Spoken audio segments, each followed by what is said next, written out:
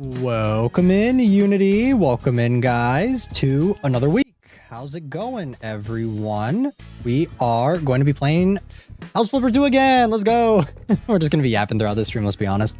Welcome in, Train. Welcome in, Estella. Welcome in, Cutie9. How's it going, guys? How's it going? Yeah, we're going to be jumping into the game in just a little bit, but I do have some stuff to show you guys. So we're going to go over it in just a couple minutes here. We're going to give some time for people to come in before I actually show off the summer art. Spee was able to finish it over the last couple days, so I will be showing it off to you guys here in a little bit, and I'll be posting it on the Discord and everything for you guys to see the full rendered versions and everything, and I'll be posting it on Twitter and YouTube community post as well. So yeah. Welcome in, Spicy Funeral. Welcome in. So, how's everyone doing? How are you guys doing? Did you guys enjoy the TADC stream for Menchie? And, we have some stuff to talk about. I said we were gonna talk about Alien Stage, right? Like on stream and a public stream for us to, discuss instead of it just being locked behind Menchie. So, yeah, we're gonna talk about that. I guess it's not Alien Stage anymore, it's Zombie Stage. Let me write in my notes. Sorry guys, I didn't prepare notes earlier, so I'm going to do that now. A little late though. It was a lot to think about. Yeah, it was good though, right? I think it was pretty fun. Yes, I loved it. I'm glad you guys enjoyed it. It was an interesting time for sure. It's a little sad though, knowing that it's over. I wish that there would be more. I think it'd be kind of cool if they tried to expand upon it in some way, but that's not really what Glitch does. So, let's see. I'm trying to think if there's any shows that I watched recently. Not particularly. It hasn't been that long since I last talked to you guys, so there's not that much to catch up on. And I'm still waiting for more shows to come out for the new anime season. I think this coming season, or this coming week, I should say, there are a lot of shows coming out, so I'm going to be watching more throughout this week and kind of giving you guys my take on what's coming out and stuff. So, but unfortunately, I haven't really been watching that much. Welcome in, welcome in, Forgotten Dreamer, Handsome Teacher. Thank you. So, yeah, like I'm trying to think if there's anything else. So I have my coffee right here, guys. Also, I dug out my automaton. I was going through my drawers and I found this thing, and I was like kind of messing with it like right before stream. I don't know. Can you guys hear that? I don't know if I don't think it's picking up. I don't think it is. My mic is too good. Here, let me see if I can turn it up a little bit. Let me see. Can't hear it that much.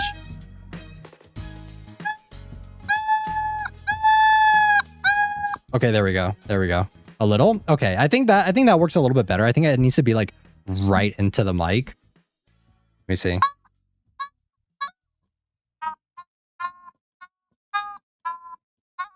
Miku? I don't know about Miku.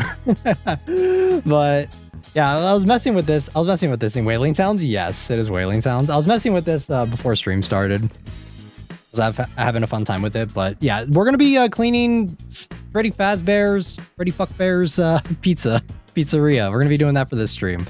You guys want it? You guys were it sounds like squeaking? Yeah, that's kind of the point of it. But yeah, we were talking about during the last House Flipper stream, it was you guys that voted to actually want to do Freddy Fazbear, so we are going to be Freddy Fuckbear.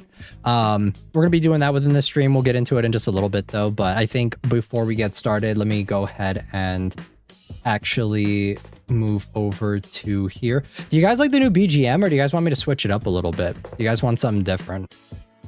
Let me see.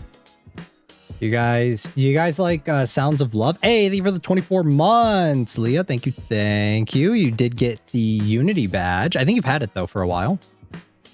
Or do you guys want this one? Do you guys like this one instead? This one's like kind of somber. Maybe we should do this one when we're actually playing. House Flipper. All right. Let's see. Let me grab, this is not what I was looking for. All right, let me move this up and then grab this, and okay. Hopefully this doesn't crash the stream because of how beautiful the art is. Let's see. Okay. Oh. Okay, hold on. Are we good? Okay. It may crash. I think it's crashing the stream a little bit just because of how beautiful the art is. It's too big. Here, let me see if maybe I should, I might just export it as a JPEG. That way it doesn't crash everything. So here, let me do that real quick. Let's see. YouTube is so good. The YouTube can't handle it. Yeah, it's too goated. Here, let me export it as a thingy real quick. Let me do that. I'm having a coffee right now, guys.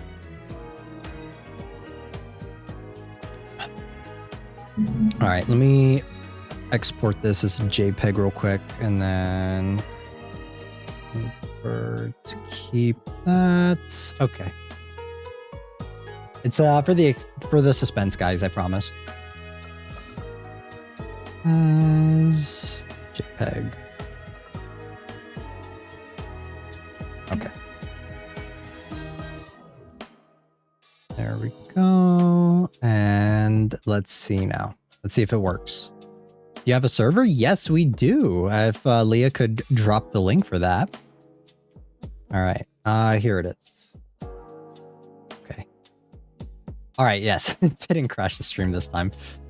All right. Whenever I do PSD, sometimes it, or PNGs, it sometimes, depending on how big it is, it still kind of crashes the stream a little bit.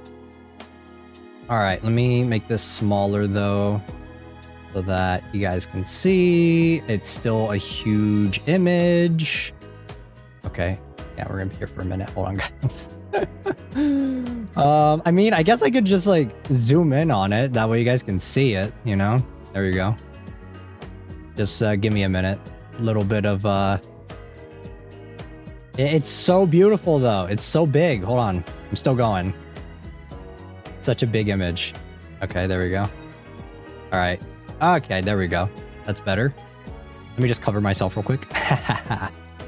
All right, there's the new summer art, guys. Wow, so pretty. Let me zoom out more. Let me zoom out even more. Okay, hold on. This is so jank, guys. Sorry. Okay. Okay, there we go. Welcome in, Nona. My eyes are blessed. Let's go. So cute. Yeah, this, do you have an orca tail? I don't have an orca tail, but if you guys look here, it is a orca floaty. You know, you guys know those orca floaties? That's what it is. So yeah, this is the full rendered image. You guys saw the sketch if you guys tuned into the Menchie stream and if you guys are in the Discord. But here's the full version. It looks amazing. This, Spee really cooked on this one. They went above and beyond for it. So I will be uploading the full versions. The lighthouse reference, oh my god, yes. Their lighthouse is in the back. We got the sailor fit going on right here for the sweet summer vibes. It's kind of interesting though, because I saw that ReZero recently posted a collab, or not a collab, I think, or it is a collab they're doing with Anime, I think. And they have, I think, Shala, Subaru, and Emilia wearing what is it, sailor fits. So it's kind of a perfect timing that this illustration's been in development for a long time before that, but yeah, it's pretty funny that that it just kind of lined up that way. But yeah, so here's the full version. Be sure to thank Spee, guys. Spee really cooked on this one. It looks super amazing. I will be providing, like always, Yuki Sensei in the ReZero cosplay. Not quite ReZero, but yeah, definitely take a look at all the little details, the little Unity right here with the message in the bottle right there. That was an addition that Spee made. That was not my my own addition to it. Let me see if maybe make sure ads are not coming on right now. Let me pause them. Let me delay the ads for you guys. That way you guys don't. That way you guys aren't getting any right in the middle of when I'm talking. Okay, let's see if that works. Okay, I delayed the ads. Hopefully you guys aren't getting them now. Okay, let me go back. And I delayed it for like 10 minutes. I can't delay it longer. I wish I could delay it for like an hour. But yeah, here we go. Here's the full version. Unity is so cute. Unity is so cute. You guys look great. And then we have a couple different variations of this. We also have I don't know if it's going to crash the stream again doing the transparent versions, but Let me see. Let me here. I'm gonna export everything again as a JPEG for the other ones too, because I don't want the stream to crash again. So you guys can stare at this one while I'm getting it exported out here. And then okay. And then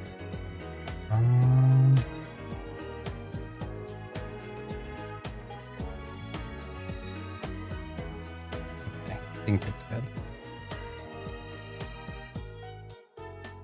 Okay, there we go. And let's see if this works now. We will stare intensely, eyes widen.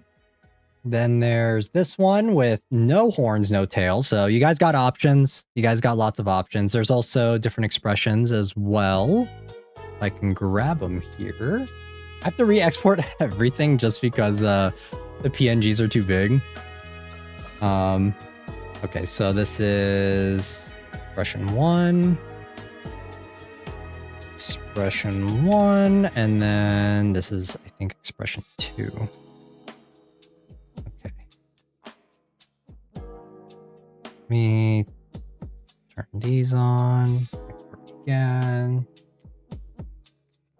I should have done all this before stream, but I thought that the PNG versions would be fine, but stream is saying otherwise, so it is what it is. Horns and tail. Okay. I'll probably upload the PSD for you guys so that you guys can toggle these on and off as you guys prefer. So we'll see. Okay, and then here's, I think, the final one. This is expression 2. Okay. There we go. All right. About to order some acrylics. You guys are more than welcome to if you guys would like. And then, okay, here is next expression with eyes closed. So if you guys like that, you guys can also mix and match them if you guys want like winking expression. That's also an option. I like always getting different expressions with eyes closed and eyes open so that you guys can kind of pick and choose as you guys want. And then here's the other one as well, where it's kind of more happy, happy smiley eyes with a grin. So lots of different options, lots of options. And then, like I said, full transparency for these are going to go up as well. So let me move it over here for now. And I feel like the stream compresses the quality so much though, to where it's kind of hard to tell what it even looks like anymore. But it is what it is. Okay, and then yeah, let me put up the original one. Which one was it? This one? Yeah, I think it was this one. Okay. All right. Let me put these in the Discord too while I have you guys here. He always goes above and beyond. Yes, they do. Yes, they do. Okay. Okay, I'm gonna put these in the reference. Okay. All right, and then these. All right, there we go. Some of the labelings may be bad, guys. I'm sorry. I'm just trying to be fast with this because we do have a game to play. And then let me throw these in here too. Course. Here, let me toggle these off. Where is it? Okay. Toggle that off. Toggle this off. Okay. All right, I'm probably gonna have to just make a drive for this because if I try and upload the transparency for the summer art, Discord is not gonna let me. So I'm most likely, here's what I'll do. I'll just make a drive for it later. So there you guys go. It's in the Discord though for now. So you guys can go check it out in the reference. I did throw it in there. So, and then I will be posting this on the community tab and on Twitter. So yeah, enjoy the summer art, guys. It's, this one was, I had this idea since last year. I need to start thinking of a new idea of what I want to do for next year's summer art. But yeah, there it is. And it does have the new hair. So new hair, horns, tail, all that good stuff. The orca is super cute too. Does the orca have a name? The orca does not have a name. So if you guys want to name it something, if you guys pick a name that sounds kind of cute, then we can kind of go with that. It is just a floaty though. So, yeah. Okay, that's all I have to show you guys for now. All right. So there we go. Then we move this over here and okay. So how's everyone doing though? How was your guys' weekend? Hope you guys had fun. Did you guys watch any movies? Did you guys watch any shows? There's not really anything coming out right now. I did finish Agents of the Four Seasons though, and the final episode was really good. I was really excited by it. It was very well done. But here, I'm actually gonna move back over to the room. I'll keep the art up here. Where is it? I think I can use this one. Okay, we'll do that, and then keeps crashing the stream, man. Why? Why?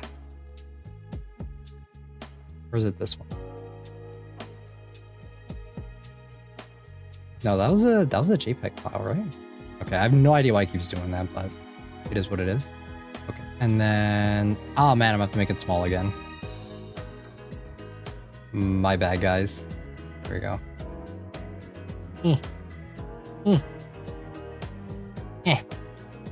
Okay, this is gonna take a minute.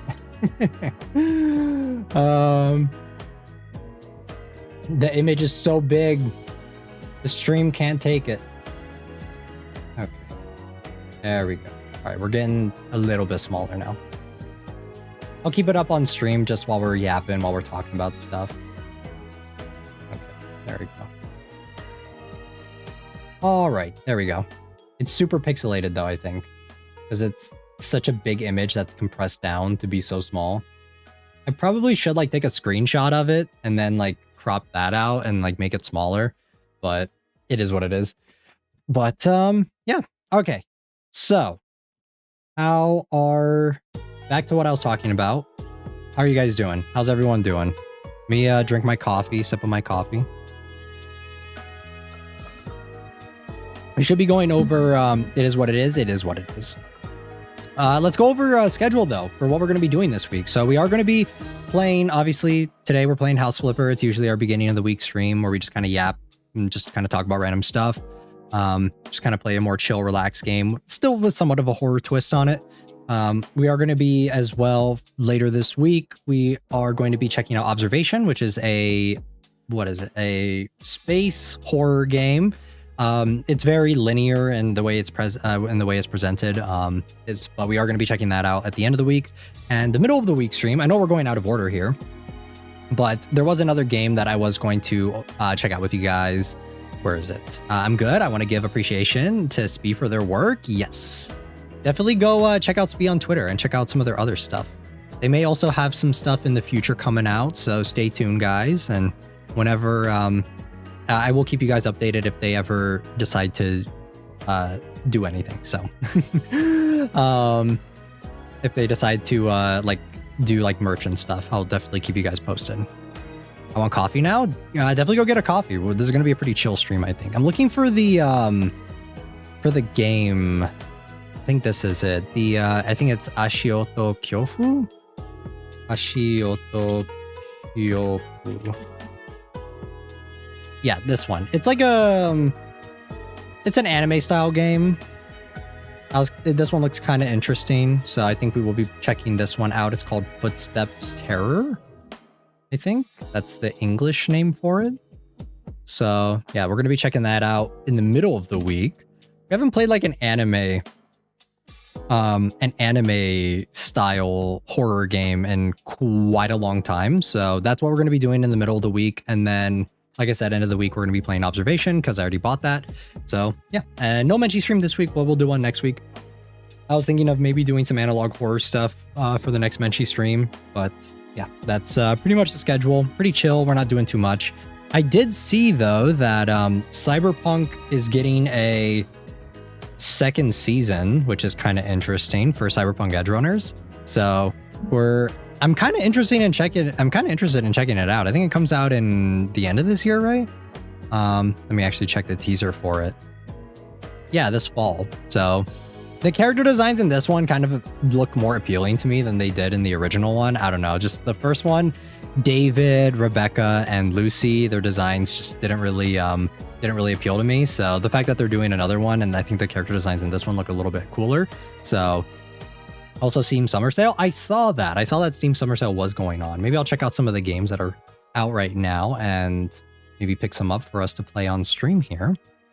But yeah, the new Cyberpunk Edgerunners. So I guess Wuthering Waves is going to be announcing another collab with them since there's another season coming out, so that they can rerun the banners again, and that way they can also get people to roll on new characters. So not that I think I'll be sticking around for WoW for that long. I haven't logged in like a week, guys, for Wuthering Waves. I just can't do it. I can't bring myself to log in.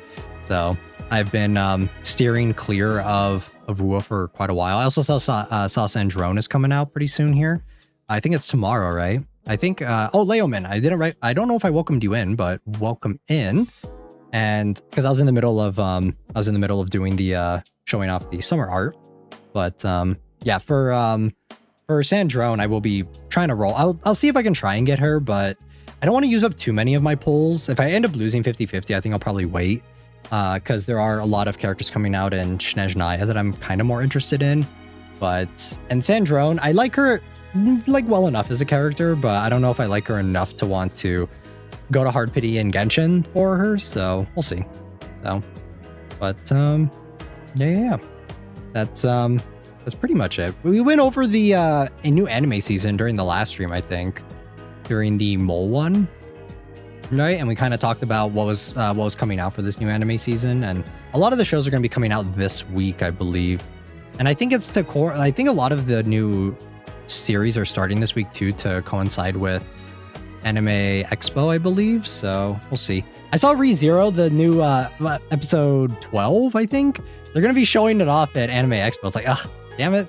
Why can't everyone get in on that, right? Like, why is it that we have to wait all the way until August to watch the newest episode, when if you pay to go to AX, you just get to see it early, assuming you get like tickets or whatever if you're able to get into the booth, but or the panel. I think it's a panel, but yeah, a little bit salty about that, because I do want to see the new episode for ReZero. So, but yeah. Trying to think if there's anything else, guys. Usually I try and write down as many topics as I can before stream, but there's really, like, since the anime season's wrapping up, there's just not a whole lot coming out right now, unfortunately. So outside of like some of the stuff, maybe someone will record it. I don't know if I want to watch a cam of it though, Cutie9. I think I'm good at that point. If instead of watching a cam, I'd rather just go reread parts of the light novel instead. Because yeah, cams look so bad, especially when they're posted on Twitter. LARP? No, I'm not LARPing. I'm actually the OG, because I'm actually out here reading the web novel and the light novel. So it is not LARPing behavior. So, all right, let's get the game booted up, and I'll try and think of some more topics while I'm just kind of hanging out with you guys here. So let me move this down, and let's do this. Okay, move you guys over. There we go. What's your favorite FNAF game? Probably like 2. I'd say probably 2. 1 or 2. If we're talking in terms of storytelling, I think Sister Location is probably my favorite though. Okay, and then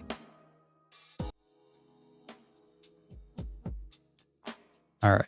And then I'm actually going to swap out the BGM for this one because this one's a little bit more chill.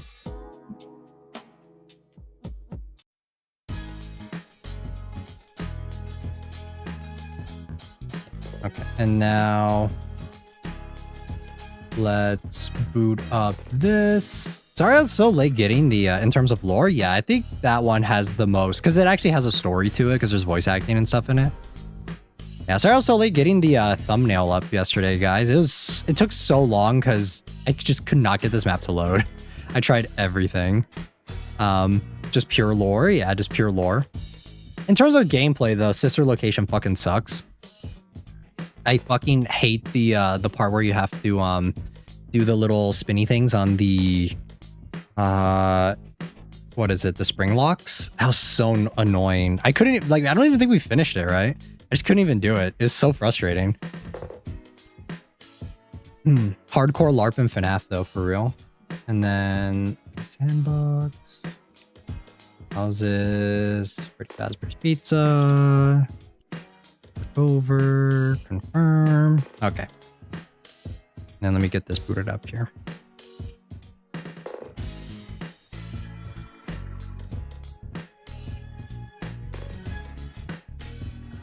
Alrighty. Oh my god, why is this so big? Okay. Nope. Okay, there we go. And then this down, and then we're gonna see if I can get the audio to capture for this one, because I remember during the Parasite stream it was a little wonky. We'll see though. Hopefully it's fine. Oh, wait, why is audio capture on? Okay, and then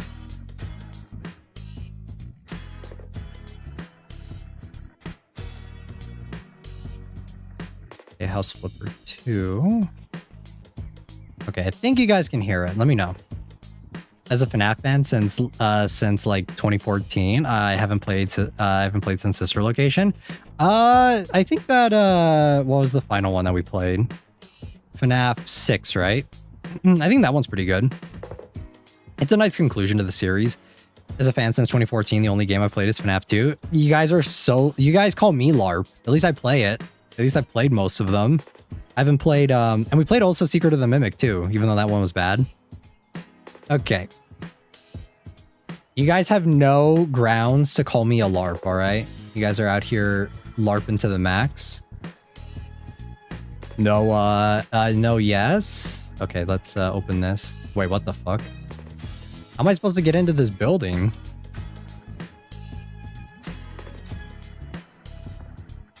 Yeah, you guys are hella LARPing. Let me sell. Do I sell any of this? Oh, wait. Are there no...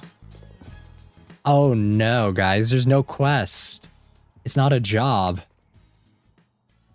Oh. Well. I guess we're going to be DIYing this to the max. Okay. Interesting. I actually don't know what FNAF location this is based off of. Can't LARP if you haven't hit someone with foam and live action role playing. Stop lying. Wait, what? Okay, so here's a kitchen.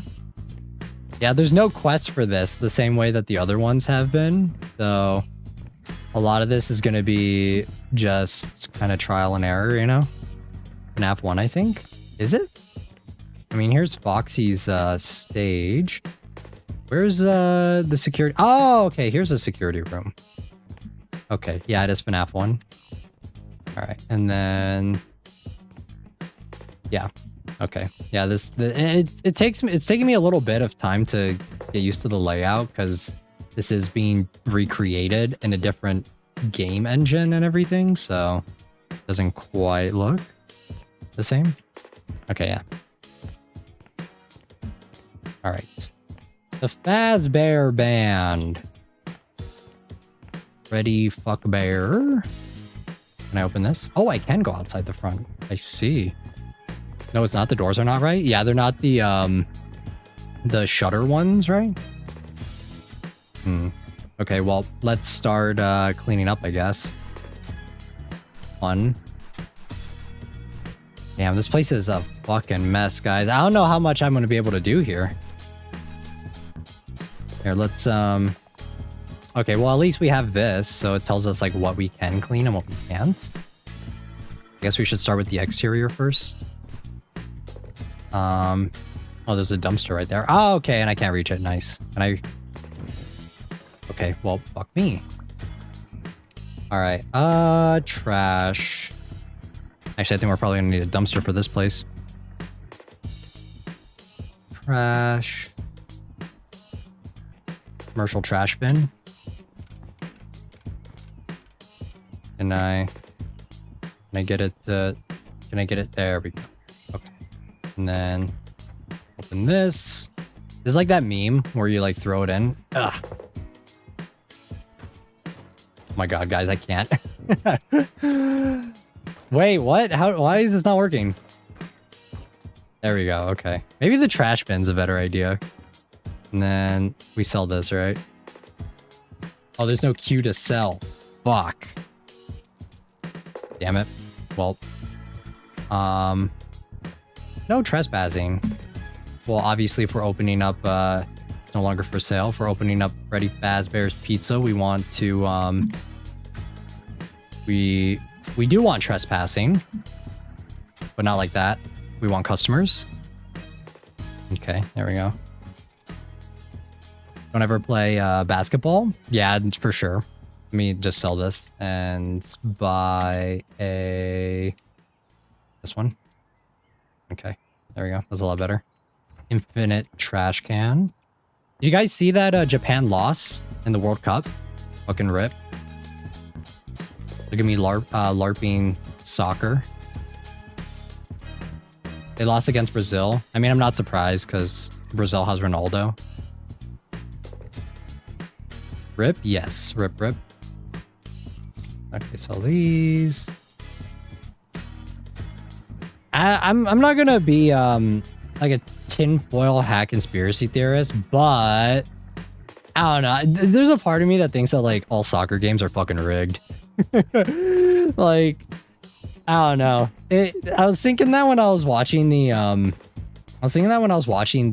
the game with I think it was Algeria versus the one with Messi versus Argentina or whatever. I was watching it and I was just like, what are these guys even doing? They're just like fucking around the entire time.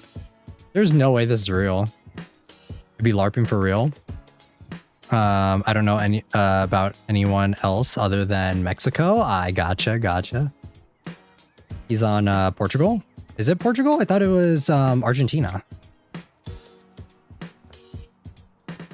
Am I hella LARPing? I thought it was Argentina versus Algeria. Ronaldo sucks this season, does he? I thought he was Brazil. Sorry, my bad. Hella LARP. No, Argentina's Messi. Oh, okay, gotcha. I was thinking of I thought Ronaldo was on Brazil. Hella LARP. Okay, let me get these. We LARPing for real? Yeah, I mean, I don't pay attention to soccer. The only sport I'd watch longer than 10 minutes is hockey. I didn't even watch any of the stuff for the World Cup for what's been going on. The only game I watched was, like I said, where is it? Where's trash? There we go. I just watched the one a couple weeks ago. Ronaldo's in Romania. Oh my god, no one knows what Ronaldo's a part of. Everyone's just LARPing. No one knows. Who knows? All I know is that whatever team he's a part of is gonna win because they're maybe paying. I don't know. The games are rigged. I've always thought that like sports where a lot of money is involved. I've always thought that sports are rigged 100% because when there's that much money on the line, what's stopping one team that already has a shit ton of money from being like, hey Japan, if we drag the game out over like 2-ish hours and and we just kind of go back and forth for a while, but we keep it pretty close and we keep it tied for a while. But then at the very last minute, we pay you like a billion dollars, right, for this game, and you throw in the last like 10 minutes, but your team gets $1 billion, but we get to win. Like, does that sound cool? Like, what's stopping teams from like doing that? All I know is Argentina always wins. I only know because I got focused during South Korea versus Mexico because Koreans and Mexicans became best friends. Let's go.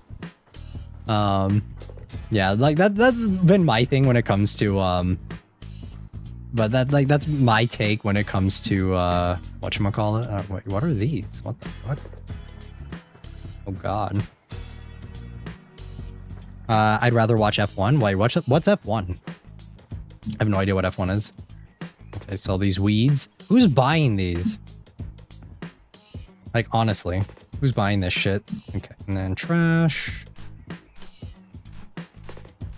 Are we just gonna keep it like the same, or are we gonna try and just like redo everything and make it not Freddy Fazbear's Pizza anymore? Bruh, I don't know sports, guys. I'm a sports larper. I'm sorry. And then, can we mow? Can we mow the lawn here? Gardening, right? Garden tools? More? Ah, we can. Nice. Spruce it up. There we go. Look at that. Surely we can just do the interior, right? We want to preserve the inside, right? We want all that history to stay there. I'm sure all the FNAF fans would be pretty mad at me if they saw me restoring a abandoned building where a bunch of child murders took place. I don't think FNAF fans would take too kindly to that, you know? They want to preserve the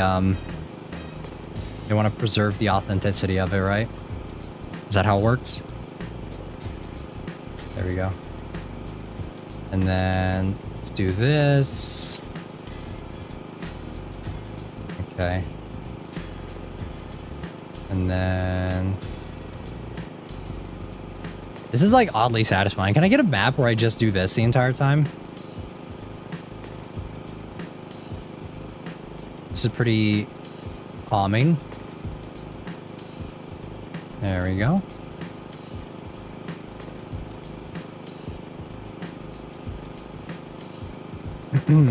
Lawn purge? Yes, we are lawn purging right now. Look at that. Wow. Wow, wow, wow. Let me try and get the sides here.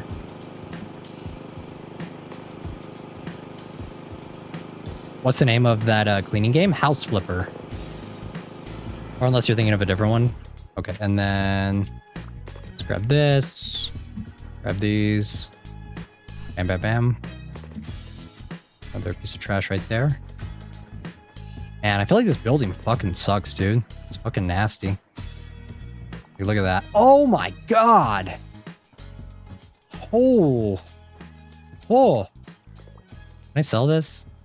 Oh wow, that's really gross. Ooh. Yikes. Good god. Alright, well, guess we better start somewhere, right? Did you guys watch Ages of the Four Seasons yet? I've been telling you guys, like, for a long time that you guys need to watch it. The first season's over. It's done, so go check it out. You guys have no excuse now.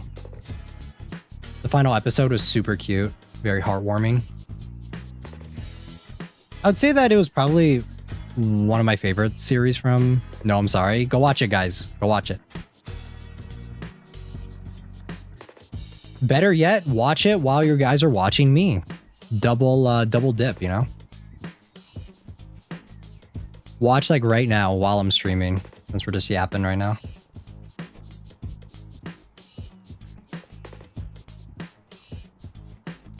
Yeah, this place is nasty.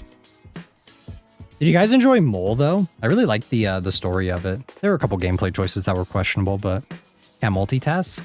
Come on, guys, you guys need to learn how to multitask. This is the perfect time to try it out. Okay, there we go. God, there's so much. We're gonna be here for a long time. We haven't even started on the inside yet. It was rad. Spicy Funeral, you watched it. Let's go.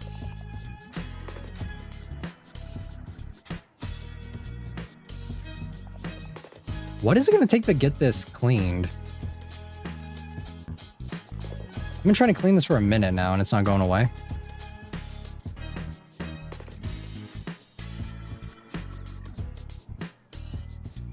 Yeah, this is not doing anything. Do I need like spray?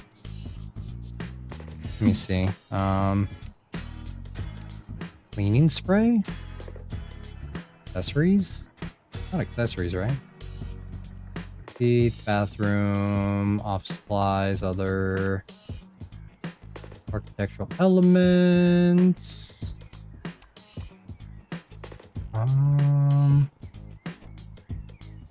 Cleaning spray. No. Water hose? Oh, is it water hose? Don't I need to hook it up to something then? Water hose?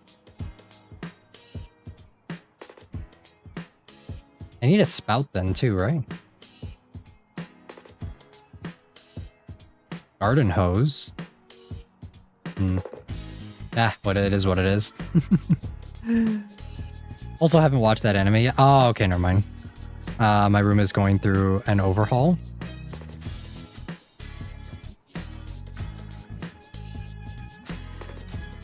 I want to watch a show. Like I want the new anime season to start soon. I watched this one slop show. I think it was it's like some slop fantasy show. It was so mid though. It was really bad. Would not recommend. It's the one where there's like this dude and he's like a wizard or whatever, and he like has no magical affinity, but he can like reincarnate or something. I know that sounds super generic, and that sounds like every other slop fantasy series, but I mean, like the show was a slop fantasy series and it wasn't very interesting, so can't really recommend that one to you guys. I'm excited for that Kill Annie one though. That's probably going to be my favorite show of this season, I want to say. This is just not going away. The Brush Buddy anime? Which one's, what's Brush Buddy? Which one? Here, let me see if I can find the name of it, Train. It was... I have Mal already pulled up here. Let's see here.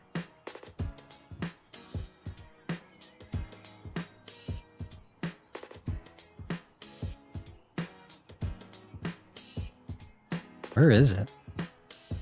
It honestly looks like every one of these shows. Okay, from overshadowed to overpowered second reincarnation of the talentless sage. Because I saw that the new episode came out on Crunchyroll and I watched it. I was like, damn, this shit is ass. It is so bad. Why is I'm looking at the poster right now. Why is Shenron on the front? What the hell? Why is Shenron from Dragon Ball on the front? What's going on there? As you guys would imagine, it's a light novel adaptation. Big surprise. But I did see that Agents of the Fourth Season got a new which one? Oh, Brush Daddy anime, Witch Hat. Gotcha. Sorry, I've not been keeping up with Witch Hat. I might start Free Ren again at some point. I've been very vocal of Free Ren for a long time now, but I want to give it a fair shake. I watched I think before I watched like the first 2 or 3 episodes and it just didn't interest me. I know the first episode's kind of long too. But the series just was wholly uninteresting to me. So I'm going to try though to get into it and stop my LARPing behavior and at least give it like the first season to see if it interests me. Cause I do like Fern and Stark as characters. So we'll see. Hopefully it, grabs me if I give it a few more episodes. It just sucks because I don't remember what happens in the first one other than that Heimel dies because everyone on Twitter won't shut the fuck up about it. And I'll need to rewatch like probably the first 3 episodes again just to get my brain refreshed for when I do watch it again. So, Witch Hat Atelier is like the same vibe for me, except I think Free Rent is a little bit more interesting than Witch Hat. Because it has, because Witch Hat is the one with Gojo. The one with bootleg Gojo, right? Don't know this one, but Seven Mangas with similar plot. Yeah, it's super generic. It's not crazy or anything. I tried watching it though, and it wasn't very good. Unfortunately. I'm not opposed to a slop fantasy show, as long as it's good. So, but I guess if it's slop, then why would it be good? We're gonna be here for a while. There's no objective, and there are a lot of stains on this building. Michael Afton really let this place go, didn't he?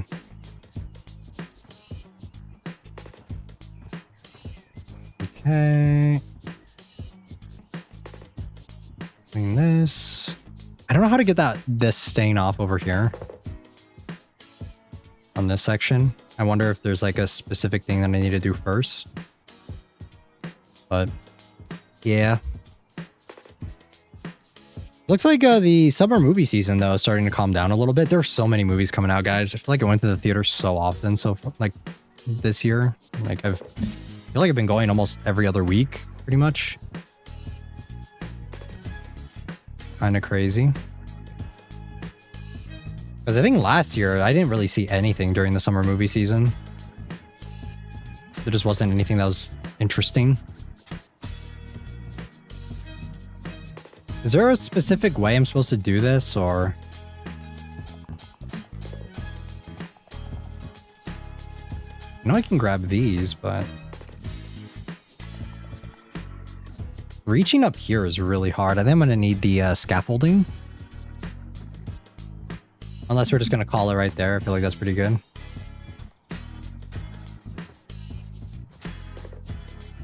Luckily for this stream, though, since there's no objectives, it's just until we feel like it's good.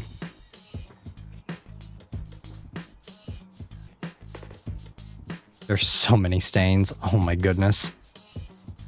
I think wiping the stains away in this game is probably my least favorite thing to do. Just because of how annoying it is sometimes to try and get it right. So, yeah. I need to finish my coffee. Need that energy. Need that caffeine. I woke up like super early. I'm gonna bring out the power washer. Yeah, I don't think we have a power washer in this game. That would be nice though.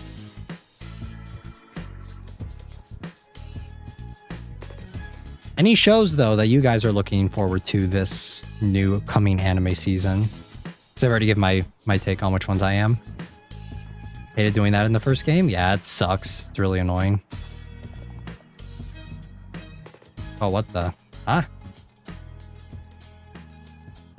This is doing nothing. Okay, I'm about to just replace these damn windows. Let's sell this. It's just... Oh, wait, we can just sell these so that we don't even have to clean it. That works. And then... let's sell this too. There we go. Nice. Look at that. Freddy Fazbear's pizza's already looking up. It's looking... Nah, and then you look at it from the front and it doesn't look too bad, but then you look at it from the side and it's really gross. Like, look at that, what's going on there. Wait, am I supposed to sell these? Oh, okay. Well, I just wasted time cleaning these, so... Rip me, I guess. I just wasted my time. Okay, and now... I feel like I shouldn't sell the sideboarding, you know? I feel like that's not a good thing to do. This place is a mess. Okay. Oh, wait, why is it like glitching for it showing all the things here? Let me try this.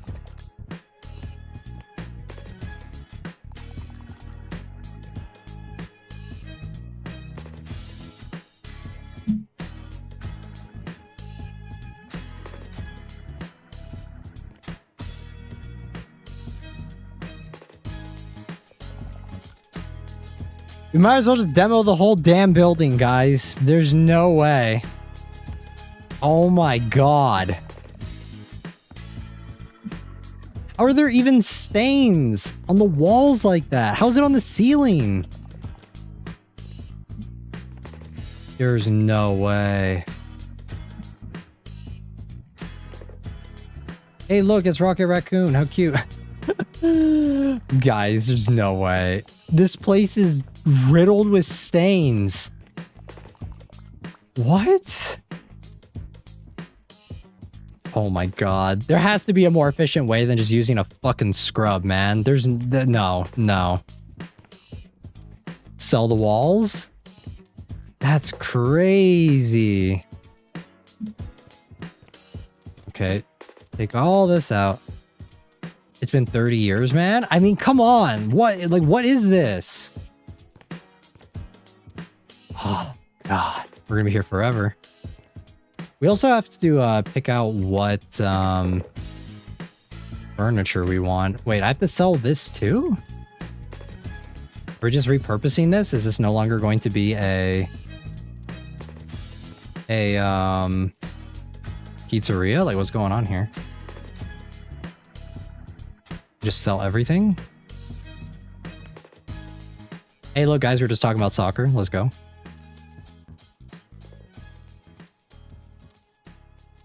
Yeah, I'm not a huge fan of this map so far. Just because it's very, what's the word? Like, you just throw a bunch of junk in it and just to get it to go. I want to keep this though.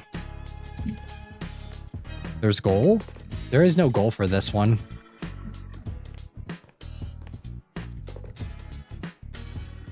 Yeah, this one doesn't have a quest. Like, it's not a job. Does that make sense?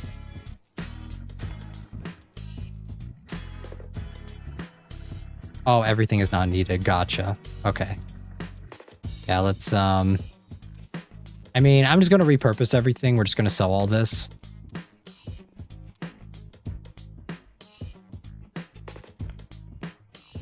Freddy Fazbear is looking great. What's over here? Private room. Is it on auto translate? Sometimes, yeah. Okay, can I go in the bathrooms? Yeah, okay, here are bathrooms. We're gonna be doing this, guys. I don't know if I want to do this. I like doing the other maps because there's actually like goals of what you're supposed to do. This one, there is nothing. There's literally nothing going on. We're already like 30 minutes in. This place is such a mess. I feel like we're better off just trying to renovate the whole thing instead of trying to keep stuff. Okay, and then let's look at that. We're gonna have to do this. Maybe try the story. Maybe. There's another FNAF map that I have that I was thinking of maybe trying with you guys. If this one had like a quest to do, like different things that we're supposed to take care of, then I wouldn't mind it as much. But yeah, for this,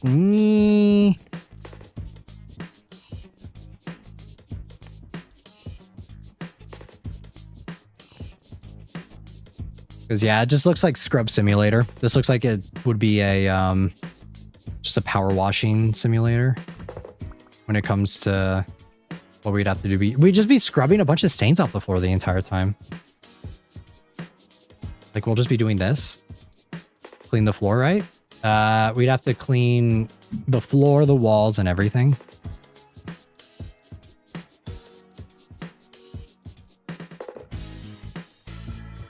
Because all the custom jobs we've been doing up until now have actual quest lines of what we're supposed to do, so do that. This one seems like a proof of concept. Yeah. We'll do a little bit more on this one. I guess we could just come back to it too. Let's go to main menu. Yeah, there's another one. I don't know if the other one is a job too, though. I guess we'll see.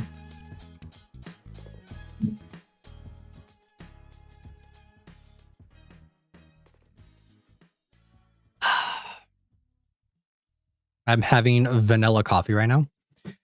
YouTube didn't tell me about your stream. Come on, YouTube. Come on. This one? All right, let's try this. Play. Welcome in, though, Prince Toki.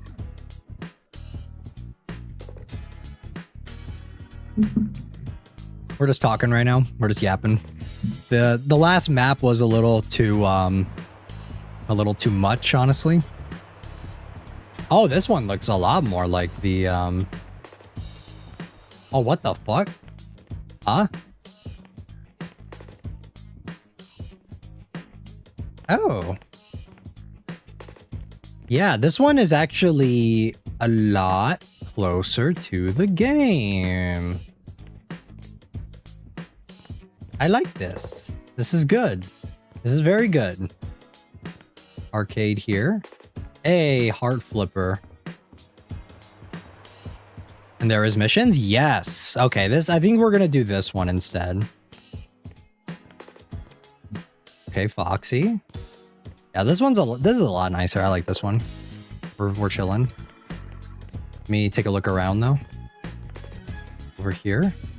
This is like a lot. This is actually the game. Or the layout of this one is much similar to the game. Obviously, not every room is shown in FNAF, so some parts probably had to be altered to make it work to fit an actual building. But yeah, for the most part, this is good. In here. Okay, I can't open that. Yeah, I like this one. All right, I think we'll start on this one. We'll see how long it takes us. And open that. And then we got cardboard cutouts. Imagine, yeah.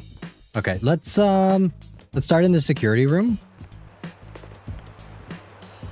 I also like that the doors are actually how they're supposed to be. Okay, we got a vent here.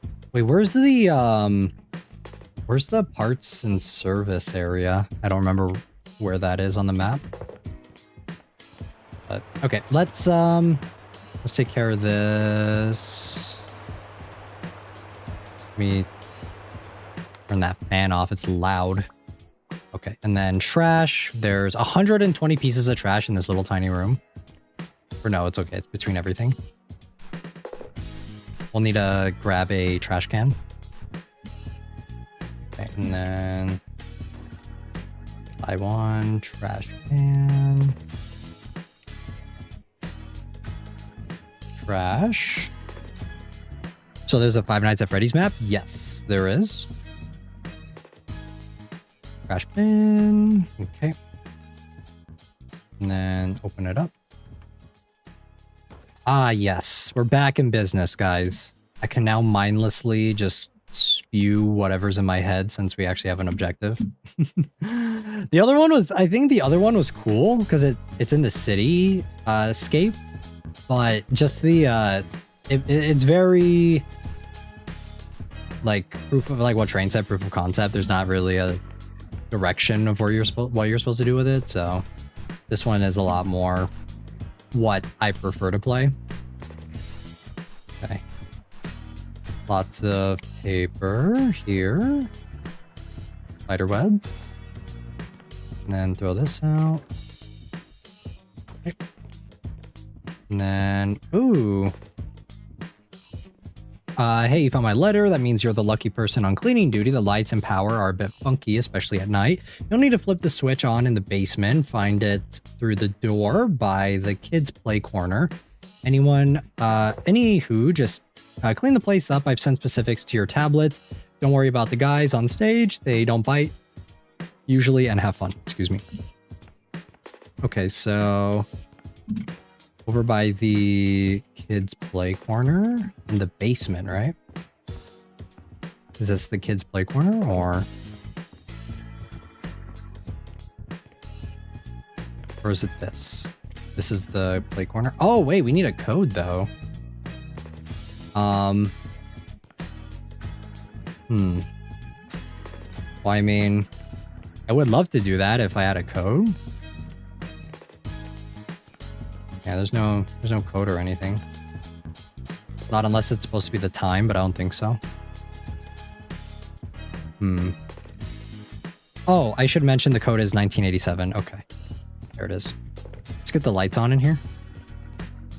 Although I think that the lights being off kind of adds to the creepy factor. Is that the bite of 87? Okay.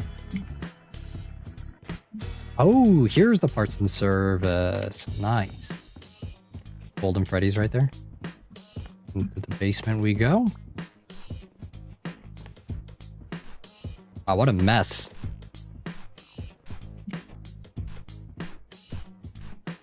Okay, and then this. Turn on. Let there be light. There we go. Okay. Well, we have our work cut out for us, so we better get started. Okay, let's finish cleaning up the office here. Is there any other trash left? Sure. Yep.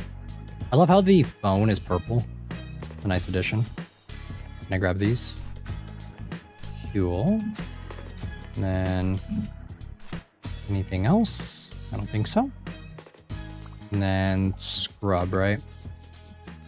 Ah, yes. Do we have to buy anything in here? I don't know. I don't know if we have to buy stuff. This is so much more satisfying than the other map we're living. Under the desk. Oh, is there more stuff? Oh yeah, there is. Okay. Crouch. And then should I sell these or no, we keep these here. And then cleaning.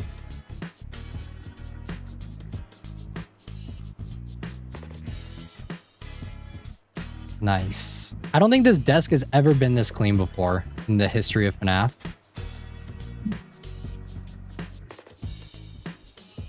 Okay.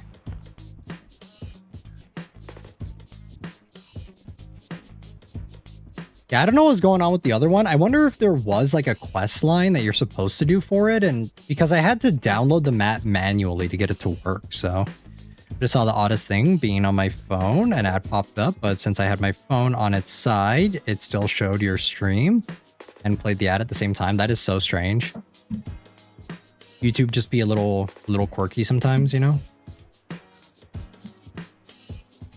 Okay, clean up the blood right here. Clean that up. There are 5,003. Wait, am I reading that right? 5,375 stains throughout this entire building. Does that to me too sometimes. I usually, I have premium, so I don't really notice. I don't notice the ads.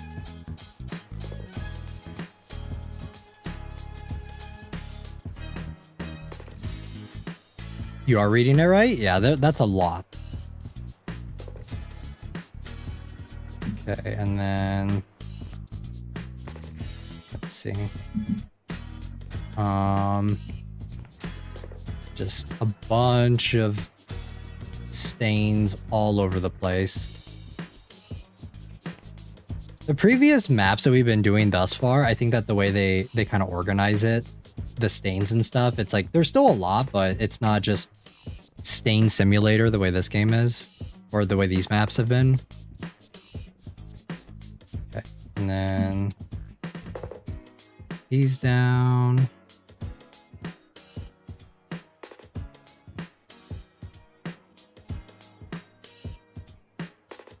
I can skip on my phone. Let's go. And then clean this.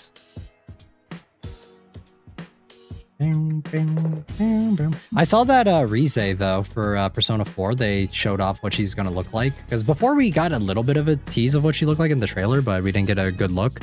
But in the newest one, you can definitely tell. Like they showed off more of her stuff, and she looks so good. Rize is probably my favorite confidant social link in Persona. Because in 3 and 4, it's social link, and then 5, it's confidant. Besides, I throw money at the creators I watch. I appreciate that, Train. But, do I need to clean the door, too? Yeah, I do. Of course.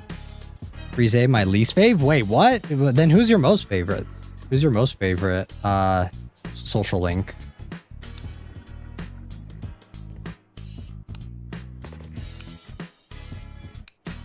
Turn on? Oh, wait. Turn this. Okay.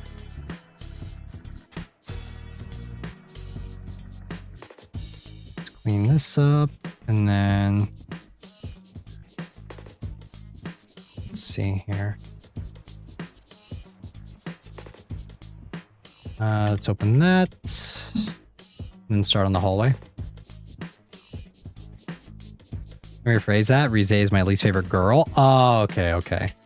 And who is your favorite character in Persona 4? Prince Toki? I would say Rize is probably one of... out of all the girls, I would say she's easily my favorite. I don't know. Yukiko is all right. I think Yukiko is maybe my second favorite. Chie is my least favorite. I really don't care for Chie. I've always thought she was annoying. The Chie slander is real.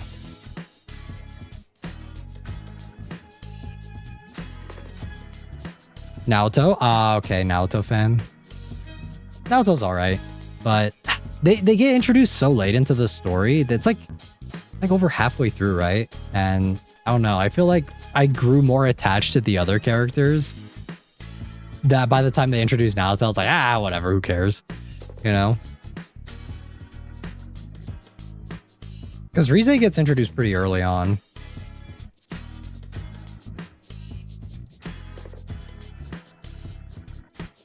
Arc Remi is heart.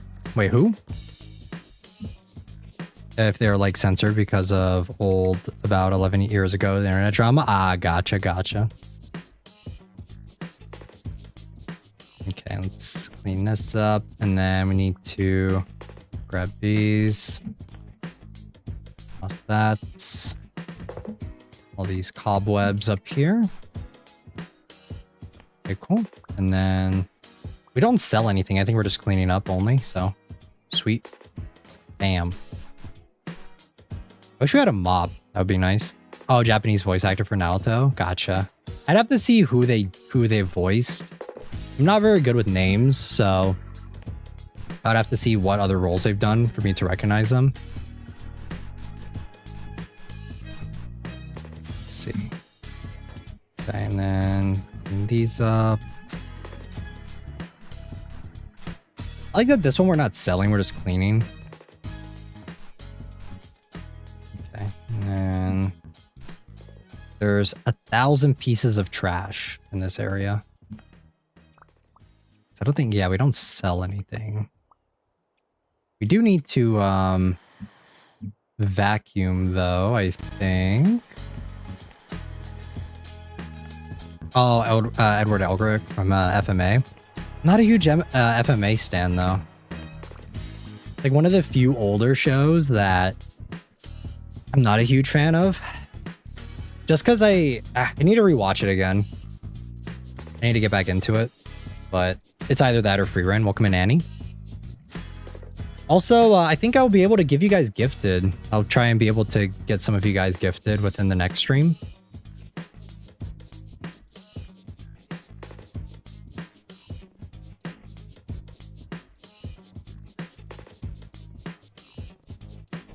Maybe it's because FMA was always so popular back in the day that everyone would be like, oh my god, it's the best thing ever. And I tried watching it. I was like, yeah, it's good, but is it that? It's a free run scenario for me. I'm glad to see Yuki. Welcome in Tapioca. I'm glad to see Yuki's contrarian side hasn't been lost. Nah, wait, because I liked Obsession? You guys think my contrarian side would be lost? Just because I liked one popular movie?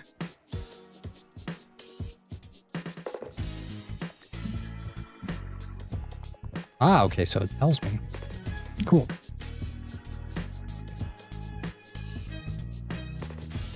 Hey, thank you for the 10 gifted, Train. Thank you, thank you. Let's see if you can get anyone that's currently in the chat.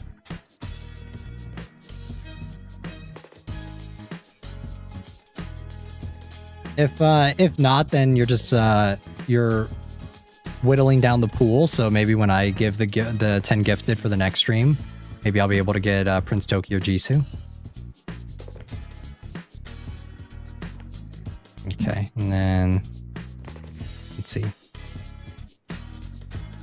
I saw Prince Toki though. I did see the show that you were talking about on like a while ago, the one that's done by the same mangaka as FMA. I could tell because they have like whenever they draw their characters, they look exactly the same. So when I saw that it looked like just older Edward Elric, I was like, oh well, that's a FMA show for sure. It's kind of like Fairy Tail. Because I know Fairy Tail, there's several shows that mangaka did as well that came out, and it's just the same thing. Looks so similar. Give chatters priority. Yeah, YouTube is super whack, but congratulations to those who got gifted. It's good though. I just don't like the same face syndrome. So I didn't watch that Fairy Tail one because it looked the same too. This is totally how you clean off drawings, 100%. I understand, yeah. Like, if the character designs interested me a little bit more, I would probably be a bit more interested, but I'm very picky when it comes to shows. It needs to have, like, interesting character designs that I kind of like. It needs to have good story, preferably, like, decent writing would be great, too. And, like, all of those things need to kind of be meshed together in order for me to want to pick up a show. Either that or it needs to be a romance show. Like if it's a romance show, then I'll probably watch it regardless. Unless it's one of those loser core romance shows. In that case, then I will not watch them.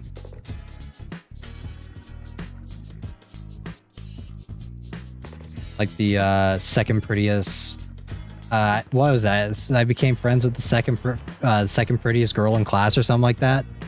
Just that the name of that show sounds like a diss on the main girl. So it's just strange. Like, why would you openly say that? Like, why would you title the series that when that's the main character, like the main heroine? Like, why? The main the femc, like why? It's so whack. Fantasties. I think we're gonna need to vacuum up these like Skittles or whatever. Okay.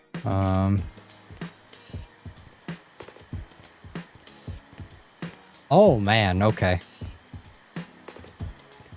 A bunch of M&Ms on the floor. Okay, we'll get there. That name just sounds sickening. It's so weird. I didn't even think it was that bad. It was kind of whatever. It's just the name turned me off of the show.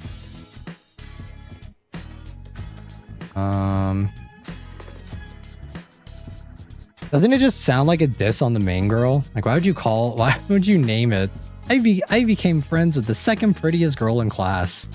Isn't beauty subjective? Why is she the second prettiest girl and not the prettiest girl in class? Because remember, beauty is subjective. Okay, take that off. There we go. Oh wait, I missed some. I couldn't even see these.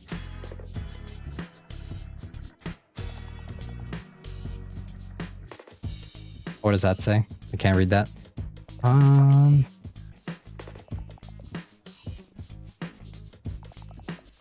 Okay, just all the way in the corners. Come on now. Really?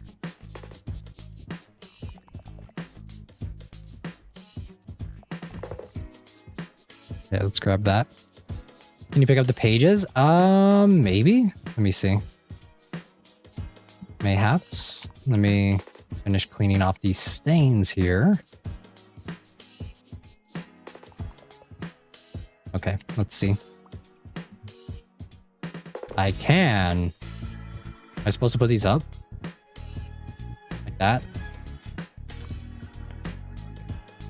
I feel like I should just toss this, honestly, but I guess they want me to pick it up.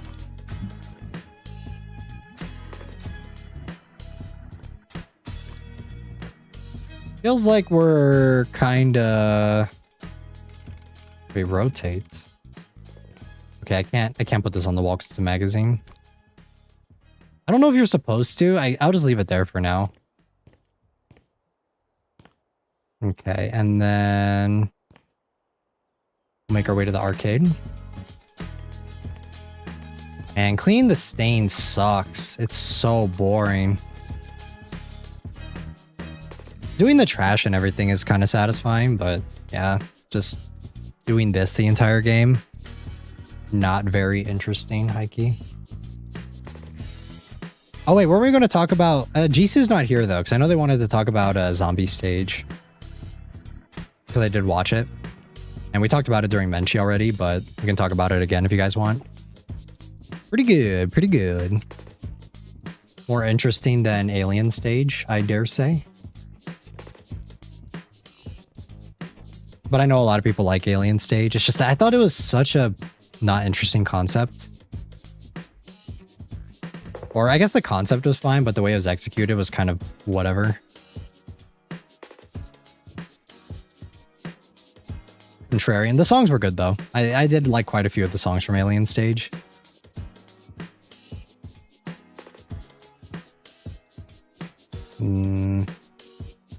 I agree, Yuki. Yeah, there just wasn't enough there. It's like interesting concept, but not enough in execution for it to really make me want to continue it. So, but Zombie Stage looks to be shaping up to be a bit more interesting, I'll say. So, it felt lacking in my opinion, yeah. Like, it felt lacking, and a lot of the fans were just, like, super over the top with it, saying how it's, like, the best piece of media out there, and I'm just like, I don't know about that one. It's fine. I saw the whole thing. Yeah, I watched it too, but I didn't read, like, the extra comic stuff, because Cutie9 was talking about that too. Cutie9 was asking if I had read the comics and stuff that they had on Patreon, and I did not. I've said it before and I'll stand by it. I feel like you shouldn't need to watch or read secondary material in order to understand the story of what's going on, or just to get for the story to be good, you know? Or you shouldn't rely on secondary material to carry your story. It should just be there if you want extra context of what's going on. Zombie Stage, though, looks to be like... It said, I think... You know what it is? The world of Alien Stage is so, like, massive. Kingdom Hearts has that problem? Yeah. When it comes to Alien Stage, though, is like the concept requires more world building and more explanation of what's going on in it. Whereas Zombie Stage takes place in our world just with zombies. So I think you can get away with that stuff a little bit better. Does that make sense? Where like you don't have to establish the world as much, because Zombie Stage looks to be more of a commentary on our world and how the media and how companies and stuff treat idols and that sort of thing. Like that's what it seems to be going for. So you don't really need to establish the world of what's going on. And for Alien Stage, they just throw you in and they're just like, okay, well, there are these bunch of aliens that kidnap these kids and are raising them to participate in some game thing for singing and stuff, and that's pretty much it. And it's like, okay, can I have some more, please? Can I have a little more? Like I need a little bit more to chew on than that. If you're gonna throw such a wild concept at me like right out the gate, I need a little bit more to sink my teeth into before I can like truly judge it. It's more of like, I think it was a cooler concept. Like it's a cool concept, but like I said, the execution just felt a little off. But the songs were good, so I'm really hoping that the songs for Zombie Stage are better. Oh wait, I didn't even finish in here. Sir, may I have some more? Yeah, like, can I please have some more? Can I get some more details on what this is? Because it just felt so strange. Oh, we gotta clean up these oozy things right here. Well, like I said, Alien Stage, like the songs were really good, and I really like the presentation of it, and the idea of it was really cool. It's just that I think it needed a little bit more. And Zombie Stage, hopefully they kind of do a little bit more with it, because like I said, they don't have to. It's the reason why romance series are like, they're pretty easy to digest and pretty easy to watch and stuff, is because you don't need to worry about like slice of life romance series. You don't even need to worry too much about like world building or whatever, because if it takes place in the real world, then it's just, at that point you just need to have decent character dynamics. So you can kind of get away with like, you don't have to go out of your way to establish a crazy setting or anything like that. World building is hard for sure. It's very rarely ever done very well. To an extent that I think is like crazy, you know. Witch Hat Atelier has been pretty decent though when it comes to world building. It's just that I haven't been keeping up with it.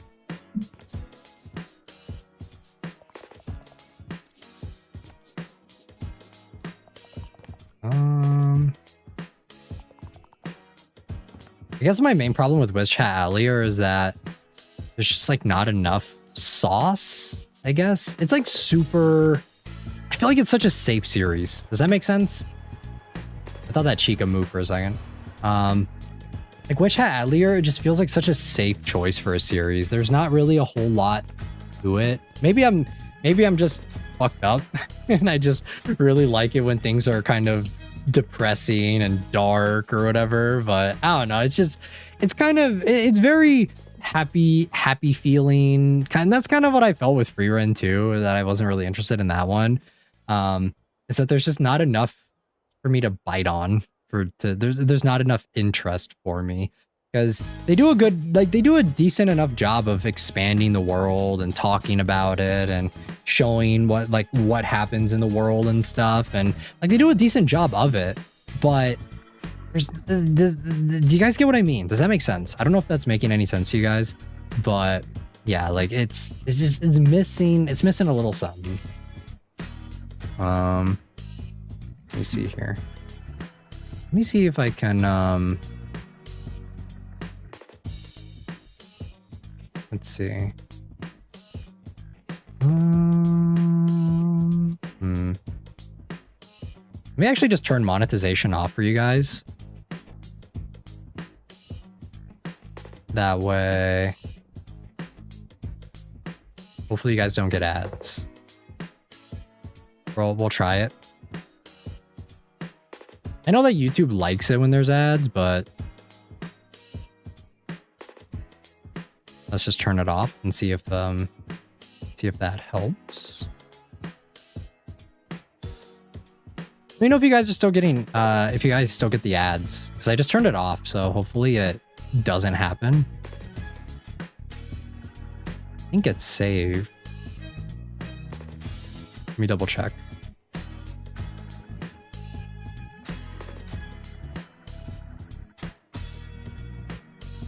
Okay, yeah, it should be off.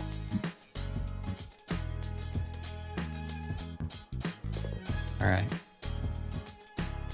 You don't have to? I don't want you guys getting ads all the time, so I turned it off. It's all right, guys. I barely make anything on ads anyway. I usually just keep it because YouTube's algorithm likes it, not because I personally want to have them on.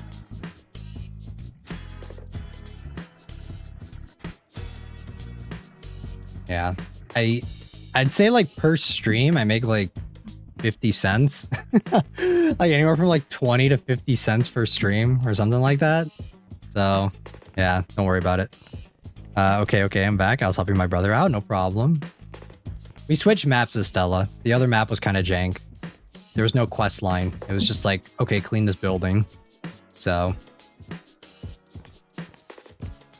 yeah, I turned the ads off for you guys, so you guys don't get them like every 5 minutes or whatever. I scheduled it to be every 30 minutes, but it's so whack. I hate the way the ad system works on YouTube, especially since the streams are pretty long. But let me know if they pop up again. If they pop up again, then I'll take a look at it again.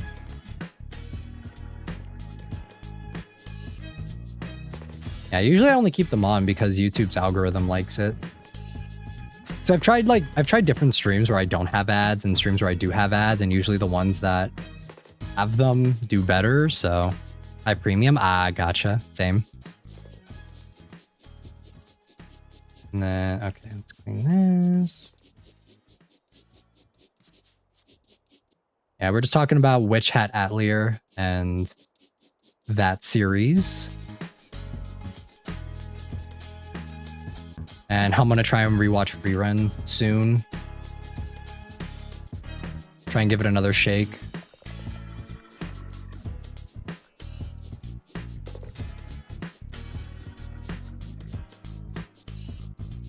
Okay, let's do this, and then I think we can start on the arcade after we clean these last few stains.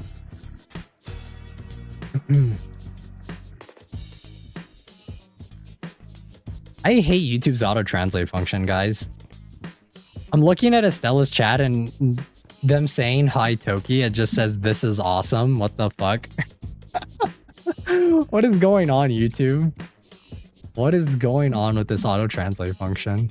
It's so whack. So strange.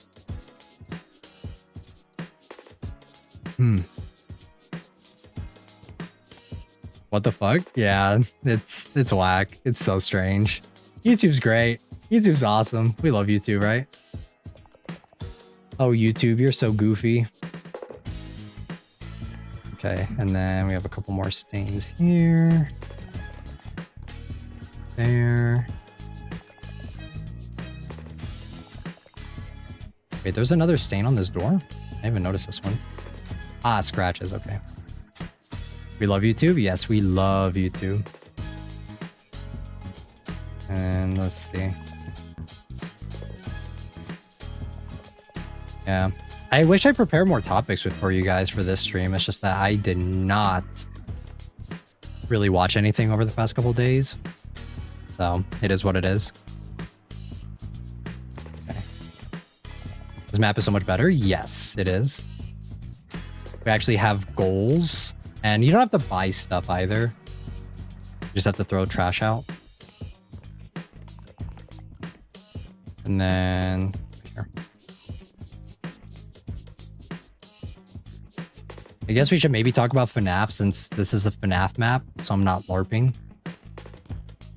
I feel like there's nothing. I feel like every like every content creator on the planet has talked about FNAF to some extent. So I just kind of feel that I have nothing left to contribute to the conversation. Hey guys. Okay, can't open that. All right, well. Out of order. Oh, hi, Foxy. Okay, yeah, we're definitely gonna have to clean up in here.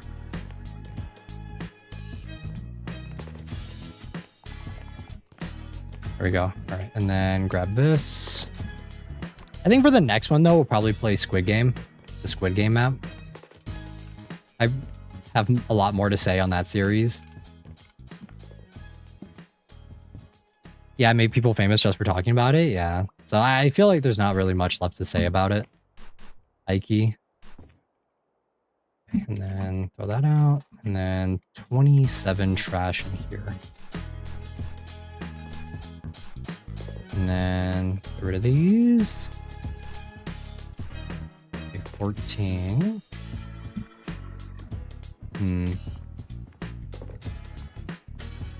Okay, there we go. One more. There's one. All right, and then... oh, we have to... oh, yeah, that's right. These cobwebs up here. I don't think there's anything else. I think if there are other things, we'll probably see it as we are cleaning, I want to say. So, all right, let's get to... let's get to scrubbing. There we go. I still remember the type with each teaser trailer of FNAF. Yeah, where every new... where they would update on Scott Games, right? I remember that too. It's a shame FNAF is not the same that it once was. It's very corporatized, right? There's a cobweb in the corner. Which one? Which corner? Oh, up here. Okay. Gotcha. Thank you. Okay. And then back to scrubbing. Actually, we should probably vacuum, shouldn't we? These, all these M&Ms right here. Yeah, I was kind of excited for Secret of the Mimic because it looked like it would be something different, in a good way, but it was very jank. It was not a very good experience, high-key. It's very confusing, I think. And I feel that the timeline of FNAF is just all over the place. I'm waiting for them to start remaking them, you know? Because I feel that that's inevitable at this point, for them to start just remaking certain FNAF games where they make it modern gaming, and they're going to charge $70 for it or something. Because they already charged, I think it was $40 for Secret of the Mimic, right? So... And it's just, it was a relatively simple story that was not told the best, but decent enough for most people. And now it's just, there's so much going on that it feels, kind of feels, I don't want to say Marvel syndrome a little bit, but kind of Marvel syndrome, you know, where it just feels that everything needs to be connected to something. And every new little lore crumb that gets revealed is somehow connected to William Afton and whatever new spin-off game they're doing, and it's just like, eh. But I think Secret of the Mimic sold pretty well, so we'll see. They're probably going to end up doing another one, most likely, I want to say. Secret of the Mimic 2. And then there's like alternate timelines too. Yeah, there's all that stuff as well. That's super confusing. Very hard to understand like what's going on with it. The books give hints, but it's not canon. Yeah, it's a very strange way that they decided to go about dealing with FNAF, I think. Can't say I'm the biggest fan, but yeah, it is what it is. If I wanted decent writing and a decent story, I'd go play Deltarune. So, and we will play Deltarune at some point. I keep seeing theories of Deltarune, even though I don't know what's going on in that game. And I'm not going to play it until it's closer to being finished. I keep seeing people talking about Woody. I don't know why people are talking about Woody from Toy Story. Why Woody? Isn't it because Toby Fox is like working on something for Toy Story, isn't it? Is that why people are saying that? I can never tell with like the Undertale Deltarune fan base, like what is an actual theory and what is just like craziness going on. Wait, he is? I thought he was. I'm pretty sure Toby Fox was doing something related to Toy Story. So I thought I saw an announcement of that a while back and everyone was freaking out about it. I think. I could be wrong though. I could be way off base. Feel free to fact check me. I don't know if did he work on Toy Story 4? Or is it 5? I don't remember.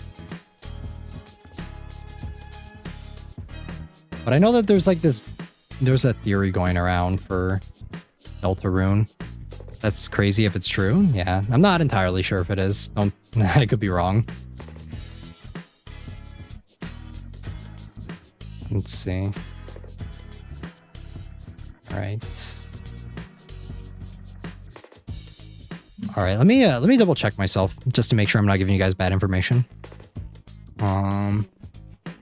Toby Fox Toy Story.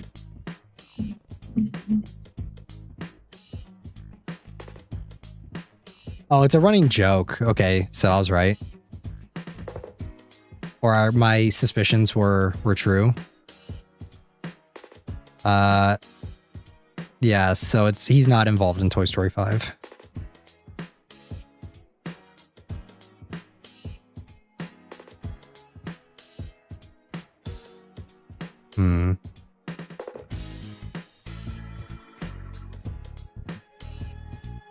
I'm looking to see. It says, so Toby Fox made a remix of the start of You've Got a Friend in Me from Toy Story to change it to Friend Inside Me. This is a joke from a newsletter. This is just from Reddit, guys, so take this with a grain of salt, because the Woody theory to be created, suggesting that the secret boss of Chapter 3 would be Woody from Toy Story, so it's just a meme.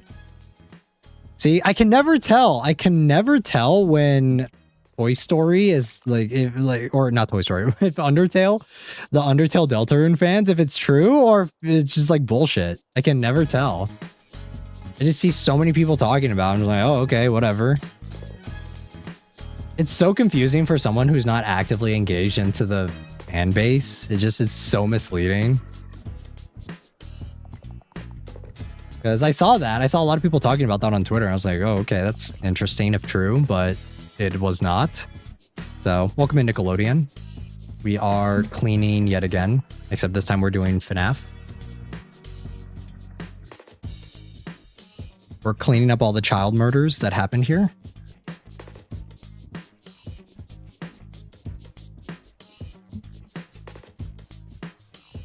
Okay. Let's clean this up. Also, I don't know if Cutie9 is still here, but I saw that your Twitter account got suspended. Sorry to hear about that. I've been noticing that Twitter's been doing a lot of weird stuff recently. I love FNAF. I'm actually doing a henna FNAF tag. Let's go. Yeah, we're cleaning up the FNAF pizzeria.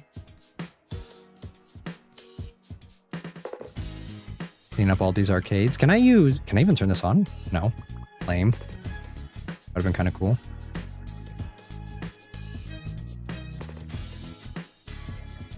And then clean this up. Cleaning the evidence? Yes, we're cleaning all the evidence up. Hey, Gundam. I didn't even notice this. Is this Gundam or Voltron? Which one do you guys think? Did you guys watch that show, the Voltron show? I didn't really care for it too much. It was alright. Back when Netflix was doing a bunch of animated shows. I think Voltron, yeah, you think? Thinking of that too. Why do these guys look like such bums? What's going on here? I watched the new Voltron. I watched the original one. Go back to it. This one.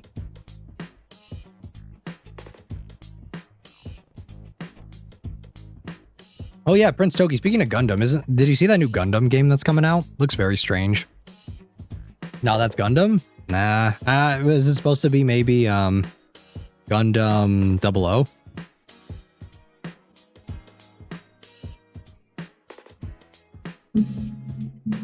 Twitter interactions are so buns. I have like 0 views on one of my drawings. Yeah, it is what it is. That's why I don't use Twitter too often. Maybe. I don't know. These guys look like such bums, though. That's why I'm like, eh. Same dudes from here? No. But I haven't heard about the game. Yeah, they announced a new game at the is it the Summer Games Fest? Yeah, they announced a new Gundam game, and it looks very strange. It doesn't really look like Gundam. Hey, Mubini, thank you for rating me again. I appreciate that. Guys, go check out Mubini. Their model is super cute. But welcome in, Raiders. We are currently just yapping. Feel free to talk about whatever. We are currently yapping and cleaning Freddy Fazbear's pizzeria. Little misleading on the thumbnail, though, guys. Sorry. It's not actually a scary game.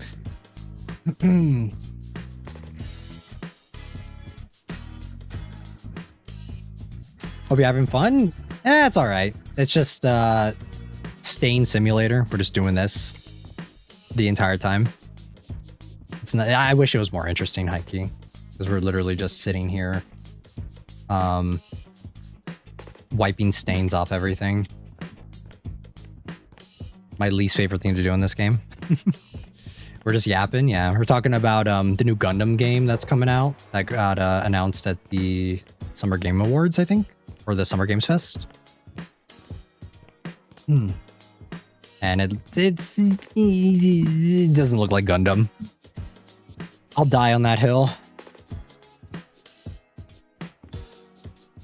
You guys, maybe some of you guys may be thinking like I'm contradicting myself because I said that Gundam 8 is pretty good, the manga series. The difference is, though, is Gundam 8 is so new, and we barely know anything of what's going on right now with that series that I'm willing to give it the benefit of the doubt.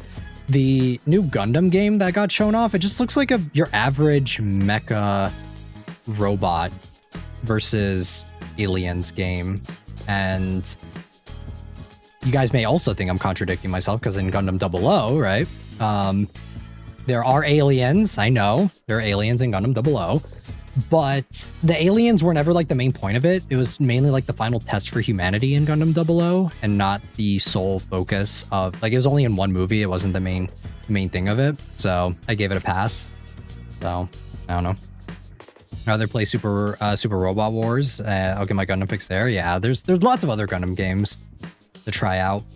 And yeah, this one, like, I'm kind of interested, but at the same time, like, kind of not. Because if it's like a Dark Souls Armored Core game and that they're just copy pasting it, but with the reskinning it with a Gundam, I'm not going to be super interested in it because I don't care about that. And it's kind of weird because I when I was watching the trailer, Amuro Ray's in it. I'm like, what? What do you mean Amuro Ray's in the trailer? Because I saw Amuro with Haro. I'm like, what? Or I think that's Amuro. If it's not, then it's very misleading because he has the same colored Haro as Amuro. It's just like, what is going on? What timeline are we living in right now? It's so strange.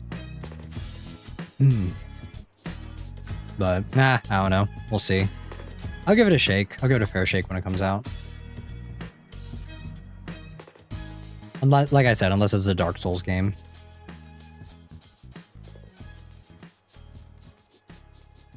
He's a clone? I hope not. That better not be the case. I'm a hardcore Gundam fan, guys. If it's not robots, or humans piloting robots fighting other humans piloting robots, then it's not Gundam, alright?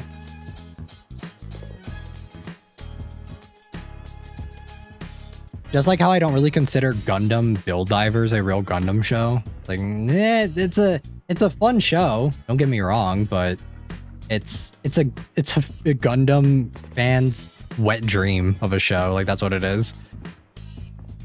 If the Gundam show isn't a commentary on war being bad and space racism between people that live in space and people that live on Earth, then it's not Gundam, okay?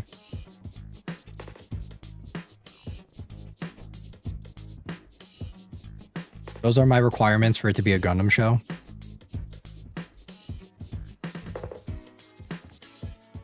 That show is pretty much just please buy our Gunpla. It was an excuse for Bandai to resell old model kits and just slightly tweak them.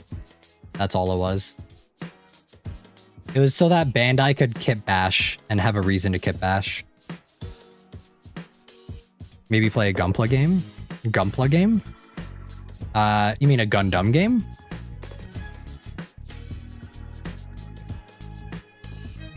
And okay, I think we're good.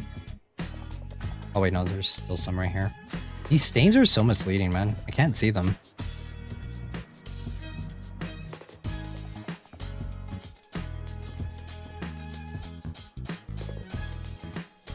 Let's see. These ones are like underneath the arcade machine, so these are gonna be kind of hard to get.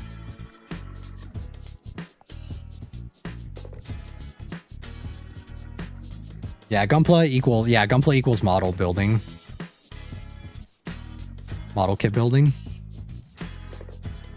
I've been seeing a lot of videos recently about fake Gundam model kits, and I'm over here thinking, Gundam's not that expensive. Why are we doing fake why are we doing fake Gundam model kits? You know, like, I've always thought that Gundam model kits, unless you're buying like perfect grades or whatever, I've never thought that Gundam kits were super expensive. They've always been relatively cheap. It's like, what, a real grade is anywhere from like $30 to $40-ish.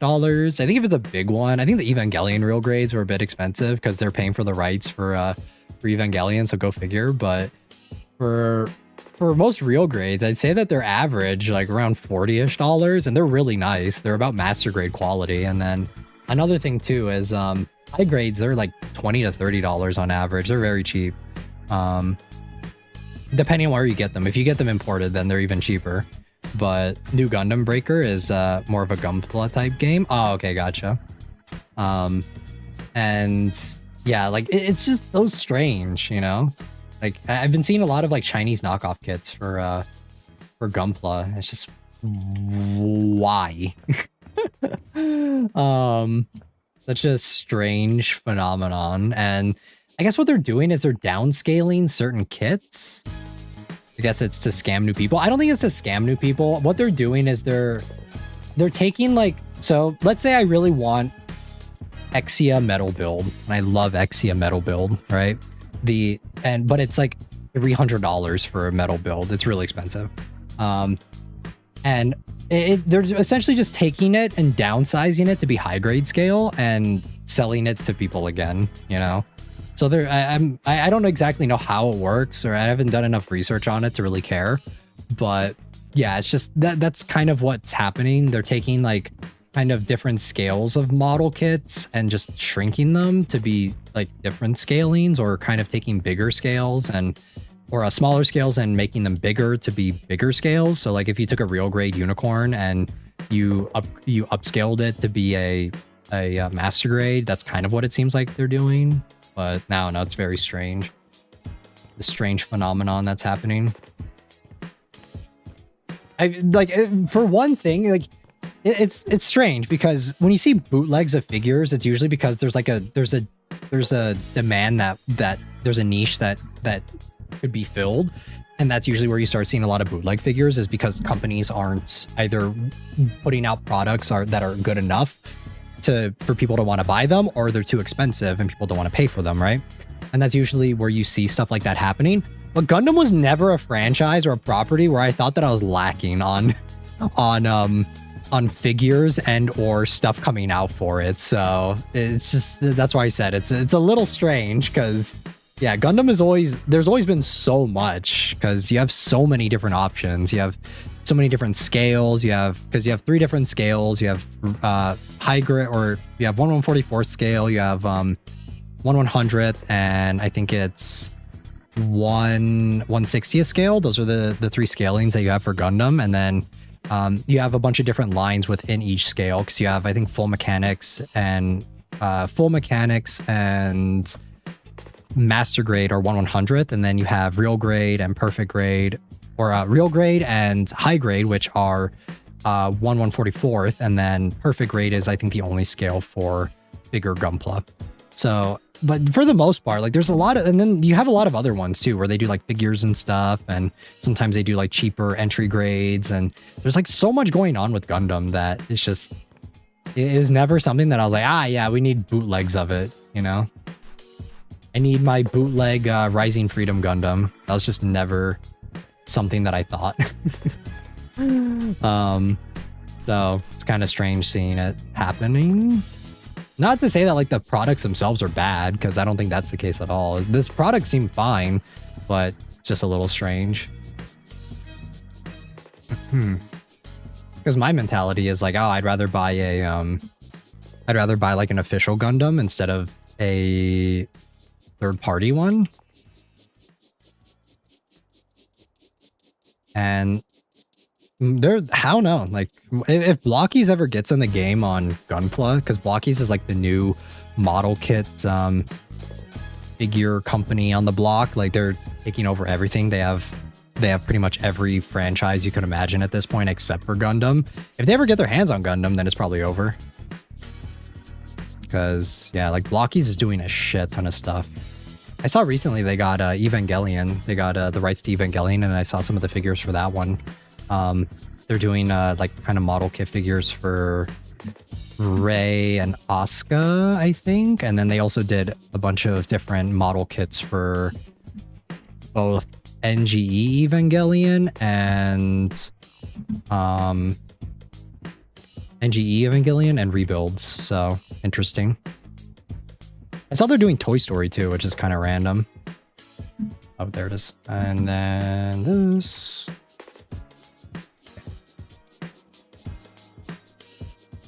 We have 15 stains left in here somehow.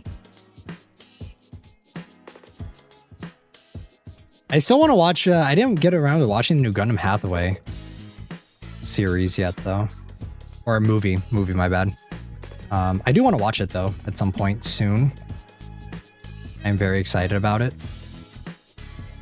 I still have the, I think it's called the Kasai Gundam. I still have it, and I haven't built it yet.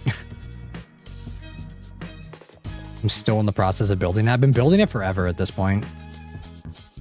Back when the first Gundam Hathaway movie came out.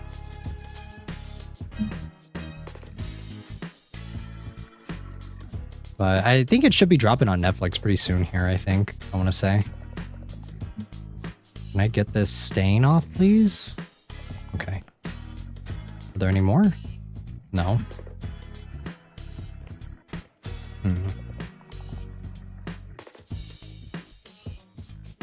I have a Lego set that I haven't built in like a year. I have several Lego sets that I haven't built in like several years.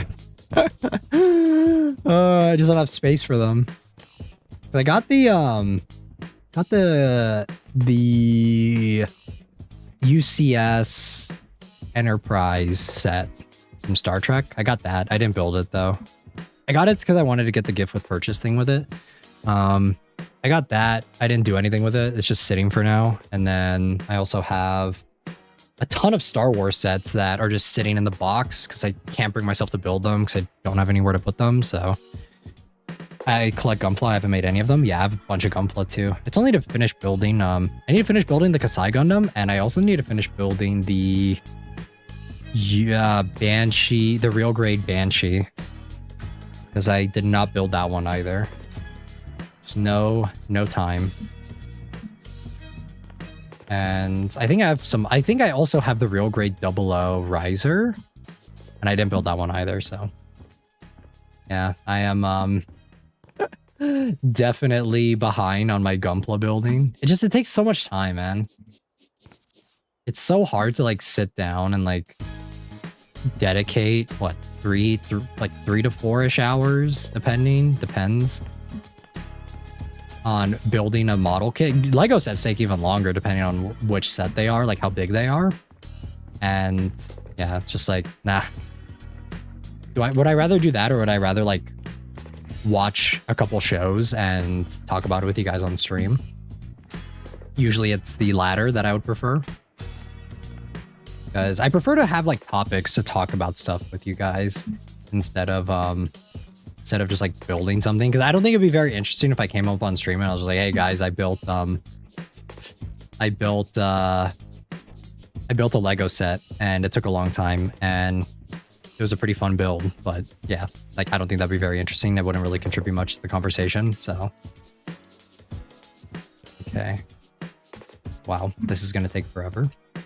Let's maybe start with trash. Let's bring this over. No, I think that would be interesting. I'm not like one of those Lego reviewers where it's like I can really give a really in-depth, comprehensive, detailed explanation of like how the build went. So if you show the finished version, yeah, I guess I could do that. I could show the finished version, but yeah, I don't know. It's one of those things where I just don't think it would be very interesting for me personally. And I've not been, at this point, I have just so many that I don't even know what to do with. Maybe I'll start turning into one of those annoying people that like keeps them in the boxes and then turns around and resells them. Made a Gunpla or something on stream, it could be cool. I wouldn't mind doing hand cam stuff. It's just that I've said it before, but my setup is way too small. Like I don't have enough space in my setup to do something like that.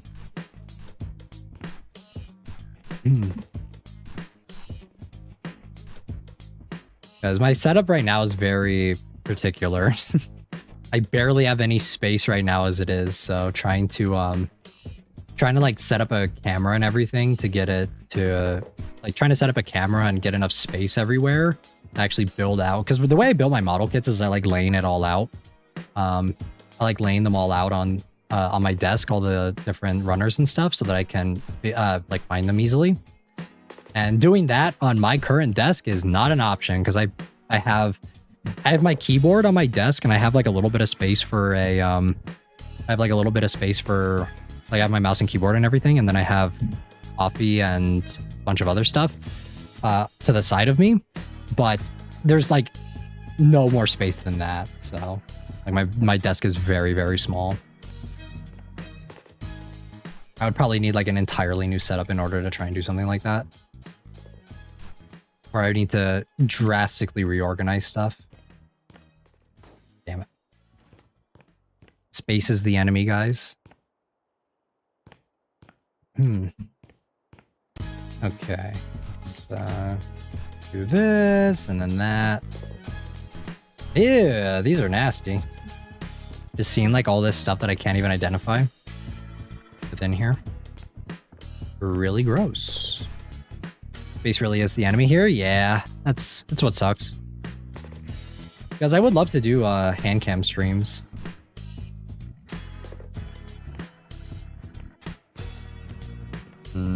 Oh wait, there's already a trash can here. Okay, well, I bought another one. Oh, good lord. Oh, man. Oh. I didn't even notice the kitchen. Oh, boy. Ay-ya-ya. Okay. Well, we'll get there, guys. We'll get there eventually. Taking it one room at a time. Okay, let's try and get all this trash going. Okay, and then go. Bam.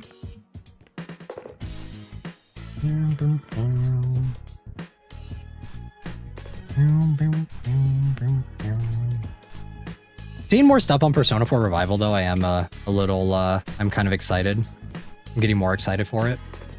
So, I think maybe we'll play it on stream. See. Haven't played a Persona game on stream yet, so branching out. I can smell it through the screen. Yeah, just imagine like moldy smelling pizza with a bunch of flies on it. I'm sure that like I don't know. I don't like the smell of like certain cheeses. Does that make me strange? Like really smelly cheeses, it's so gross to me. So I can imagine that the pizza smell of like mozzarella cheese that's been sitting out and like rotting for a while probably is ugh. Yeah. Okay, oops. There we go. C to crouch. Need to remember that. Like look at that pizza. Yum. Any takers? How long has this pizza been sitting here for God knows how long? 30 years? Okay, and then this is FNAF 1 location, so it's open in like 1990s, right? Bam, damn it. Since 1987? This location wasn't open in 1987 though. Because this is the second location. The bite of 87 or 87 happened in the second game, right? The second game's location? Yeah, I think it's the early 90s. Yeah, that's what I think too. All right, let's do this. And then we're gonna have to vacuum all these chips up. And then, okay, toss that. And then throw this out. I mean, at least we're getting there. We're already, just a couple minutes ago, we're at 800 trash pieces, so we're slowly getting there. I'm just really dreading the kitchen because the kitchen looks awful. Here, let's clean up these guys a little bit. Okay, and then we need more trash cans? Nah, I don't think we need more trash cans. I think we're good. I think we need more hands for trash. I love how all the flies just disappear into my trash can. Makes sense. Okay, and then this over here. And then back up here. I feel like once you get into a rhythm with this game, or onto a certain map, like it just starts going by so quick. Okay, and then clean up these tables. We just have this one left. I think that this is easily going to be the worst part of it.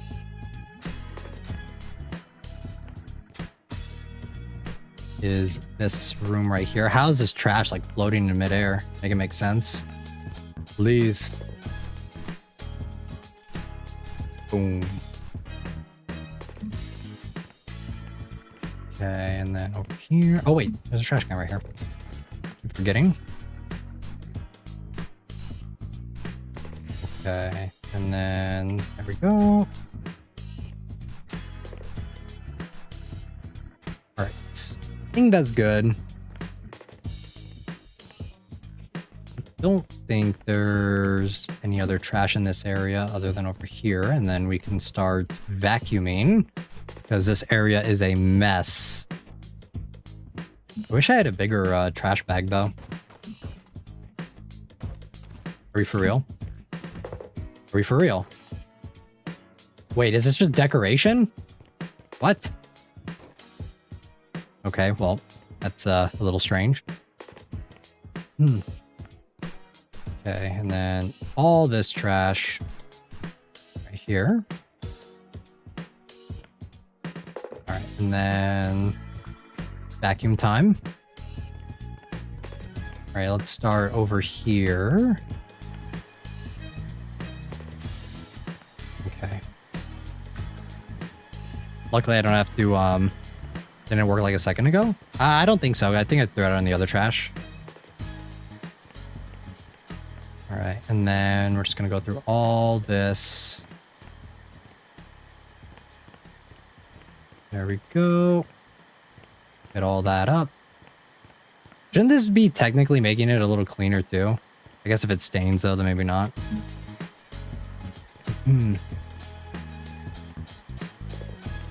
Yeah, this place is so messy.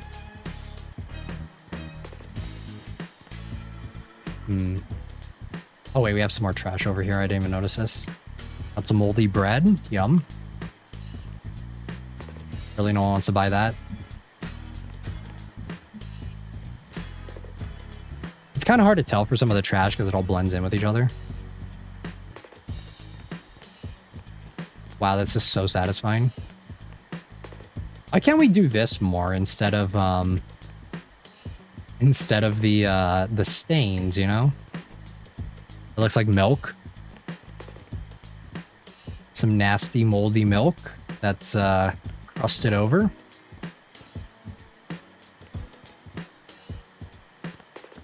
Okay.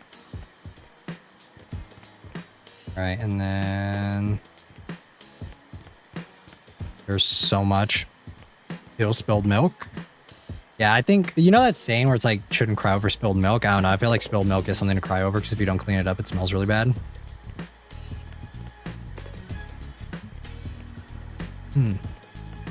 That does seem like something to cry over. The phrase should be like, no use crying over spilled water. It's just like, who cares? Okay, and then some yummy chips, some 30-year-old chips. Yum, yum, yum. Okay, and then some more stuff over here. Very nice. I'm excited for observation later this week. Got it on sale for, I think it was like $5 or something like that. So I think it'll be a fun game. Time I accidentally tasted spoiled milk. Yeah, I've accidentally tasted spoiled milk too, and it's disgusting. So I always that's why you always sniff it before you drink it. There was one time though where I did smell it, and I don't know if my nose is just like clogged or something, and I just couldn't tell. But I took a sip out of it and it was bad. Like it was really bad. Like it was such a nasty taste that I had. It was so hard to get it out of my mouth, you know, like it wouldn't go away. It stayed, like that taste stayed in my mouth even after I brush my teeth. Like I rinse my mouth, brush my teeth, all that stuff. And it just like, it still lingered for like 2 days. So gross. Like, it's not even that it's in your mouth anymore. I think it's just like in your brain, you know, like the part of your brain that registers something so disgusting like that. It just doesn't go away. I always think about that scene in Naruto. You know that part in I think it's like the first 2 episodes of Naruto. There's a scene where he he's eating ramen, right? He's eating like cup noodles, and then he also has like milk, and then Kakashi like smells the milk or something, and it's like expired or whatever. And how did Naruto like not notice that it was bad? Like, how did he drink it and just be like, ah, yeah, it's fine? Because yeah, if you've tasted spoiled milk before, you would know that that is not something that you would keep drinking. I always check the expiration date and make sure that it doesn't smell as well. Okay, and then I guess he's used to that. I don't know. It's pretty. I mean, maybe it's to make it seem more sad that he's used to it or whatever. But surely not, right? I don't know. I don't think. Talking about Naruto though takes me back. Good show, good show. Yeah, the new cyberpunk dude looks like Sasuke though. Okay, and then toss these, and there's another one over here. Nothing else over here. Okay. And then that one. Okay. And then I think we're good. Hopefully. And then just grab these. And then I think we can start scrubbing. It's gonna take forever. Look at the walls. Oh wait, there's some more stuff right here. Ah, it just never ends, does it?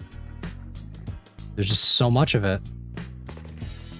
He's also was in and out of the bathroom, so maybe he's not used to it. Yeah, the show makes it really hard not to ship Sasuke and Naruto.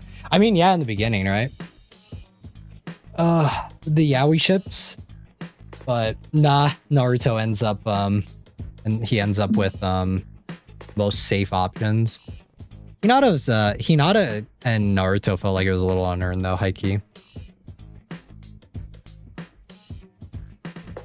Their relationship, like, it's cute, but I didn't think I don't know, I just didn't really buy their relationship that much for Hinata. Never got that impression. Oh, for the yaoi. I mean, it's the part where they kiss in the first couple episodes, right? Oh my god, yeah, for real? Yeah, like, I never really bought Naruto's relationship with Hinata, really. It just kind of always felt one-sided a little bit. Clean up all this. Oh my god, there's another piece of trash. Okay, and then here we go. It's going. Look at that. Look at the floor. Crazy. How? Wait, that's such a tiny piece of trash. How am I supposed to notice it? Okay, and then right here. 4,000 stains left, guys. Oh, man.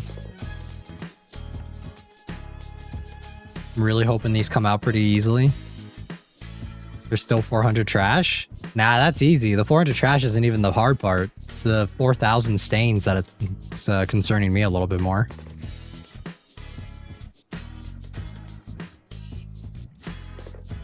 Okay, there we go.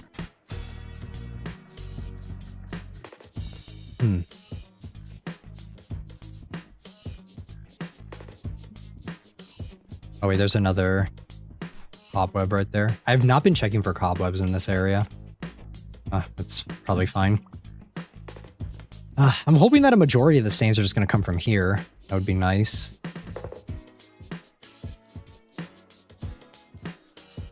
This is totally how wiping down one of these sand pits work, I'm sure. trust.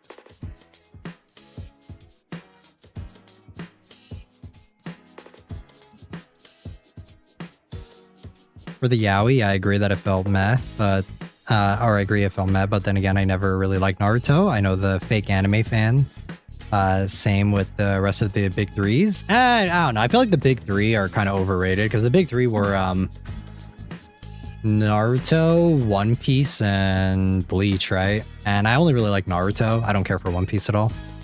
Need a Swiffer for the floors? Yes, we do. Desperately. Just clean off the blood right here.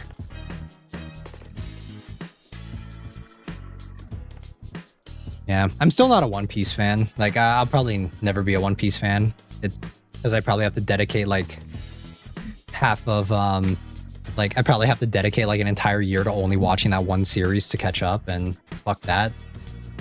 The only series that I've watched that many episodes for is Conan, but the difference is like I've watched Conan over many years. And the thing about Conan too, though, is that I feel like you could pretty much, like, even if you're new to Conan, you can just jump into it whenever you want and not feel like too much pressure. But for One Piece, it's just way too long. I can't do it.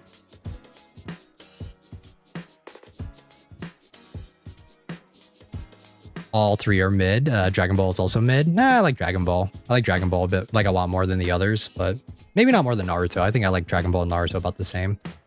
But in the Spanish dub, it was so crazy that the insinuation of a relationship, Sasuke really said, "What are we?" and got angrier when Naruto said friends. Oh, okay. So it's the Spanish dub headcanoning it. High key.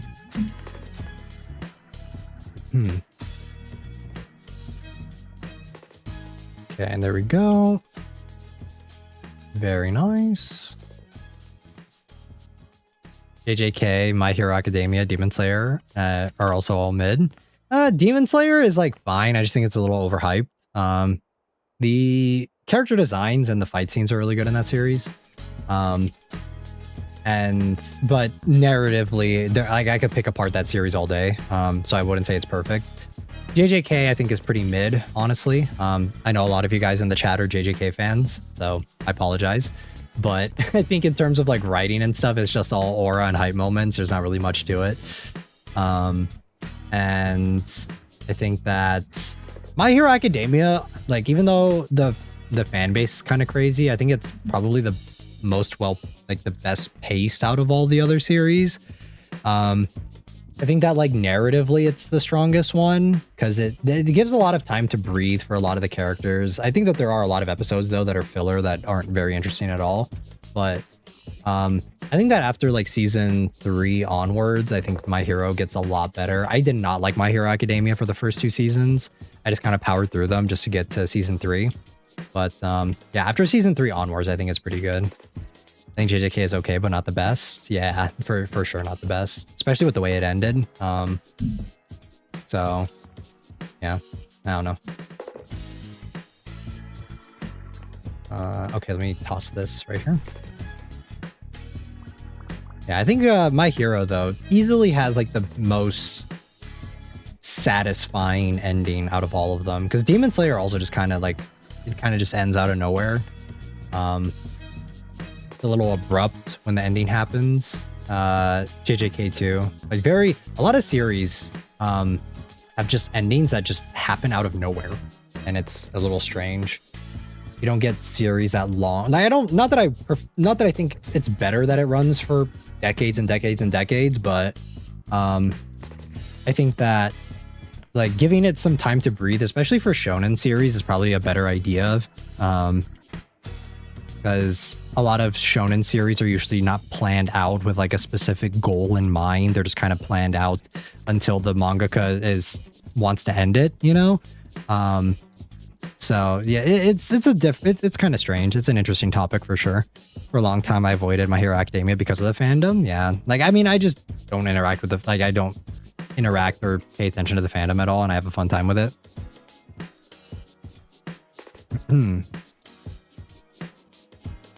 Like, I really don't think, like, My Hero Academia, it gets a bad rep because of the fans, kind of similar to like TADC, but I feel like the series itself isn't too bad.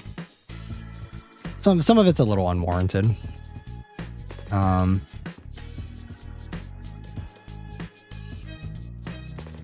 guess like one thing about My Hero though is that it's very like kid shonen. You get what I mean? Where it's very happy, lighter in tone. It's not very serious. There are serious moments in it for sure, but I would say that like the serious moments for My Hero Academia don't even compare to the more serious, darker moments of older shows like Naruto and Bleach and that sort of stuff. So that's just my personal opinion on that, though.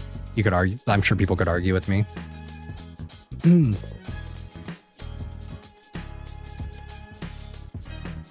Because yeah, I recently, like I think it was last year, I went back and rewatched some of those older Naruto episodes, and damn, like this pretty brutal. It's pretty crazy. It kind of feels like feels that My Hero has a kind of a filter on it sometimes, where I think that they could push it a little bit more, and that's where I think that Vigilantes is a little bit better. They kind of push it a little bit more, just because the tone of that series is a lot different. But even though Vigilantes is a bit more serious and a bit more mature in tone, I still think it feels like My Hero. I don't know. Like it still feels kind of samey in a way. That even though it does feel a bit more serious in tone, I don't think it can escape that the world of My Hero just being so happy, optimistic, you know? Because My Hero's it's not very morally gray. Even when it tries to be morally gray, it's not. Because the way they get out of moral complexity in My Hero is that whenever they try and introduce a character that's like a villain, right? They always find a way to kind of paint them in a way where they're not actually a villain. Like Toga's a good example. Shigaraki is one too. And then it just kind of falls onto the one bad guy to just be the bad guy. With, what is it? All for One, right? He just becomes the surrogate. He's the most evil person ever, right? And he's controlling everyone. And that's kind of what it turns into. And it's not very emotionally complex in terms of that. Not that it needs to be, but I told you guys before that Frieren is a series that I don't really care about because there's not really that much emotional complexity to a lot of it. It's just, or like a moral complexity. It's just kind of like, it's pretty black and white. There's not a lot of gray for Frieren. It's like, okay, Frieren and her band of the heroes, band of the Hawk, they once upon a time killed the demon lord or whatever bullshit like that, and it's very black and white, and I don't find that very interesting. But I guess it's because I'm not an action fan. I gotcha, yeah. My big three shonen are Beelzebub, Zatch Bell, and Marchen Awakens Romance. Gotcha. Yeah, my big I don't know if I have like a big three for specific shows. Speaking of moral complex, like morally gray and like just having a more interesting series, JJK like had pretty decent complexity with a lot of the characters and stuff, but they just throw it away in the second half after Shibuya incident, and then everything becomes pretty boring, honestly.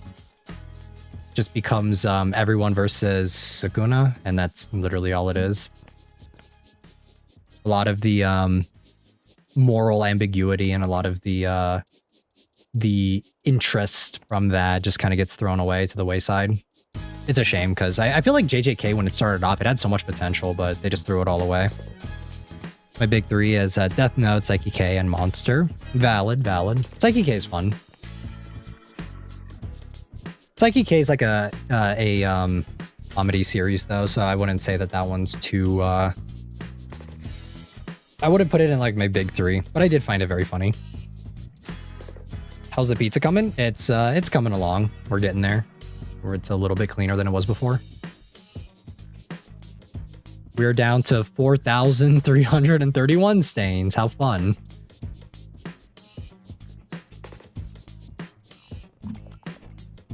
Okay, there's another stain right here. I guess a good question for the chat is, since some of you guys have already put your big three in, what are your guys' big three shows? Doesn't have to be shonen, doesn't have to be anything. Like, what are your guys' three favorite shows of all time? I would say that my three favorite, like I have a lot of favorites, so it's really hard for me to narrow it down to like three. NGE is one. I love Neon Genesis. You guys have heard me say that many, many times on stream. Hyoka is another one. I love Hyoka. Hyoka is another one of my favorites. Just because it's it's very simple. A lot of people would say it's boring, and I can see that. I can see the criticism for that, but I just love a lot of the details for it. I love shows that have a lot of when it comes to like the cinematography of the show. I love shows that you can like really pick apart. For what category? It doesn't need to be a specific category, just like your guys' favorite three shows. And when it comes to just like I love shows where I can go back and just really pick apart the shot composition, the details that are in it. Evangelion and Hyoka are both really good for that. Very drastic different ends of the spectrum for it though, for both of those series. And let me think. I really like Fate a lot too, but I don't know if I could put it in my top three because I feel like Fate's pretty hit or miss. Maybe ReZero, but I feel like ReZero is just kind of on a recency bias for me. I think if there was a gap in the series right now, I may not be saying that. Like I think if we were waiting for season 5 or something, then I don't know if I could say ReZero is like one of my top 3 of all time, but it's pretty high up there. I would say ReZero's easily cracking the top 10. But yeah, I'm trying to think. I'm looking at my figures because like usually if I own a bunch of merch of a series, probably a good indicator that it's pretty high up there. But I recently reorganized some of my figures and I just have a bunch of Fate ones out right now. So maybe not a good idea to pull from that. But yeah. I guess my big threes are Amphibia, Gravity Falls, or Owl House. Oh, we're talking about anime Infinity, sorry. We're just talking about 3 anime shows, not like cartoon shows. Not just like normal TV shows. If we're talking like TV shows though, I don't know. Beauty9, I'm a LARP anime watcher. Now I just gotta watch more. How's your ReZero watch along coming along? Didn't you say you finished season 2? Did you start season 3 yet? I like Black Butler, JJK, only season 2. And Nana, gotcha. Black Butler's goated though. I need to finish the most recent Emerald Witch arc. Because I did really enjoy the beginning of it. I just didn't get around to finishing it and I just kind of forgot about it. So I do need to finish it. If it's whatever, any show, it's a telenovela, Monster and Gravity Falls. Gotcha. I don't know. I'd have to like take a look and see like what shows for me to pick based on that. Because I don't know. I watched so many TV shows that picking 3 is kind of difficult. 3 of my favorite ones, like I don't know. Yeah, because usually when I base a show on whether or not it's one of my favorites of all time, it's how many times I've watched it. If it's a show that I watched like once or twice and I was like, yeah, it's fine, it's pretty good, I enjoyed it, it was cool. That's not usually cracking my, like I have to, for me to say that something's my top 3, like if I were to put in perspective for the 2 shows that I named that were probably in my top 3, which were Evangelion, it was NGE and Hyoka. I've easily watched Hyoka probably close to 20 times, which is crazy to say. And I probably watch NGE more than that. I don't even know how many times I've watched NGE. So like that's when I know a show is like so goated that I can rewatch it that many times. Not yet, busy. I passed my written test for my license today. Let's go. Congratulations. But yeah, that's usually how it works for me for shows. But like I have to watch it a shit ton for me to want to say it's one of my favorites of all time. So, but Spicy Funeral, what's your top 3 favorite anime? Since we're just talking about it, since you're in the chat. I know you're normally lurking, but I'm gonna call you out directly. You guys better be on your toes. Sometimes I'm just gonna call you guys out randomly. But yeah, I I've recently been rewatching season 2 of ReZero though. Because I told you guys a little bit ago that I rewatched season 1, and I'm probably like I started season 2, and I'm trying to make my way to season 3 because I really like season 3 a lot. RGU, Puella, and Gintama. Wait, what's RGU? Sorry, I don't know the acronym for that one. Puella's good though. I really like Puella. I need to rewatch it. I don't like the movies though. Is that weird? I really hate the fucking the movies for it. Like I really don't like the I really like the original first 12 episodes, or is it 13? 12 or 13? Oh, I think you've mentioned that before. Revolutionary Girl Utena. That's another goated one too. But interestingly enough, the Hideaki Anno and the showrunner for Utena, they're very close, and one of the scenes is actually inspired by that. You know the scene in NGE of Shinji and Kaoru in the bathroom? That entire scene was inspired by Anno when he was like the inspiration for that scene was when he and the showrunner for Utena, where they were having like a long conversation about talking about like stuff, and that's where the inspiration for that scene came from for NGE. Pretty interesting, right? There's so much lore, or not lore, but there's like so many details about that show. This looks dirty, but I guess it is. And have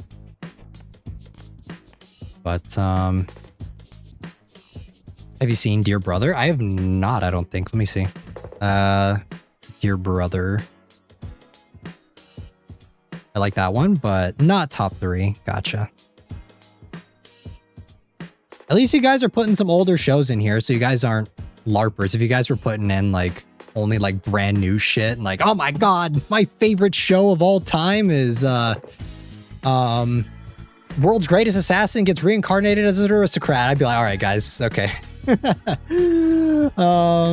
me see. Dear Brother. Dear Brother.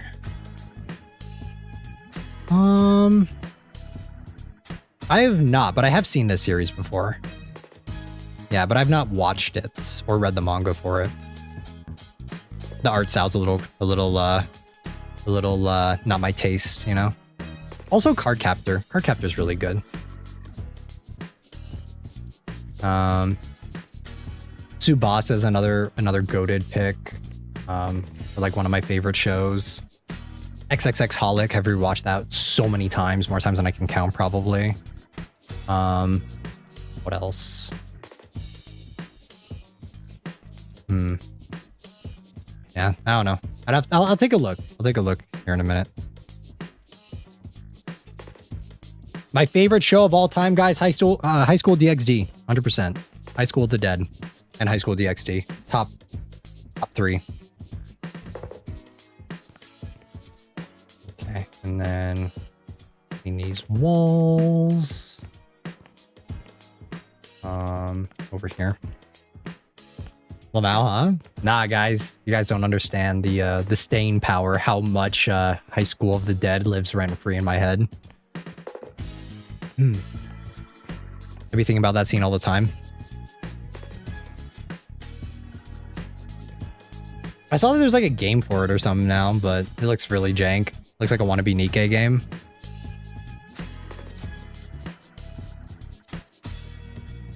I tried rewatching High School DxD like a long time ago, or not a long time ago, like last year sometime. And it was a show that I could not stand, man. Oh man, I watched it a long time ago and I watched a lot of it, but I tried rewatching it and I could not. I hated it.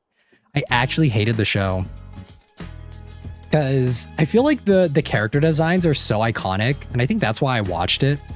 But like with hindsight, trying to rewatch it, it's one of those shows that is aged so poorly that I can't believe that that was a show that existed at one point. Like, it's so bad.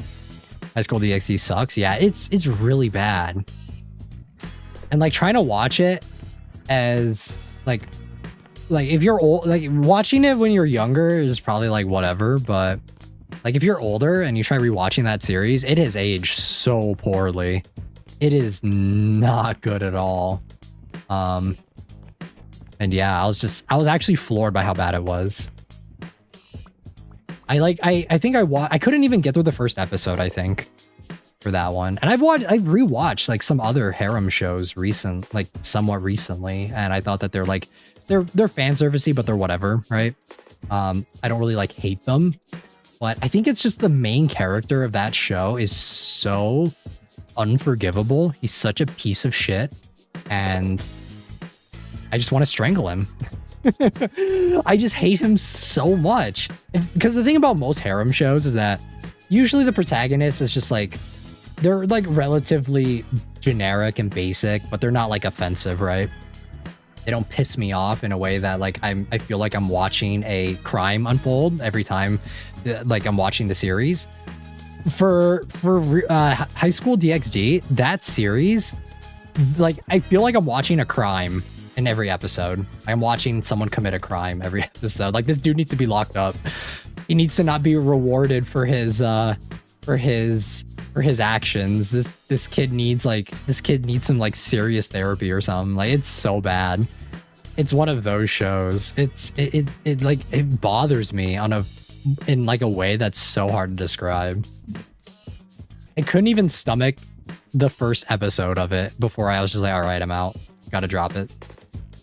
Also, on top of that, the fan service is very over the top. Like, it's insane how over the top the fan service is in High School DxD.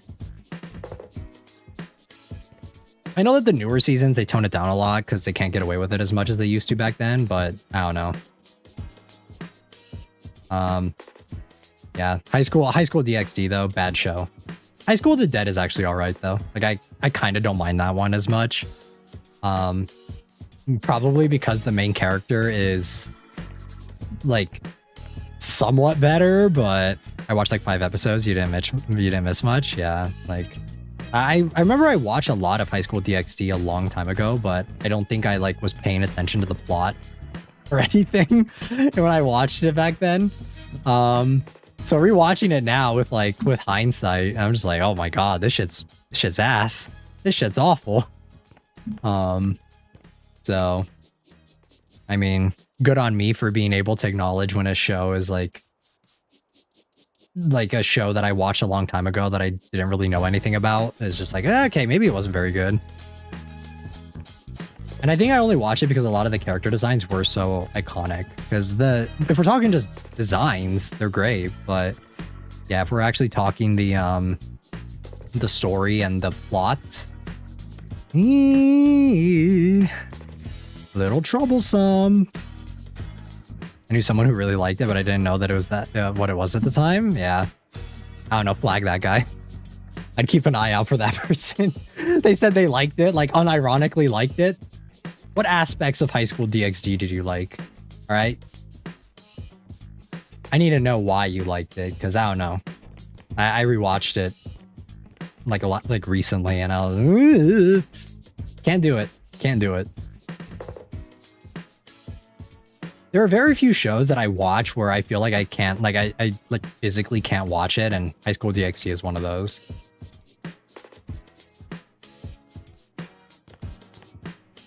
Like my own, I think another show that kind of does that for me is Rent-A-Girlfriend, because the main character in that show is just so irredeemably a piece of shit, and the story and the mangaka rewards him for his being an awful person, and I just can't do it. Can't watch it, you know? Because Rent-A-Girlfriend is hot trash. That's another show that's really bad. And how the fuck, like, it's on its 4th or 5th season now. How? I gotta know. How is it on its 4th or 5th season?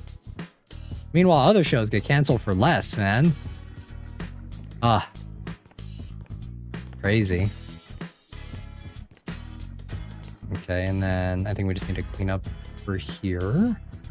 Right? Yeah, we need to clean up in here and clean up the stains. I don't know if these guys are dirty. It's just how they look. What's a show that you guys think is pretty underrated? That you guys would say that is doesn't get talked about enough? An anime series. I could probably name like 20, but I feel like I already talk about them a lot on stream whenever they do come up. Agents of the Four Seasons, guys. Doesn't get talked about enough. It's goated. Good.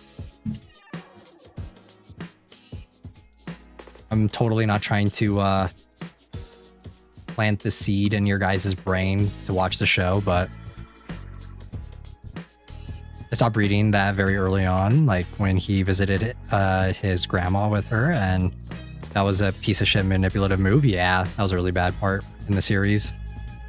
Monster? No, Monster gets talked about enough, Estella. All right, Monster gets plenty of glaze.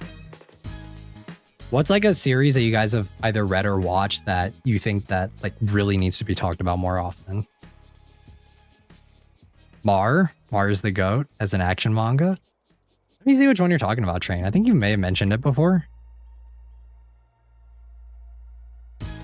Let me see. Right here.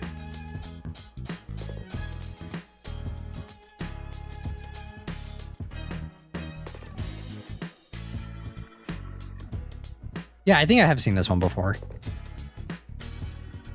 I like the art style for it though. That early 2000s feel.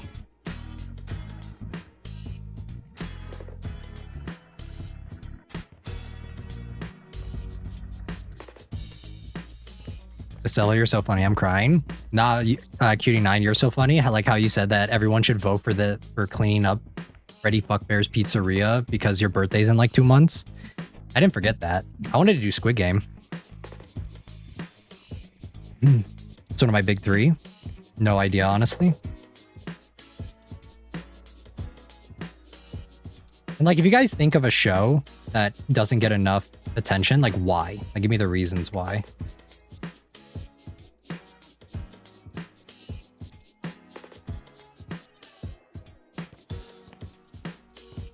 Like, look at this. I could have been in Squid Game playing red light, green light. Instead, I am scrubbing the floors of a children's pizzeria.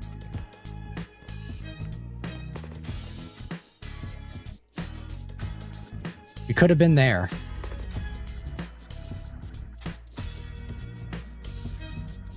This is peak. What do you mean? What is your definition of peak? This feels like rock bottom.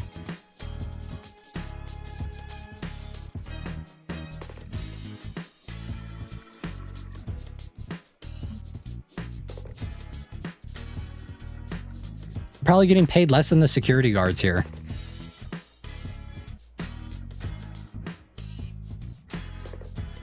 But Cutie's B-Day? It's in like 3 months. This or season 2 of Promised Neverland. I didn't even watch season 2 of Promised Neverland, so I don't know. I thought that show was overrated as fuck. I thought the first season was good, right? But yeah, this is I didn't watch season 2, so I have no opinion of it. But I know a lot of people didn't like it. I thought the first season ended so perfectly that it didn't need anything else, you know? It's older, has 102 episodes, and is made for kids. Ah, gotcha. So is Cardcaptor Sakura, but doesn't make that series any less goated. What's that fucking noise? Can y'all shut up?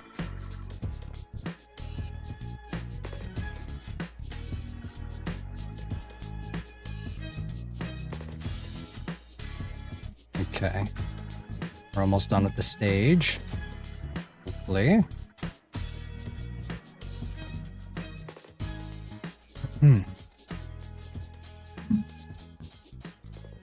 Okay, and then last few stains.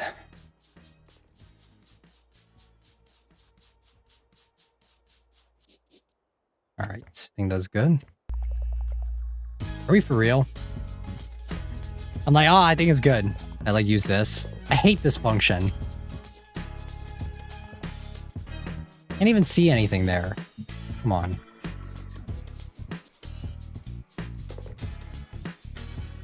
Okay, and then right here. One more right here. There we go.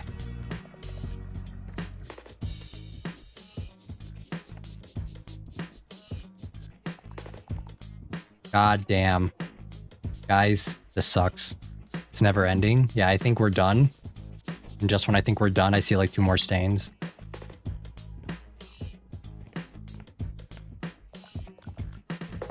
Cleaning stains is just as tedious as it is in real life. I feel so immersed. The immersion is peak right now. Let me actually pull up my anime list since we're talking about underrated shows. Let me pull up my my Mal. You guys haven't been getting any ads, have you? Just asking you guys real quick. I'll be right back, actually.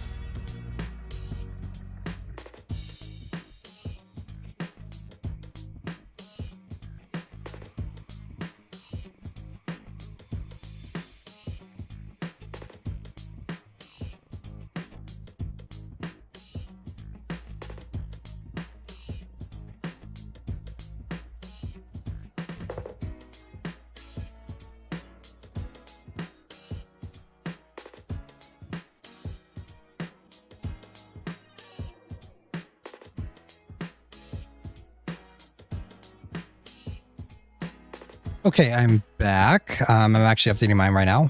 Oh, for Mal, I have an ad blocker, so I'm not sure.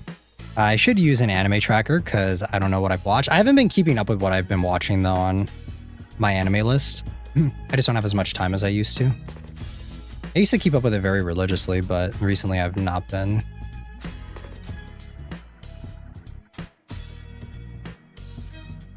Okay, let's see. Where it is. Yeah, it's in the Discord. Okay, let's see here. What's like a really good underrated show that I can talk about with you guys? Let me sort this by score.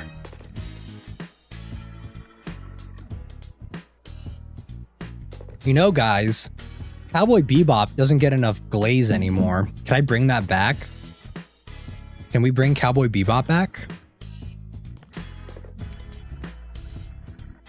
Same, I'm so bad at updating mine. It's so hard to like keep track of everything you've watched, Ikey. There's so many shows that I start and then I drop. Can we bring back the glaze for Cowboy Bebop? My Unk Slop, please. Blood Plus. I think I've seen that. I think I have seen Blood Plus. I just don't remember it. Actually, guys, X 1999 is fucking goated, alright? I thought the Cowboy Bebop was still talked about enough. Nah, I feel like it's not really. Not as much. Samurai Champloo, I agree. Doesn't get talked about enough either. I remember I used to hate on Samurai Champloo a lot, though, because everyone used to say, like, glaze it to high hell. I was always been a contrarian, and I'll always be a contrarian, guys. But I've warmed up to it a lot over the years. But I remember when that show came out, like, no, everyone would, that and FMA, man, people wouldn't shut the fuck up about it. Like, okay, I get it. It's the best thing ever. I need to sell my firstborn son in order to be, or in order to enjoy the peakness of Samurai Champloo. All right, I understand. I got it. FLCL, yeah, FLCL is another one too. I like the art style of FLCL, but I've never liked the series, high key. Serial's Experiments Lane, that was good. That's a show that, like, I think it, like, I don't know. I feel like it attracted a different crowd, though, so it wasn't the same type of glaze that shows like Samurai Champloo and FLCL got, high key. Modern girl with samurai swords. Yeah, I think I know which one you're talking about, Train. Can I clean that vent? Can I reach that? There we go. Why do I have to clean these stars too, man? Come on. You're for real? I'm already doing the most. I have to clean the bathrooms too. That's not going to be fun.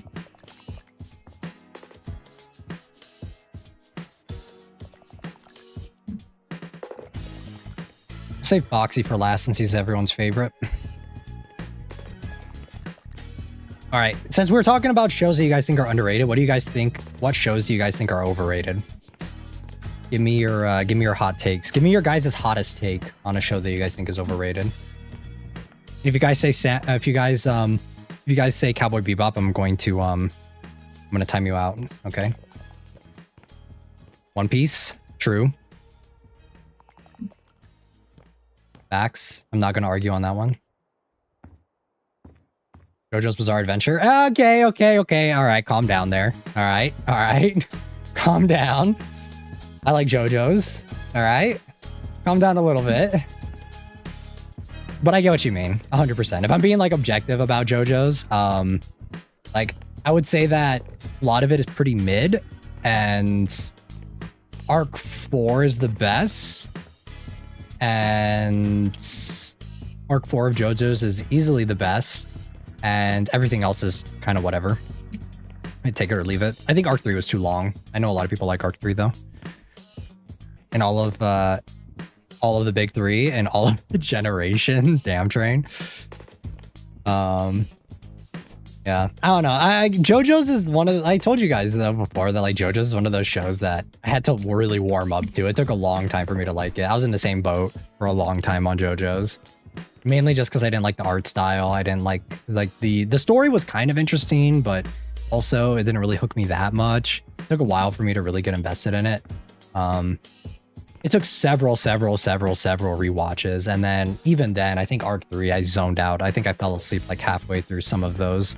So partner came back. His three are Hunter x Hunter. Hey yo, no talking shit on Hunter x Hunter. Psycho Pass is good too. Come on. How far did you get in Hunter x Hunter to be saying that? If you're just talking about the first arc, then yeah, sure, fair. The first two, I would say. But the York New arc is where it really starts picking up, all right? Oh, I mean, that's his top three. Okay, I was about to say, what the fuck's going on with... I was about to say, sorry, I misread. I was about to say, what's wrong with Hunter x Hunter? I'm sorry, but Black Butler? What? No. No. You can't say that in this chat. That's not allowed. Why? Give me, okay, I need to ask for reasons if you guys are going to be spicy like this. Because after I grew, it was weird. Give me the reasons of why. Because I feel like the series is just like, yeah, like a lot of the fan base likes to push the yaoi shit with it, but I feel like the series itself isn't really, like, I think season 3 though. Was it season 3? No, the one with the school arc. That one was really weird. I don't like that one. Because I feel like they were pushing the yaoi dynamic a lot more, but I feel like with the newest one, they kind of are back on track for it. I can't believe my birthday is in 10 months. Thank you for clarifying. Okay. Yeah, all right. All of those are pretty goated choices then. Spicy Funeral. What is Baka and Test? Let me see which one. Baka and Test? I don't recognize that one. Oh, is this a harem series? I mean, fair. I love me some Toloveru and Rosario plus Vampire as well, so I can't say anything. The fan base ruined it. Yeah. I don't know. I still think that the Emerald Witch arc is not bad. It's pretty good. So if you take out the season with the Harry Potter bullshit, I think like Black Butler's not too bad. It's not a harem. Oh, okay, it's not. I don't think I've seen this one then. Or maybe I have and I just would need to rewatch it. I still like it, I guess, but because I'm an adult now. Yeah, and I've seen a few shows like that. I really like the circus arc. Yeah, the circus arc was peak. Like that part where Sebastian fucked the that one girl, the lady with the prosthetic leg. I remember that. Baka and Tess is more of a, oh, stupid series. Okay, there's another series like that. What? You guys don't remember the scene where Sebastian gave head to the circus lady with the circus lady with the poofy hair, and she had the prosthetic leg? Why did that stick out to you? Ah, gee, I wonder why. Yes, I remember. Then why are you guys saying like what?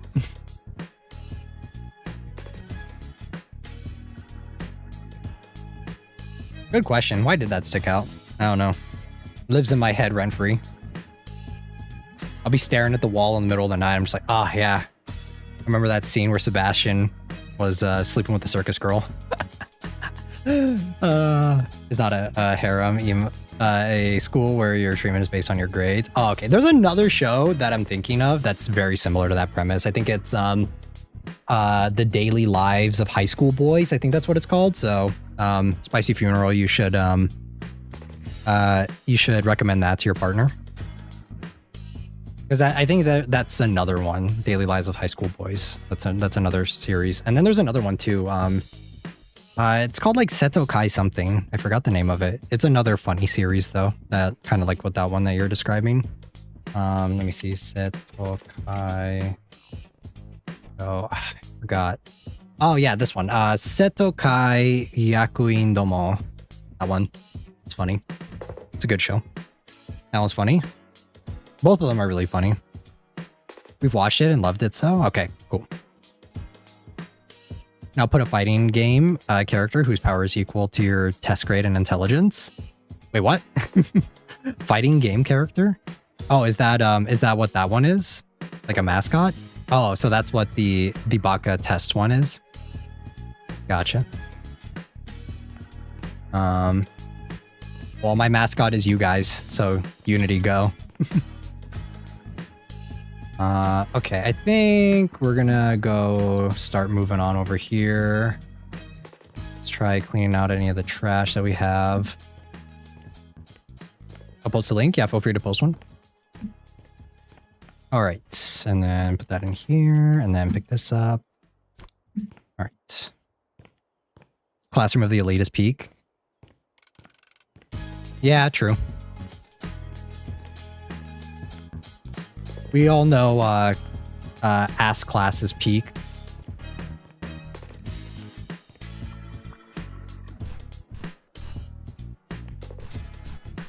Okay, there we go. And then throw this out. Why can I only pick up like 2 pieces of trash, or I have to throw this out? I don't get it.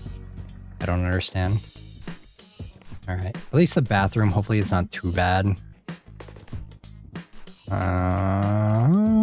Okay. Okay, there we go. And then grab it on this side, and then we should be good. Yeah, I don't know. I feel like ass class though. I like it, but it's not. I think it's a little overrated. Maybe this is a hot take, but I don't know. Like, I'm not trying to hate on ass class or anything, because I do like the series, but I feel like the praise and the hype that it gets is a little much. It's like fine, I guess. Chainsaw Man overrated? Yeah, Chainsaw Man 100% overrated. Don't worry, when the series ends, everyone will be on my side. Everyone will stop saying I'm a contrarian. Talking about overrated right now, for me it's Solo Leveling and Fairy Tail. Yeah, I never really liked Fairy Tail. That was one that I never really cared for. I tried watching it, but Solo Leveling is also fair. Very overrated. I think it's just because it's a bunch of LARPs in the anime community at this point. That's why it's overrated for Solo Leveling. It's not actually good or anything. People who have been watching shows for a long time I'm pretty sure no one would be saying that Solo Leveling is good. Fairy Tail I forgot about. Yeah, that show like fucking fell off so hard. Literally just completely obliterated. No one cares anymore. Yeah, Fairy Tail was one of those shows that like tried entering the big three, and I know it was in contention for a long time of being the big three, but it was so mid, honestly. It was one of those shows that I just did not care for. Okay. And over here. Any other shows that you guys think are overrated? I'm trying to think of some. I can think of... I'm trying to like pick some ones that I haven't talked about already. Because I feel like I've talked about a lot of shows. And I'm trying not to just repeat myself a lot. You guys already know what my hot takes are. Like Chainsaw Man's overrated as fuck. I remember when Chainsaw Man, when the manga was coming out and everyone was saying, oh my god, this is going to be the next peak show. It's going to be the best thing ever. And it came out, and I think that there are some things that are about it that are good, for sure. Like, I love the aesthetic of the show, and like, just, there's just so many other problems with the show from a narrative perspective that it's just like, unless you only care about... And the thing is, too, is there are so many problems with it that but whenever I see the glaze for it, it's just like, Rize boobs! Rize's boobs, guys! Rize's boobs is in the Rize movie! So fucking hot! Best movie of the fucking year. Didn't it win like a shit ton of awards for the Crunchyroll Awards? I didn't even watch it because it would have pissed me off. Sorry guys, I'm really pissed off about Chainsaw Man. Hate that series. Hate it so much. I'm very vocal about it. I sometimes wish that Chainsaw Man wasn't animated so quickly. Nah, it doesn't matter. The manga still sucks, so. Chainsaw Man and JJK have like, they parallel each other so perfectly because it's like, it starts off really well. Like, I think that it starts off pretty interesting, but then like all of that interest just gets lost in favor of, in JJK's case, I think it just gets thrown out because, like I said before, the editor that pushed for like a lot of the character development and stuff was no longer a part of JJK for, I think, post Shibuya incident. So that's where JJK kind of falls apart. But for Chainsaw Man, it just got so overbloated with how popular it became that, like, I think it just became like a self-insert series for Fujimoto. And like, I don't know, I thought that was way less interesting. The movie was kind of cute. But the movie was cute if it was that movie. Ugh, I don't know. It just didn't work for me because the entire movie hinges on you loving Rize, and it's just like they go so hard out of their way to like try and make Rize be just the cutest girl ever. Oh my god, she's just so cool. She's so awesome. But the thing is, right, is like if Rize doesn't work for you, then like the entire fucking movie falls apart and there's nothing else for it to stand on. So it's just like, and on top of that, they completely undo her death later on in the manga, so it doesn't even matter. Like, she's not actually dead. So, and also spoiler alerts for Chainsaw Man. I think Denji ends up with power, right? So, yeah. Fucking whack series. But like, people praise it to the heavens.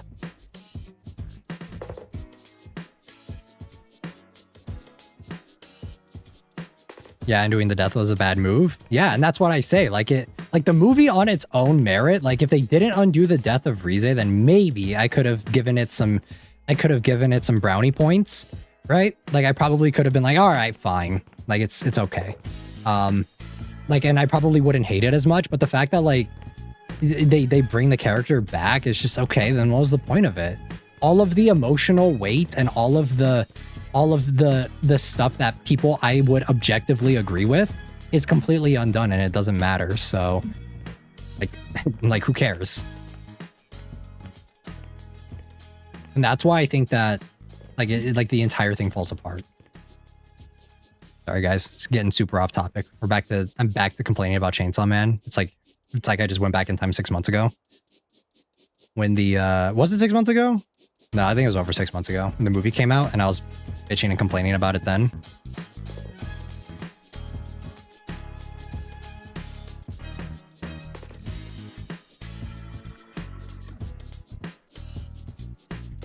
Chainsaw Man's the most overrated piece of crap ever. I'm sorry. I'll take I'll say this unironically. I'll take JJK over Chainsaw Man any day of the week. any day of the week. And like I could forgive Chainsaw Man if like Denji changed and grew as a character, but all of his development like just gets always reset, and it's just so unsatisfying. We were talking earlier in the stream about characters that are just so frustrating to watch, like harem protagonists and stuff, but like Denji has the exact same mentality as a harem protagonist, and he never ever really changes. So like, remember that time where Denji wanted to sleep with the STD devil or whatever? Yeah, I remember that. Do any of you guys remember that? It's fucking cringe, man. Oh my god, SAO. I forgot about SAO. What do you think about SAO? I rewatched SAO earlier this year, and I actually, unironically, I don't think it's that bad. At least for the first half of season 1. But, like, would I say, like, objectively it's good? No, but I think that for being the first series to really pioneer the isekai slop, and having watched a lot of the series that were inspired by it, I don't think SAO is that bad. Like, I think SAO is, like, probably a bit like a lot better than a lot, like half of the sloppy isekai shows that we get nowadays that are inspired by it. Still hate it? Nah, I've warmed up to it. I used to hate it too. And I think progressive is actually good. So if you guys want SAO, go watch the progressive movies. I think those are actually good. Or it ended to every lot of what came after inspired by it. Yeah. Compared to others, yeah, I guess I can see it. I tell you guys all the time, like every time there's a new anime season, I do watch a lot of the sloppy isekai shows that come out. And like, I think a lot of my rating of SAO is just like giving extra brownie points to it because I've watched so much slop and I've watched so much trash that I'm like, something that's like even somewhat okay, that has even the idea of a theme, I'm like, you know what? Fine, whatever. So, no, I still hate it. No, I mean, I still hate it. Yeah, I mean, fair. You can still hate it, but, yeah. For SAO, though, I've warmed up to it over the years. And I saw that there's a game coming out, too. But go watch Progressive. Spicy Funeral. You might like Progressive, because Progressive is like a completely different take on the characters. It's not the same. They're way different. And I would say that they're a lot better developed. Kirito and Asuna aren't shagging up after like the first episode, like the first like 5 episodes. So also, I just feel another one that was really popular, but I don't know why it was just gored to me. Oh, Another. Yeah, Another is kind of like Another, but I kind of like the light novel more than the show. I don't know. Another's a strange case. It's one of those like earlier, like, what is it? Like 20, it came out in like 2013, right? It's like one of those shows where it's like a little overly edgy. It's kind of, the plot isn't super deep or anything. And yeah, you're right. It's just kind of gory. Shiki's another one too. Shiki's 100% another series that's kind of like that.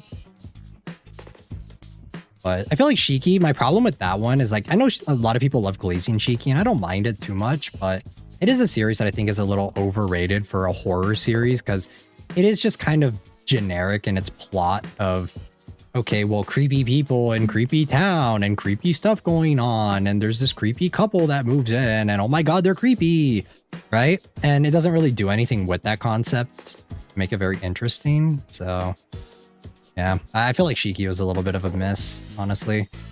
Horror manga hit way harder than any horror series for anime, I think, personally. Yeah, I think that, like, when I read a horror manga, I can really get unnerved by it because a lot of, like, there is still somewhat of my imagination filling in the blanks for certain aspects of it. And, like, I don't know, I just feel like a still frame is way creepier than, like, Junji Ito's a perfect example of, like, how many adaptations he's had for his series. Oh no, I think I'm stuck, guys. Oh, fuck. Okay, I'm stuck. Okay. Yeah, I think that that's like another, it's, whenever I watch, series that, like horror series, they're just not very scary, and they always have, like, the same few plot beats, and even though I liked the summer when Hikaru died, it's kind of the same. Don't get mad at me, guys, all right? But like it's kind of that again. I think it does it a little bit better than like it does it a lot better than a lot of the other series do, but it is still like it's just there's not that many fresh ideas for it. So, I don't know. Feel free to argue with me if I'm wrong. Are we for real, man?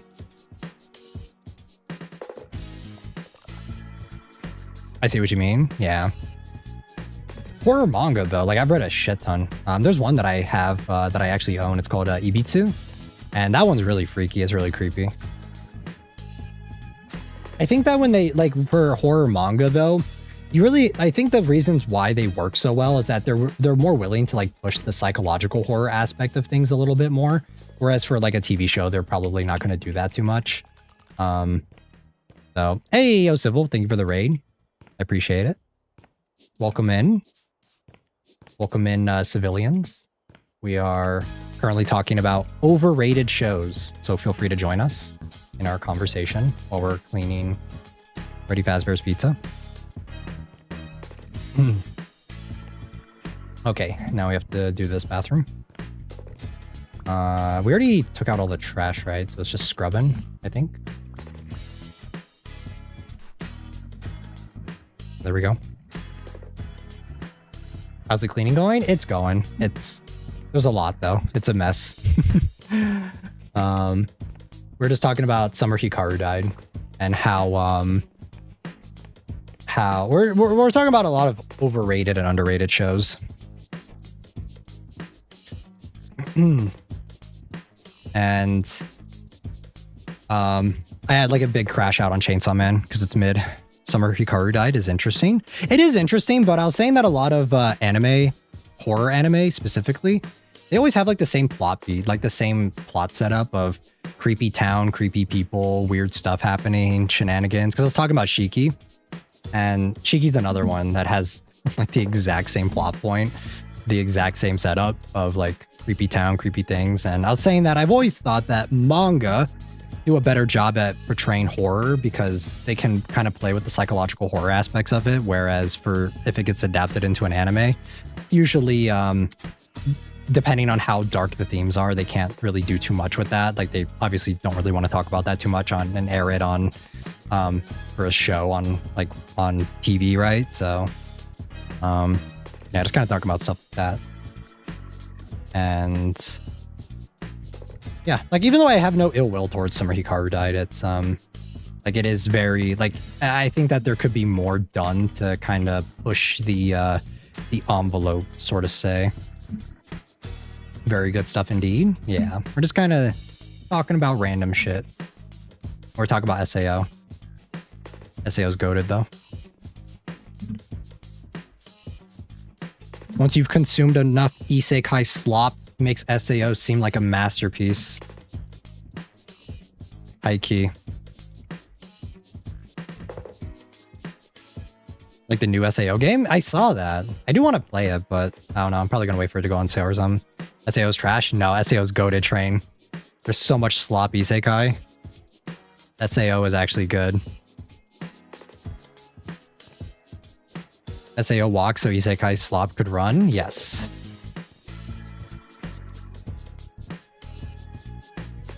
Log Horizon over SAO though? Yeah, Log Horizon's good. I rewatched that too. Like it was like 2 years ago. Log Horizon's not bad. I remember at the time though, that's what everyone was saying, that Log Horizon is very similar to a lot of people were saying that Log Horizon is like SAO if it was better. I watched like the first season. I didn't watch the second season though. I don't really remember it too well. Okay, clean these. And then... But all the civilians that are raiding in, give me your hot takes. What shows do you guys think are overrated? Civil as well.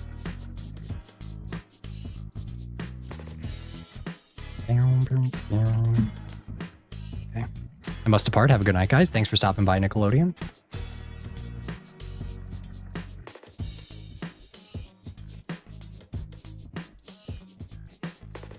And then let me...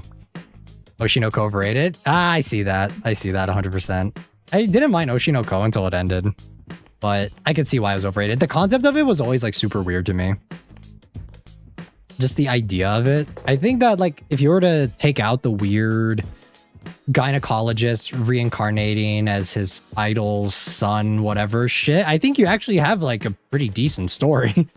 If you take that out, like I think that you're cooking something pretty good, but in terms of emotional weight and just like character, like how the characters function and everything. But once you start putting that plot point back, and as soon, because the show was at its peak when they weren't really talking about that, right? But as soon as they started talking about that plot point again, the show went to shit, or the manga went to shit, and that's where everything kind of fell downhill from there. So yeah, I 100% can see that. Started to scribble midway. Yeah, like I think that like if you take out that one plot point though, you could probably have like a pretty you have a really good series that has a lot to say about certain things, but it's just really hard to take it seriously when you know that, yeah, this dude is reincarnated as his favorite idols, or this gynecologist is reincarnated as his favorite idol's son, or like that's so weird. Such a strange concept.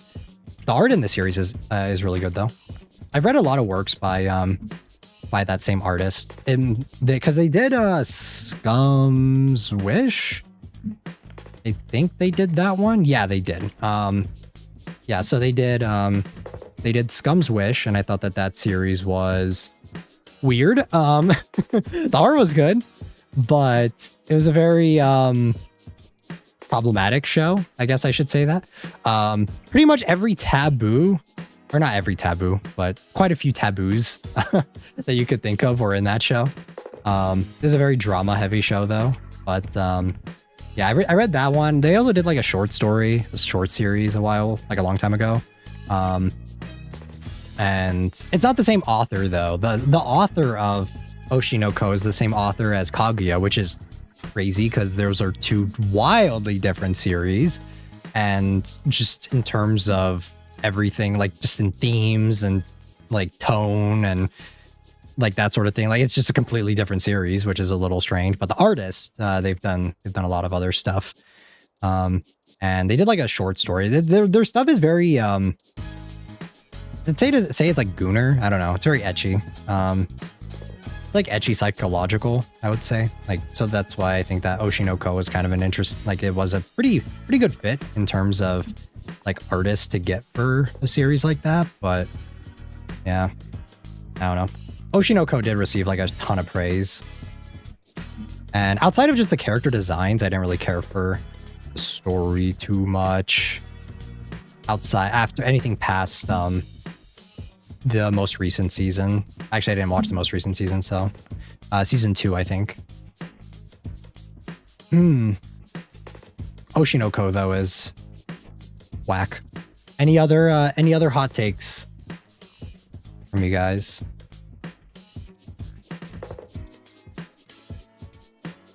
Wait, Civil, you are a fellow HSR player, right?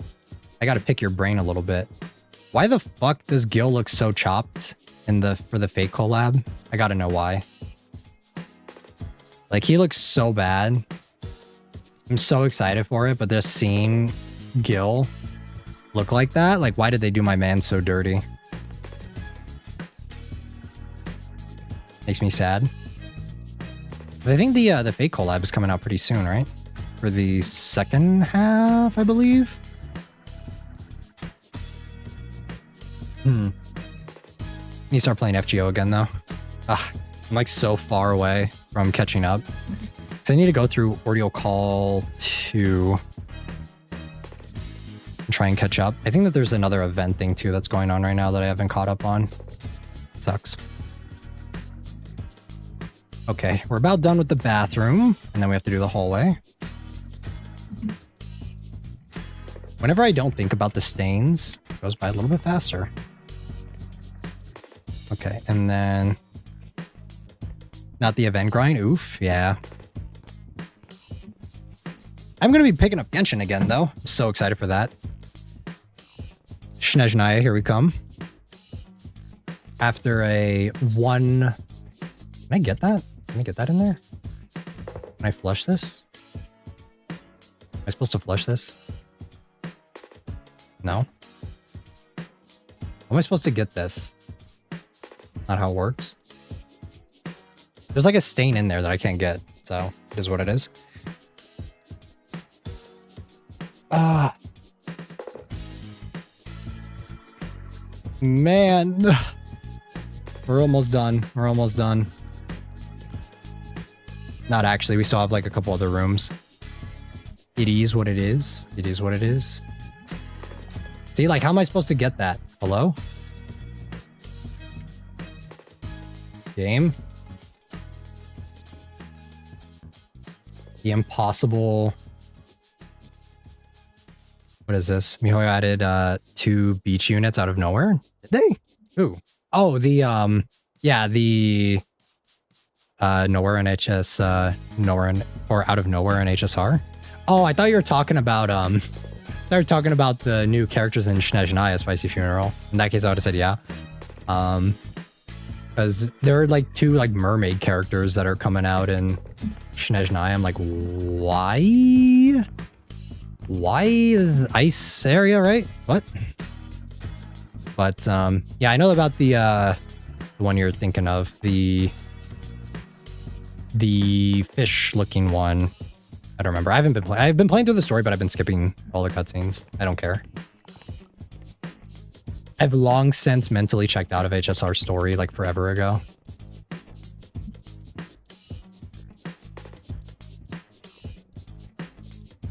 And I'm only sticking around just for the Fate collab, and then I'm gonna drop it again probably.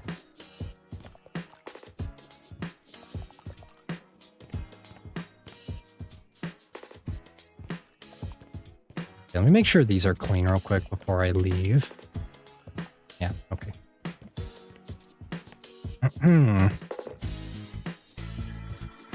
What was the other beach unit that you guys are thinking of? For Spicy Funeral? What's the other one?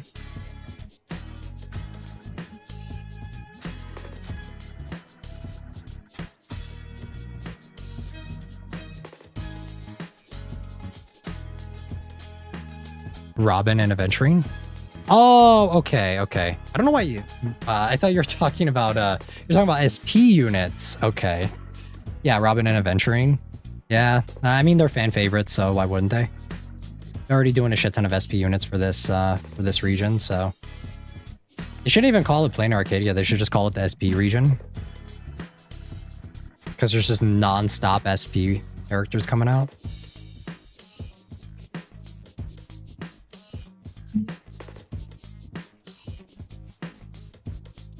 Kind of crazy, though. Did they show off what they were going to look like yet, or no? What is going on here? Yeah, that's a little strange. That HSR got these beach units randomly. Let me see. Did they show it off on Twitter? Let me double check. Let me check. HSR. Ah, there they are. Okay. It's just so that they can sell you the same design again. Because they don't change the models any. They change their fits, and that's all they do. That's all they're doing. The stains are glitching? Yeah, a little bit.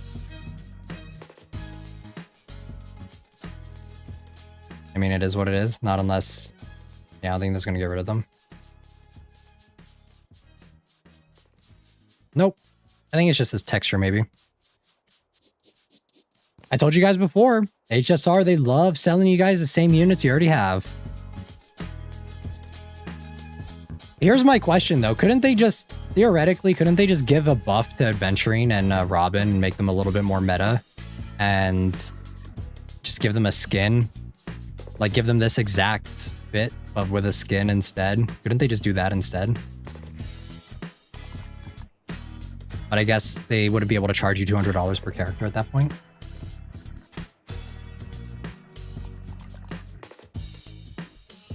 I miss Star Rail. I wanted to get back into it so bad. It's just I can't do it.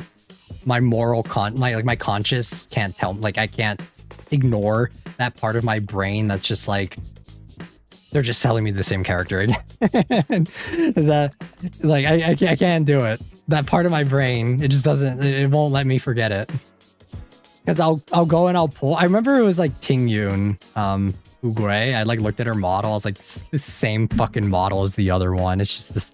They're just reskinning it and giving it to you again. That was the part where I just couldn't do it. Oh my god, there's stains in here too. God damn. I thought we were close. Never mind. I understand. I got burnt out on other games too. Yeah. So hard for me too. I wanted to like Star Rail though. I really tried.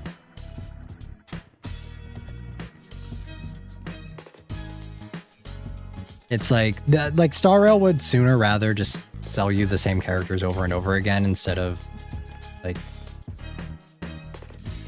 release either meaningful buffs to them and everything. So it's a shame. It's a business practice that I cannot support, which is ironic because like I said, I play ZZZ and that's another Hoyo game, but at least in that game, like it's the dev team that you're supporting. Good night, Estella. Thanks for stopping by. Okay, let's do that. And these stains are ridiculous. Are we for real?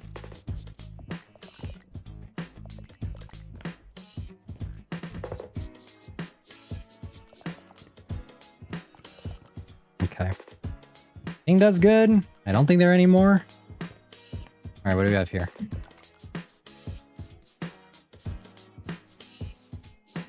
All right. And now we haven't even gotten to the kitchen yet, guys. Ugh, the kitchen's gonna be such a mess. And then we still have to unpack the boxes too, I think. Once we get to the kitchen though, it should be I think once we get the kitchen done, it should be smooth sailing, hopefully. There's just so many stains, man. Like, even when I think it looks clean, they're like, actually, no, that still counts. I'm assuming that if you play, like, the official maps and not, like, modded maps, probably works a little bit better, right? Or at least that's what I would want to hope. Is that, like, doing it would be a little bit easier? Because it's just like, I'm sure that they would probably, I would hope that they would make the stains more easy to like tell, but I could be wrong. Because like some of these stains, man, I can't see it.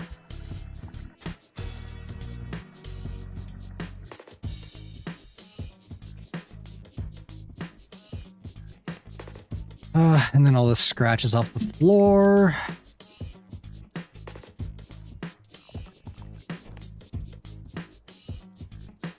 Okay, and then a bunch of stains on here.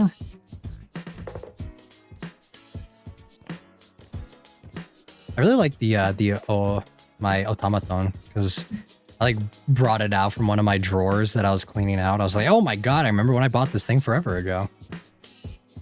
Too bad that I can't really use it on stream for you guys to be able to hear it very well.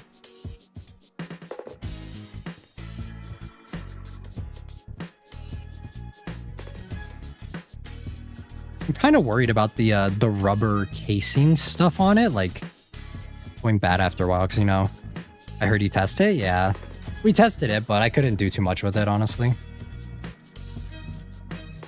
Seems loud enough, does it? I felt like it was a little quiet, like it was cutting in and out.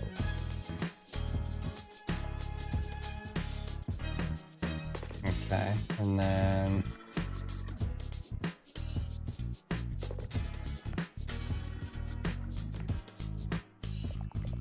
Nope, still going. There's still more. Whenever you think it's right, it's not right.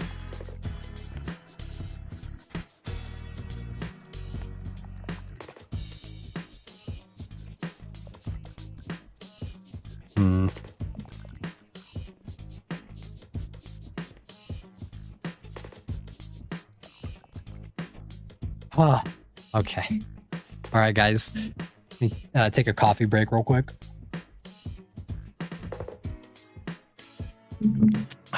Okay. Let me take a look at these SP forms. I like Robin's design, so it's kind of a shame. Like, I do think, like, I think her design is peak. It's super cute, but... And Aventurine is fine, but... These look like skins, man. These don't look like official designs. Why?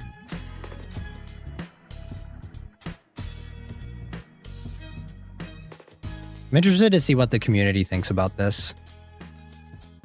I want to see what a lot of what everyone else is going to be saying about these designs. Like if everyone, what the consensus is. I mean, there's one. There's one. I absolutely hate it. It should be a skin, not a SP. There we go. Yeah. But I mean, by that same token, we should be saying that all of the SP forms should be skins and not SPs. I feel like an SP is warranted when they like really update the models a lot. Like they go out of their way to like change a lot about them. And like change the character designs a lot, or not a lot, but change the models to look a bit more updated, to make them look a little bit more modern, that sort of stuff. And then you change like their entire skill set and everything. Sure, fine. But if you're just taking the same model that you had before and then throwing a fit on it, like a different fit, but everything else stays the same other than the animation slightly, it's like, come on. It should be, it should all be skins. I thought they were skins. Then I saw the little symbol of the elements and paths.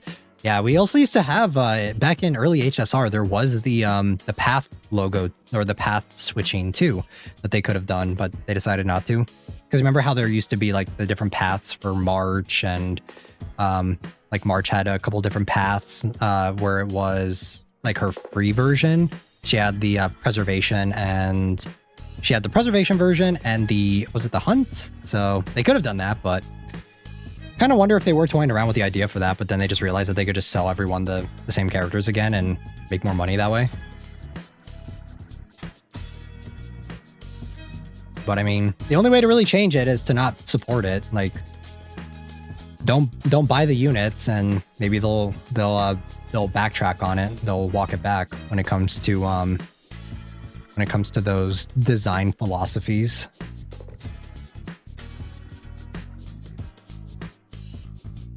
Because when you think of like other games, like card games, like gacha game, like other card gacha games, so like Love Live or Prosecco, whatever, what have you. The thing is like they don't add new characters in Prosecco. So when you're getting a new card for a character, it's like, yeah, it's because it's only these characters that'll be in the game. For HSR, it's like they swap out their characters so fast.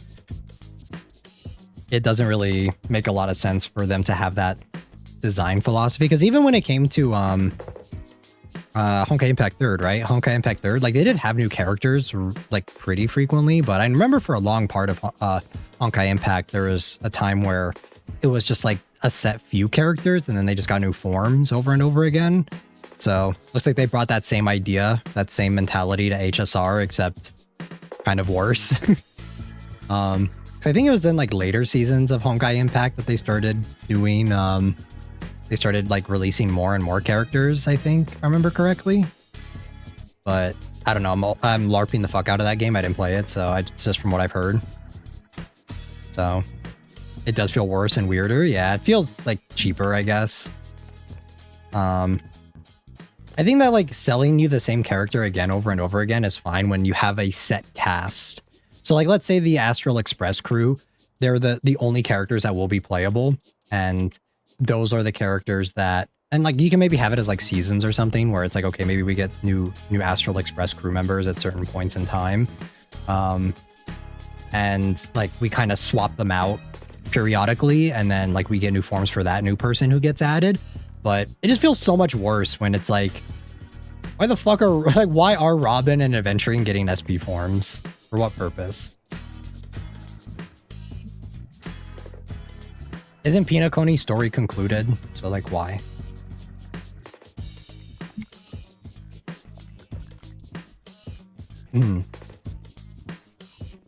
That's one thing I'll praise Genshin on, for sure. Like, I have a lot of other problems with that game, but at least they're not selling me the same character again. I would like an update on Tartaglia's model, though, if he's going to be in the new story.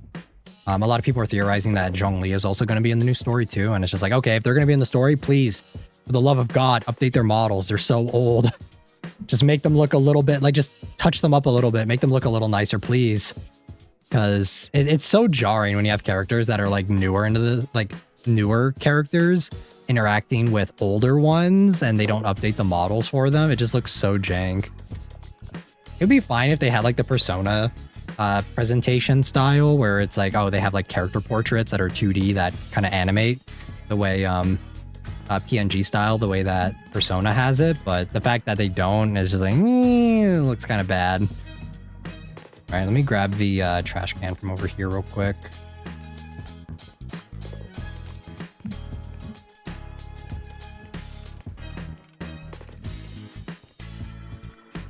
Okay. I think over the next couple days, I'm going to try and watch Free Run. I'm going to give it a shot, guys. Wish me luck. I want to get into it. I want to like it more. HSR keeps hopping the story around back into other worlds. Not sure why. I don't have an opinion yet, and I'm only watching or waiting for why. I don't know. I feel like Star Rail's story is kind of all over the place. I would say that it's been pretty unfocused and arguably Pinakoni. I feel like after Pinakoni, they just kind of started going with, like, I don't know. It's very formulaic, I guess. Like every story feels formulaic and there's not really an overarching plot with anything. Because we've talked about this before too, but like Genshin, you know how Genshin has like the plot line, like it has several plot lines that it's dangling back and forth between like the sister, between like the Saritsa, between like all these other characters and the Fatui and all that stuff. Like they have other plot points that are not just like, because each thing for Genshin does kind of just boil down to, okay, well, they're going to new region, new stuff, whatever, right? Like new characters, X, Y, or Z. But they still like incrementally like introduce characters when they are like relevant to the plot and bring them back into the story. Whereas HSR, it just kind of feels like random whenever characters show up. It's like, oh, okay, well, Blade's here now and Silverwolf. Why? I don't know, but they are. They're here. So Blade and Silverwolf SP, they're popular characters, I guess. That's why they're here. So it's like kind of strange, kind of weird in the way that they do it. So like I think Genshin balances its story better in terms of like certain characters coming and going and stuff. Like it makes sense why Scaramouche was in Node Cry area because he had beef with the Torre. So like, yep, makes sense why he's here. He's also like his character familiarity with Durin. Like, yep, makes sense. It's cool. So like it just feels a little bit more narratively cohesive compared to, well, like I don't know, like there's really, whenever I try and think of Star Rail's story, what's the end game for it? Like what is the point? And I think that's what's like the most important thing about not just gacha games, just games in general. Is like, why the fuck am I doing this? Like, why am I spending time logging in every day to play this game if I don't even know where the story is going, or like the story just is kind of like, I don't know. At that point, you should just wait until there's a region that interests you, play it when it comes out, and then just dip afterwards. And I don't know. What are your thoughts on it? What are your thoughts on it, Spicy Funeral? Since you're into HSR, I always want to pick apart HSR players' brains because I'm just like, what? Like, I want to know why. Like I want to know why like so many people resonate with the game, because it's like something that I'm lacking that I just can't do. I just have such a hard time connecting with like the characters and stuff in it that it's just like, even when the emotional moments, like they do occasionally hit, but they're so few and far between, and there's not anything really of substance in an overarching sense that's really interesting. So it just kind of turns into like a episodic thing. That's what is burning me out. Love in Deep Space is experiencing, community is experiencing that. Oh, like just the lack of vision, like just not knowing what to do. And I think ZZZ's story is good. Like I think that they managed their story relatively well in terms of like making things interesting for what happens. It's not perfect though. Like I was very critical about season 3. Yeah, we're on season 3 now. I was very critical about season 3's story because I thought that there were a lot of issues with it, but I'm still like somewhat interested in what's going on there. And yeah, for me, the turn-based mechanics are nostalgia of PlayStation games like Xenosaga, Star Ocean, are what drew me into HSR. I also like the sci-fi. Same. Those were all the same reasons why I was interested in HSR too. But it just like after, I think I played it for 2 years and then I dropped it just because it wasn't enough to keep my interest. Because I don't really play games. Like I don't really play gacha games for like the meta aspect of it. I know a lot of people, that's why they play. Like they love the idea of a Blade SP and a Silver Wolf SP because, oh my God, Blade and Silver Wolf are actually going to be playable again, just in different forms, right? And they'll be at the top of the meta again. But that's not how I think of it. I just think of it as like, okay, well, I already got this character and they were power crept within like 2 patches and then they're shit again. So like, why would I buy another character that's going to get power crept within 2 patches? It's like, it's what a lot of HSR feels like, where it's just like you're constantly pulling and pulling and pulling for the new character to keep up with the meta instead of like pulling characters that you actually want. Because yeah, there's a lot of times where I wanted specific characters, but like I don't have a team for them. So it's just like, okay, cool. I pulled just a good example is like, I think I pulled Cyrene and Fanon, but because I liked Fanon's character a lot and I liked Cyrene enough. I didn't think she was great, but she was all right. But I pulled both of them and I was like, okay, cool. Well, I don't have any of the other characters to use with them, so fuck me. It's kind of what it turned into. And I was just like, well, what's the point then? And then same thing for a lot of them too. It's just, it feels like people just pull for the meta because it's like, oh, this new character, it's so hyped and they're going to be so broken. And it's just like, but then they get power crept within 2 patches. Like, okay, then why did you waste your time then? Outside of maybe pulling for supports, because I guess supports are the most universal, but even then you have specific supports for specific niches. And it's just like, it's so restrictive in like the way team composition works. Because those games that you're talking about, Spicy Funeral, like the PlayStation games like Xenosaga, Star Ocean, etc. The game, like the way that the teams work and stuff in those types of games is they're not so rigid to be where it's like, you can only use this here. I just use my fave, White Care of the meta, because Train, you cannot play HSR without meta. You cannot. I've tried playing, like I remember when I tried playing Firefly in the new, I tried using Firefly in M4 in the Amphorius region, and you could not use them even to clear the story. And my Firefly was pretty well built. I had done like I'd gotten their light cone. I had all their best supports at the time, and you could not clear the story because they make enemies in the story to counteract those characters. So you can't even like, it's not even like why care about the meta? Like just use whatever you want. You can't, because the game is actively restricting you from using the characters you want. And because the way teams work is so rigid, like you need specific team members for to work, like you need specific characters to work in specific teams. And if like, let's say I like one character, well, I need to get 3 other 5-star characters that I may not give a shit about character-wise in order to make that one character work. And that's the way HSR works. And that's where I couldn't keep playing it at that point. I keep my expectations low on gacha games because despite any story in it, they can be exploitative. On one hand, yes, they need money. On the other hand, they can backslap you on what they should be giving. Yeah. And like, that's my biggest problem with HSR is that like if you could play whatever you wanted, cool. But even like a lot of the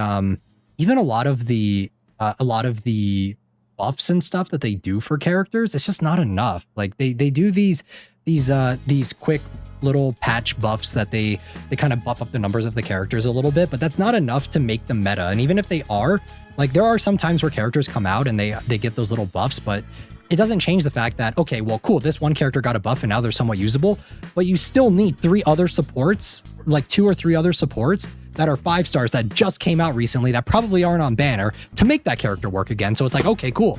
Awesome. Like that's how it was with Firefly. Firefly got buffed, but then it's like you needed the Black Dahlia, right? To make her work. And you also need a Fugui. And she's like, okay, cool. Well, I don't have those, so fuck me.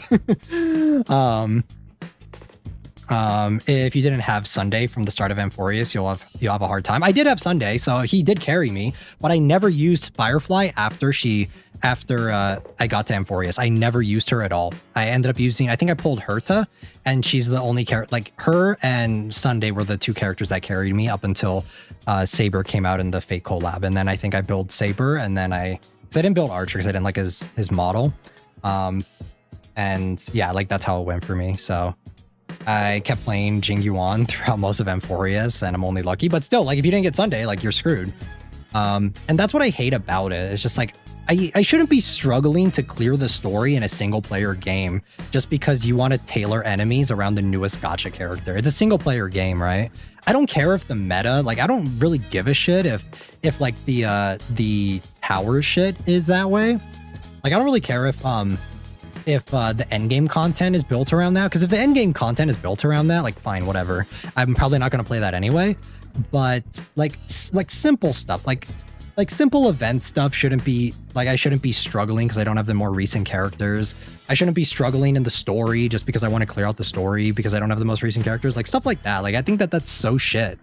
And that's what deterred me so much from playing and continuing. It's just like, okay, cool. I really loved Firefly, but she's not meta anymore because all the enemies aren't weak to break. So get fucked, loser. Pull on Aglia. Pull on you better start pulling for My Day. You better start pulling for Herta, Fanon, Cyrene, and all these other characters in Amphorius. It's just like it feels bad, I guess. Even for Genshin, I still sometimes use characters. Like there are times when I play Genshin where I'm like, I kind of want to use Child again. You know, I really like his character. He's fun.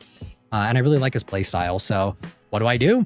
I whip him out and I use him, and I can still use him to some effect. Like I can still somewhat use him. He's not completely useless of a character. Whereas in HSR, that's just not the case at all. Like try using Dan Heng, Imbibitor Lune form, whatever the fuck. Like the original, the first Dan Heng version. Like try using him now. It's not gonna happen. Same thing for like a lot of the other characters. I know Kafka keeps getting buffed like periodically just because she's a fan favorite character until she gets an SP form and then she'll be forgotten about forever. But it's like, why is that the case? Like, why does it have to be like, okay, well, we'll give these characters incremental buffs to where they're just barely playable. You can just barely scrape by with a bunch of premium supports, and then we'll come in with we'll come in with an SP form, and then we'll forget about them forever because you're most likely going to pull on that SP form.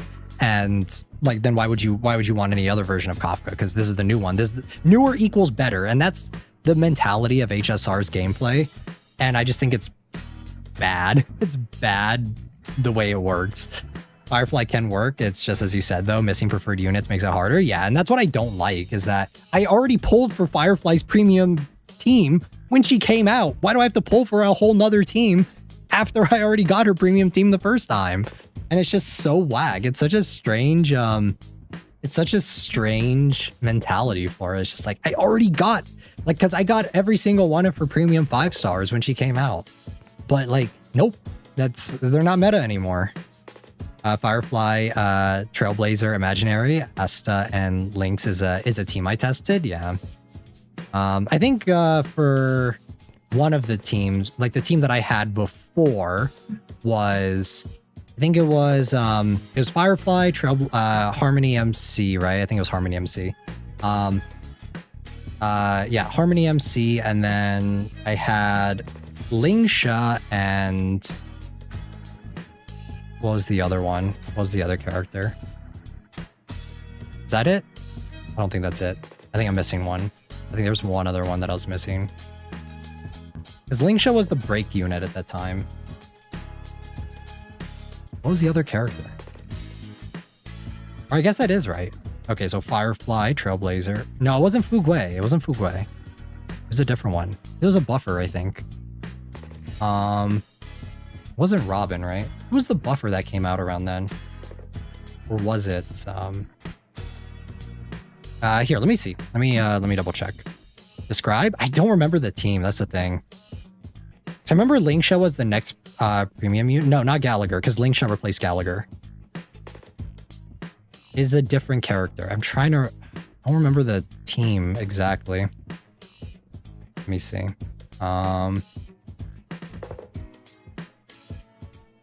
Firefly Premium Team launch. Over a year ago. Let's see. Let's see how badly this is aged. Ron May. That's who it was. That's right. It was Ron May. Before she was free. That's another thing about HSR that I don't get too. They do give a lot of free units, but they only ever give free units whenever they're like just falling out of the meta. And they're like, okay, here's a free unit. Like, okay, cool. I'll use them for one patch and then never again. Nice. Yeah, it was Ron May, because Ron May was the break unit. He was the buffer. And yeah, like that was my team for the, like, that was my team throughout all of Phenacony after, or I guess not all of Phenacony, because Firefly released like at the tail end of it, but that was my team for a few patches before Amphorius came out. And then after that, like, break was completely abandoned and forgotten about, and it was just really annoying to go through with her. Because I think I was on like one of the boss fights, and my Firefly died, and I was like, well, shit. And even when I lowered the difficulty, she still died. I was like, damn. And she was pretty well built too. Like, all of my characters were decently well built. That's when I used to farm relics and stuff at that time. That's what made me roll less and save up if they're gonna be in a little store. I can just build and wait. Yeah. But that was like my biggest problem with HSR, is that it's just like, it never felt good pull a new character, because you could always kind of tell that this character was going to be power crept or just forgotten about over time. And there are exceptions, I know, like there are exceptions, sure. Like I know that Archer is an exception because he's super broken, and I know a lot of people are saying that when Rin comes out, he's going to be super broken again, or he's going to be even more broken than he already was, and like that's cool and all. And like, yeah, I could play Archer to clear the story and to get through the game, but it's just like, but I like Firefly, but I like this other character, but I like, you know, it's like, I like Acheron, I like these other units, I want to use them, I want to play them, I don't want to just be so locked out of playing characters that I want to just because they're not relevant to the meta of whatever this is. It's a single player game. Like, it's not like they can't change the enemies to be like, they could, if they wanted to do it that way, they could literally, like, they could change the enemies to work where, like, they're not, let's say that they make an enemy, but they're not completely invulnerable to like break or a specific element or a specific effect, right? Like for Amphorius, right? Because all of the enemies were not weak to break. They were immune to break. Why couldn't they have just had, like, they could have just made the enemies be like, okay, well, if you're using a remembrance character or a remembrance unit, then the enemies will do even more damage because of X, Y, or Z thing, right? Because they're but then but then they're still weak to break, just maybe not as much, like not as weak to break as like the new premium whatever option, because that's how a lot of other games work. That's how Genshin works. It's just like, yeah, if you pull the new premium unit, it'll be easy, but it's just like you can still use those other characters. It's not completely gone. The constant HP padding to new challenges is something that irritating too. Yeah, I know HP inflation is a really big problem with HSR, but I just think, like, the thing is like, I'm not even trying to be like bitch and complain about it from a meta player's perspective, because it's just like, fine.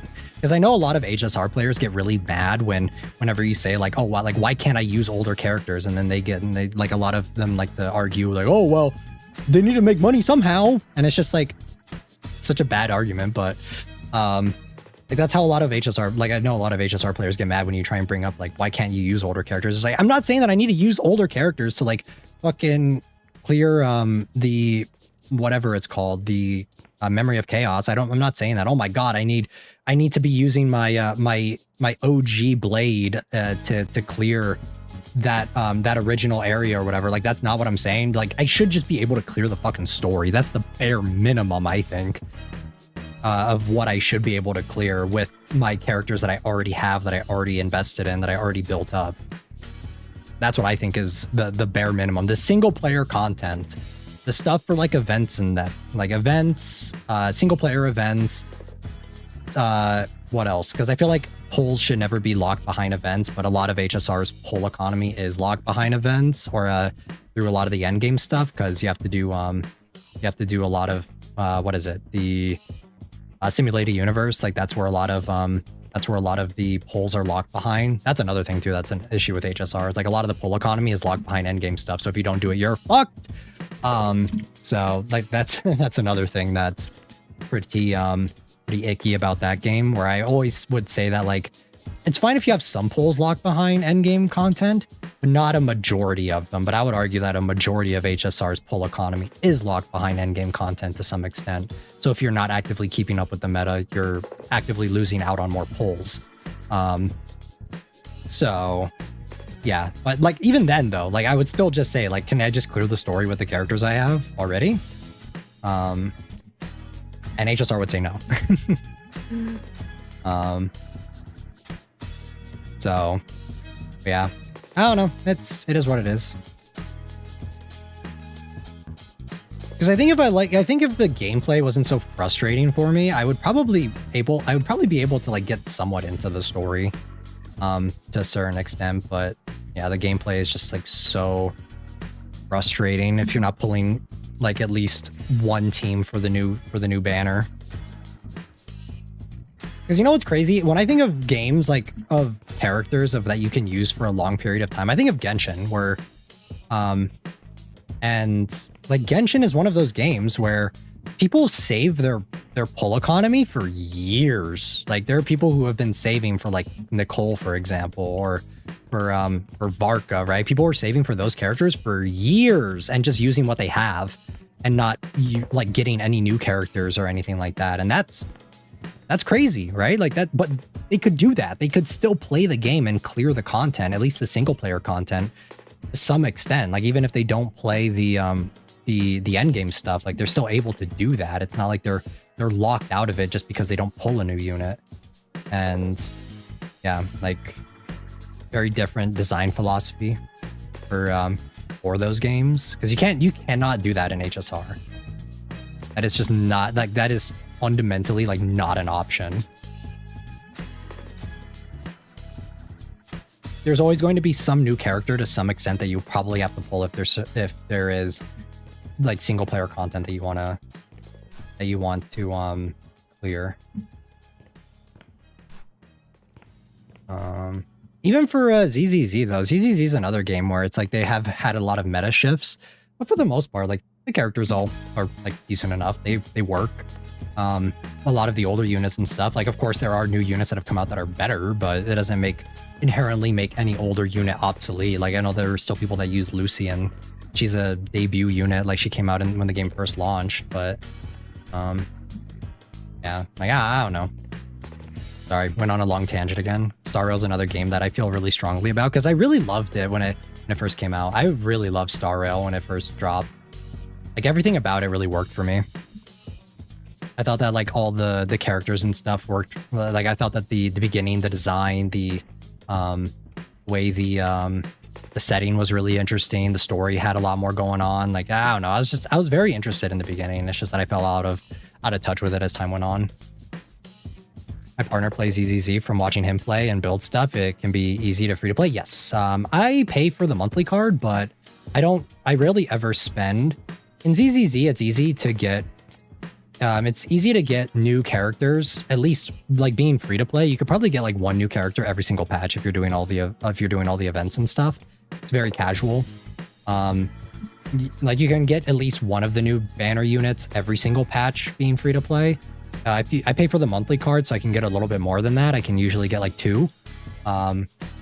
But yeah, playing it is a lot easier, but but new units coming out never completely invalidate older units. So, and that's what I like about ZZ. That's what makes it a little bit more chill, you know? Because like I still use Miyabi. She came out like almost, I think it's gonna be like it's over a year ago now, right? It's like almost 2 years that she came out, and I still use her, and she's still really strong. She has units that have buffed her for sure. like newer units that have buffed her, but she's still a strong unit on her own. And that's what HSR is lacking. Units themselves are never strong. It's the pieces of the puzzle that, like, it's the puzzle, the finished puzzle that makes it strong and not the unit itself for HSR. Your tangent is fine. I like hearing your POVs. I like that your criticisms are you wanting something to be well because it deserves that. Yeah, like HSR, like I would love to love the game. Like I would love to jump back into it and like enjoy it. But the design philosophy behind it is so whack, and I don't think a lot of the community feels the same way I do about it. So it's kind of alienating, you know. Like I do keep up with like with what the community is saying about HSR, and like when I was playing, I used to keep up with what a lot of people said about it because that's what's fun, right? Is like interacting. Like even though I don't specifically interact with the community, I wanted to like I would still watch videos and like watch build guides and stuff and just see what the overall consensus is on certain characters and that sort of thing. But like I felt so isolated from it because it's just I'm feeling this way, but no one else is saying it, you know? Like everyone else sees this as like perfectly fine, but I'm seeing this. I'm like, this sucks, man. Like this is shit. And I agree with a lot of your criticisms, given that I'm seeing the gamescape becoming inhospitable to others. Yeah, like it sucks. And also the mentality of like a lot of HSR is just like, oh, well, you just want more, you know? It's like, no, I don't want more. I just want what I have to not be garbage. To be completely trivialized, you know, like that's all I want. I just want the characters that I already pulled. If I love Welt, I want to be able to use Welt like right now. I don't want to pull his SP form, all right? And yeah, also another thing too is like just the design philosophy of it, of just like there's essentially selling skins for SP characters and selling those, and gacha game characters are notoriously expensive and not cheap at all by any means. And those are being sold at like full price again, and it's not a good time for me personally. And yeah, and the thing is too is like I don't think HSR is ever going to change that design philosophy. As long as people are paying for it, as long as people are getting it, like they'll keep doing it. So I know that there are rumors that the fake collab is going to be once a year, and I think what I'm going to do at that point is like I'll stick around for the fake collabs and I'll log in whenever they're giving out the free 10 pull. But after that, I'm going to dip every patch, you know, like I'll get the free 10 pull, get enough pulls to get the like the banner units, because it seems like they're going to be giving away one free fate one every patch or something. That's what the rumors are, at least. I'm taking that with a huge grain of salt though. But if they continue the pattern of every year they do another character for the fate collab, then at that point I'll probably just save up for that one character, pull them, like log in, get because every patch they give out 10 free pulls and then the monthly resets and stuff. I'll do that the entire time, and then as time goes on, I'll probably just like get the character that I want and then just not actually build them or play the game or anything, because I don't really care. I have a lot of characters in HSR that I've gotten just from like randomly pulling here and there that I don't even build, just because there's no point.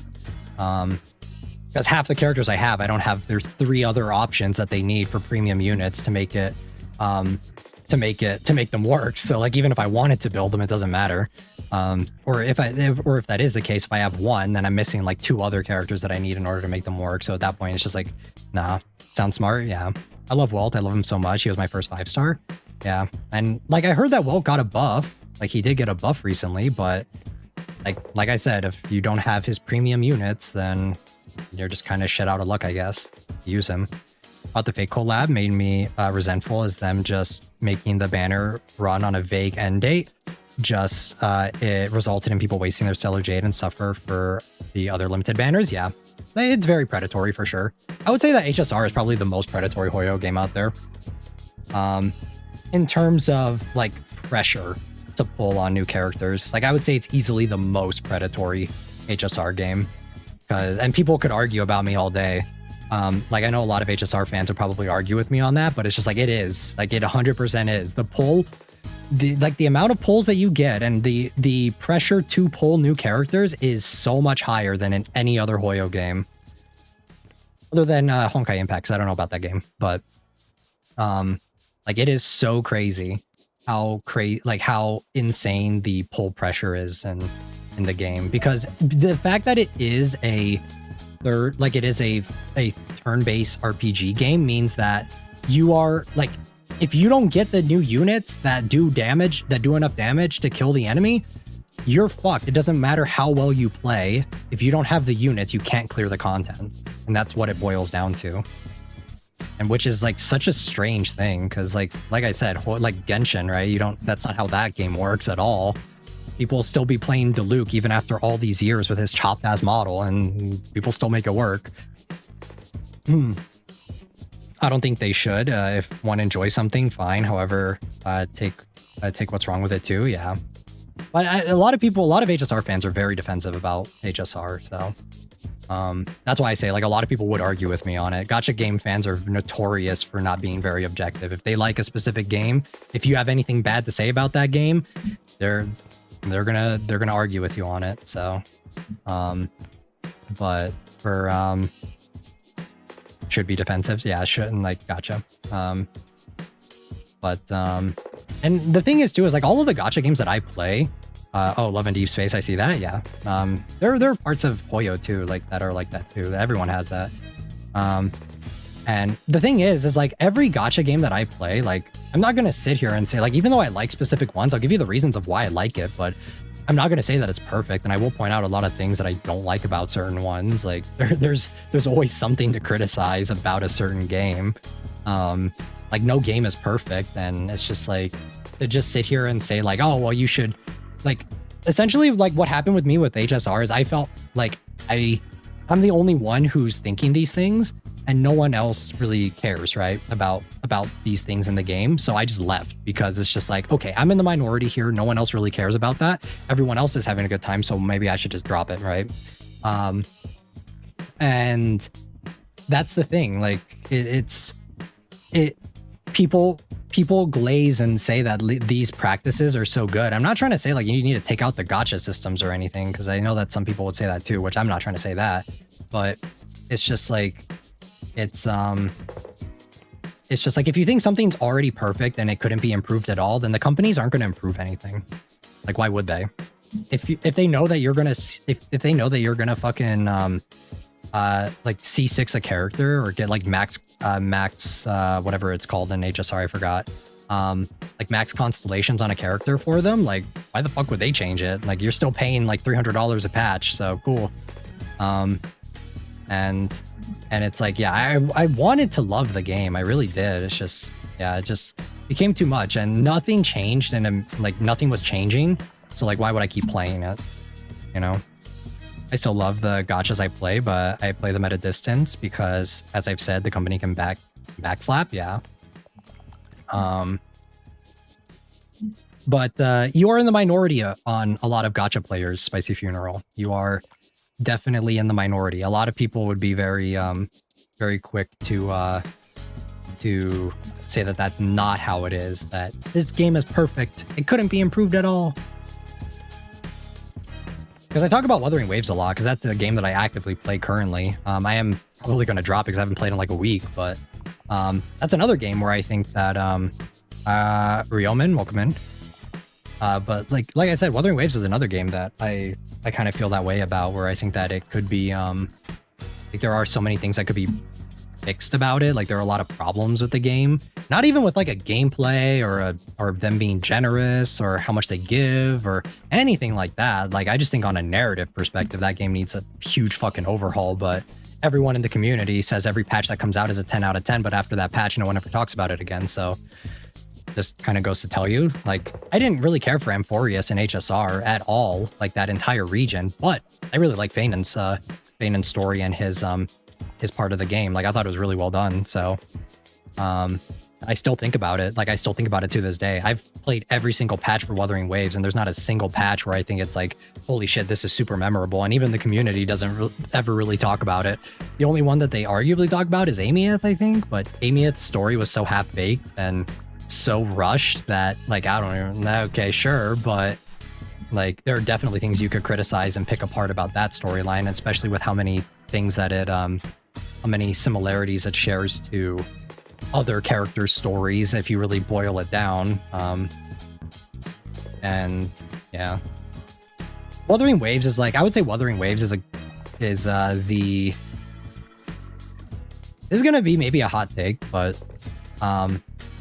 Wuthering Waves reminds me of I've said solo leveling before, and I still stand by that. But Wuthering Waves is like JJK Demon Slayer and like JJK Demon Slayer and like Dandadan, right? Like those shows. And Chainsaw Man. It's those shows where like it seemed like a lot of people would think that it's a lot more like emotionally complex or emotionally deep than it actually is, because it's actually super superficial. But and I would say like games like ReZero or not games,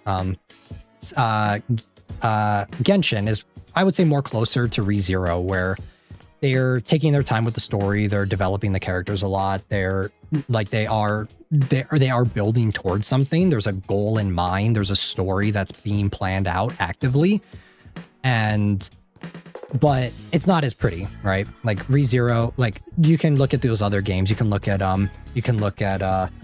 Genshin and a lot of the other games, and you could definitely argue that like Wuwa is the best looking one, hands down. There's no denying it. It is what it is. But in terms of story, character development, character depth, all of those things, it's just very, it's very superficial. It's very hype moments and aura, as I say. And that's pretty much all it is. There's not really much else to it. But like I said, like I would say that Genshin story-wise, character-wise, is probably closer to ReZero, because it's taking its time, it's building out a world, it's trying to tell a story, and that's how it is. To be honest, I learned Wuwa from you and the collab. Kind of glad that I did. Too bad I'm late and only level 5 and about to miss the collab. Sorry to hear that, Infinity, but I'm sure that there's Cyberpunk Edge Runners Season 2 coming out. I wouldn't be surprised if there's going to be another Wuthering Waves collab for it, because they're probably going to add new characters and they'll probably bring back the old ones, so I wouldn't feel too much pressure about it, honestly. You're not missing out on much, though, Ike. Like, I don't think the Cyberpunk collab is that crazy. Like, if you're worried about, like, long-term investment on your account of, like, which characters you want to pull or whatever, I don't think any of these characters are going to be important or super relevant past this patch, so, yeah. Like, Wuthering Waves, though, like I said, the game looks great. Just so many problems with the story on that game, and it makes me sad, because I think that in the beginning it had so much potential, and it's another game where it's like I really was rooting for it and I really loved it, but just over time, like playing it and just seeing the nonstop glaze for everything, like, holy shit, guys, let's praise Kuro because they're changing the game icon to the new 5-star Yang Yang instead of the original OG Yang Yang. Praise Kuro, guys. They can do it. Who fucking cares, man? Okay, cool. They made a PNG. The multi-billion-dollar company made a PNG, and they're changing the game icon. Holy shit. Insane. Other gacha games that make less money than they do the same thing, you know? And it's like this weird mentality that a lot of gacha game players have with companies, where it's just like the overpraise and over glaze of just like anything any of these companies do. And it's just like, not to say that praise isn't warranted when it's deserved, but it's just like to the extent that a lot of, especially Wuwa specifically, I see this sometimes, like I do see this with Genshin too. Maybe not to the same extent, but I do see it. But it's just like, I don't know. It's like, it's such a strange thing to me of just like, why are we praising them for like doing just these random things? Like, why are we sitting here glazing as if the company is like, would you recommend any gachas for a F2P user? Yeah, ZZZ. ZZZ is a good gacha game for free to play. Like, I think that they give a lot of pulls when you first start the game, and if you pretty much pull any of the newer units, you're going to be set, but a lot of the older units don't get power crept or anything. We played it on stream before too, so if that's more your speed, it just depends on what you're looking for, Train. Just depends on what you're looking for in a game. If you're looking for story, then there are a lot of games with really good stories. Like Arknights is a really good story, but it's visual novel format and it's not voiced or anything. So, and it's a tower defense game, so that may not be what you're interested in. But if you're looking for like a kind of more traditional game similar to like Genshin, then I would never recommend Genshin to anybody, like objectively. Like I said, even though I like the game, even though I like Genshin and I like the story for it, there's just too much in that game. It's just too much to catch up on. I would never recommend it. There's the story's really long. There's no skip button. There's a lot of issues with that game objectively. If you've been keeping up with it as long as I have for years at this point, then it like you're already invested in it. But as like a new player starting, it's not a very good, I wouldn't say it's like a good new player experience. So like I wouldn't really recommend that one. It just depends on what specifically you're looking for. If you have some other some like more specifics in mind, then I can probably narrow that down a little bit. But yeah, because there are a lot of good free to play gachas. Like I said, Arknights is really generous with the amount of stuff that they give. If you're a small spender in Arknights, like I was a small spender for the longest time, and I still have a shit ton of pulls in that game. Like I would always have more than I need. So, and it's one of those games where it's like, if you're okay with spending a little bit extra to get the thing you want, you can most likely probably get it. Like FGO story is really solid, though I feel like right now in JP, there's not really a whole lot going on recently. I don't know if Prince Doki's here to kind of back that up for me, but I know that FGO's story was like the biggest highlight for it for the longest time, but I think it's kind of fallen off a little bit recently because there's just not really a direction that it's going right now. But FGO has a lot of problems. It's not free to play friendly even a little bit. It's very like, I don't think it's awful in terms of like the free to play experience if you're willing to like learn the mechanics of the game. Because the thing about FGO is that it actually has mechanics in the game that you need to learn. It's not like HSR where, because it is turn-based. It is a turn-based game, but it's not like HSR where, oh, it's a turn-based game where you need to learn. Because what the way FGO works is based on like attributes and typings. But a lot of them aren't in the game, so you have to do like extra, like you have to do some homework on it to see which typings are which for certain enemies. But it's mainly based on typings, and that's how it usually works in classes. And so the more you learn the systems of the game, the more like you can use even free-to-play units and still get by relatively easily. Of course, if you pull the 5-star ones, it'll be easier, but you can still use free-to-play units and clear the game if you learn the mechanics of it. Hey, yo, Spicy Funeral, welcome to Unity Club. So like you can still do that. Like that like it's not completely, it's not an option for FGO. I think that the story is really good in that game, but like the gacha system itself is ass. It's really bad. Like I could not praise that system. I could not praise or like recommend the system based on its gacha like at all for FGO. And yeah. I know you like, you were playing a card game at one point, Train. I'm not too familiar with like card game gachas though, like outside of like Pro Secca and stuff, because I did play that for a little bit. That's another game with a really bad gacha system. Yeah,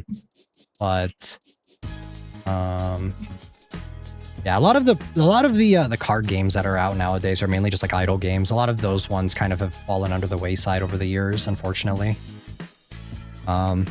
Yeah.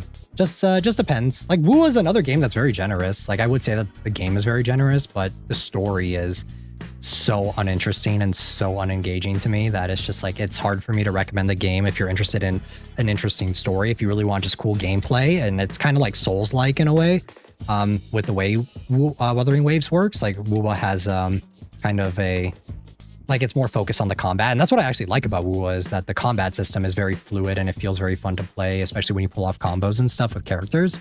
And like a lot of the enemies are like kind of difficult to defeat and stuff. Like that's the stuff that I like about the game. It's just that the story is so half-baked, is putting it nicely. And I know gacha games aren't any stranger to half-baked stories. I would say HSRs is kind of teetering on the line of WUAs. Maybe it's slightly better, because I would argue that the better moments of WUAs, or the better moments of HSR still hit harder than anything in Wuthering Waves.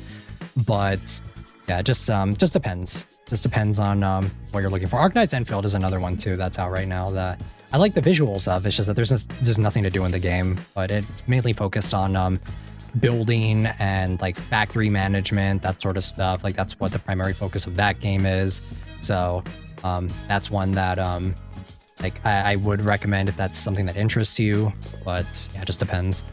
a while ago, several years now, man, that died, which is why I don't want to spend money. Yeah, I mean, fair. Yeah, like a lot of those games that I've seen that you've mentioned are kind of like they've not really been around, so yeah. And I think it's just due to lack of support, because everyone wants to be like a Genshin or a Wuwa or just like a Hoyo game, and I don't know why. Like, I guess it's because what mainstream audiences want, and that's what their end of service be a scary outcome. Yeah, for sure. There are a lot of games that I played that end of service that I spent money on.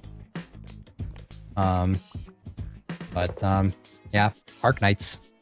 Magia Record? Ah, yeah, Magia Record. I remember that game. I remember I watched the show for it. I like the designs in that. I actually like the designs in Magia Record more than I did the actual designs in Puella. Surprisingly. The designs in Magia Record ate so hard. They're really nice. It's a shame.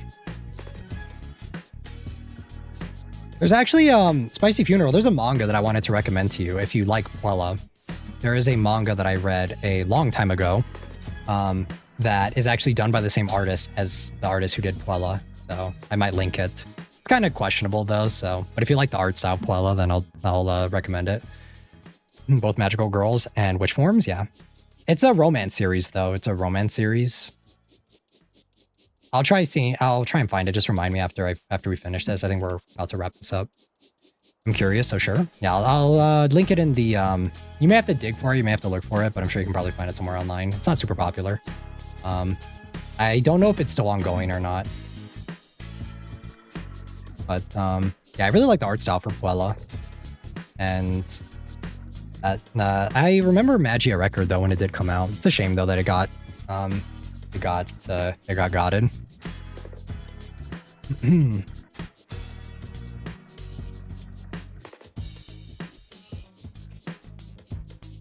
feel like high-key I didn't sleep enough.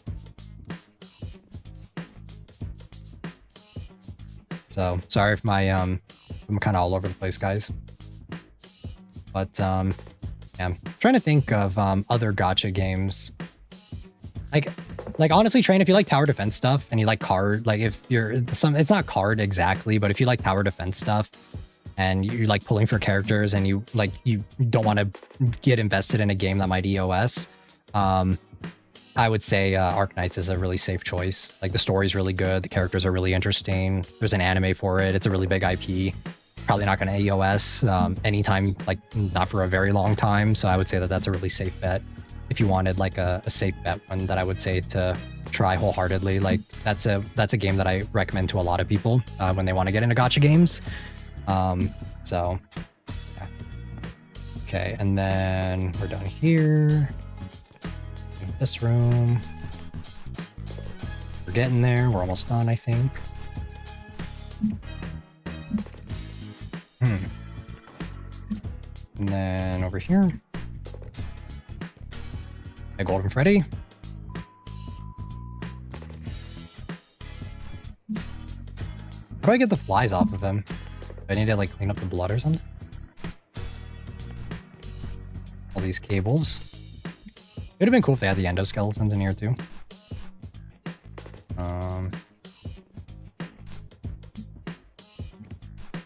But yeah, the thing about Arc Knights though, about recommending it, is that if you don't like tower defense games, it's like very taste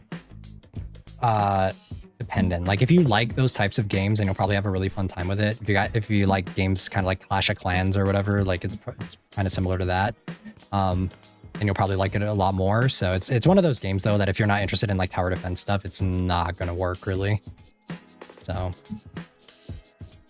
but the story is really captivating and really well done. How do I get rid of this? I don't know how to get rid of the bugs. What is that beeping?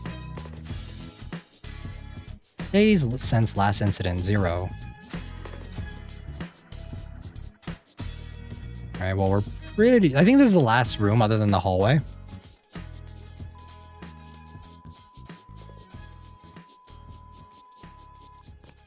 I get what they were going for that with that sound, but I think it's kind of annoying.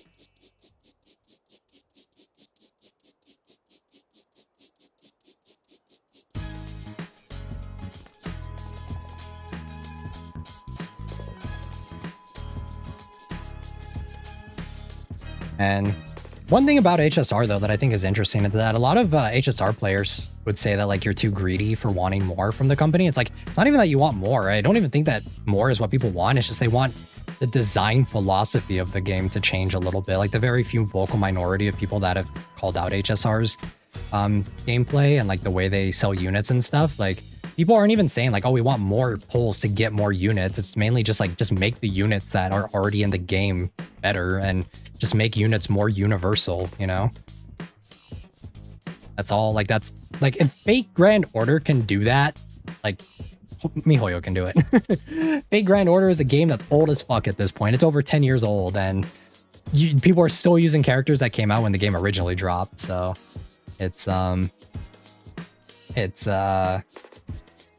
of those things. That argument point can be for any gacha community circles too. However, MiHoYo has gotten big enough to give more, so it doesn't make sense. Yeah. Welcome in, Nebula. Talking about HSR right now. Feel free to join in to be able to give more. Yeah, like they can give more for sure. It's just they don't. Genshin's another stingy game where they don't give enough pulls for that game either. But I think that the argument of like wanting more, like the argument of like team balancing and like game balancing versus characters should be two different topics, you know? I feel like those two things should be completely different because the way HSR works is like, but the thing is with a lot of Hoyo games, they kind of interweave the two of them to make you feel that FOMO to want to get new characters, right? Like that's how it works. That's how they got you. I'm faded right now, no problem. Like that's how they get you, but it should never be that topic of like, oh, I can't clear this game because I don't have any of the new units, because everyone twists it to be like, oh, well, you just want more pulls. It's like, yeah, because I need more characters to play the fucking game.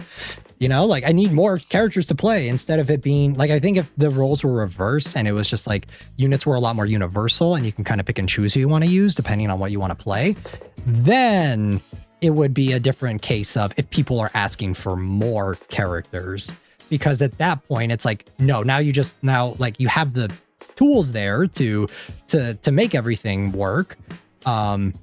But it's just like, it's up to you whether or not to. And then if you just want more characters, then that doesn't make a lot of sense. But for HSR, it's literally like, no, when people are asking for more pulls, it's because they need more characters to be able to clear the game more efficiently.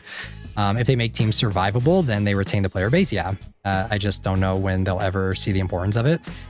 Like I said, as long as they keep making money on it, they're going to keep doing it, which is a shame. The day HSR like starts making a comeback and like they start actually making characters that aren't reliant on 5 other 5-star units. And don't get me started on like the Trailblazer argument of like, oh, well, they give us a free Trailblazer every once in a while. And it's just like, yeah, they give you a free Trailblazer until he gets a 5-star version replacement, because you're about to leave the current patch cycle. Or you're about to leave the current area and they want to sell you a new version. And usually, because that's exactly what it was with Fugui, right? Because Fugui, because Firefly was the best in slot character with Firefly, was Trailblazer Harmony MC.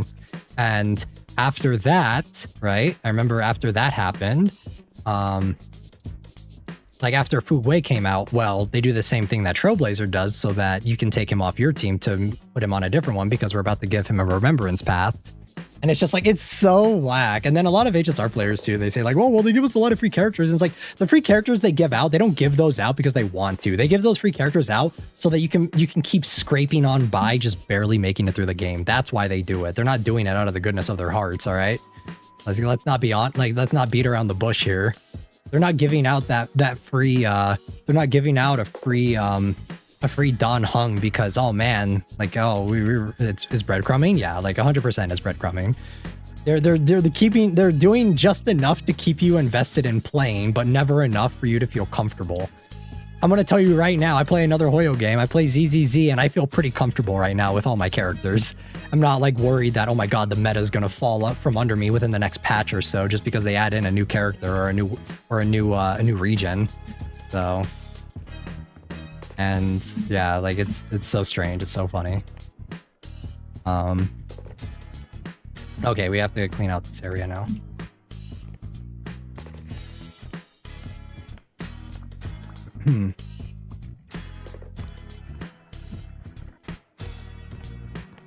But you know, if there's ever an HSR sponsorship that Hoyo wants to do, I'm here. I love HSR. Okay, let's grab all these. Do all this. Why is that there? What the hell? Okay, and then that's it. Is that all the trash? No, that's not it. Like, I want a ZZ. Like, if I could get a ZZZ sponsorship, that would be great. I love ZZ. I glaze the game, but I still like to think that I'm pretty fair with it. I don't overglaze it.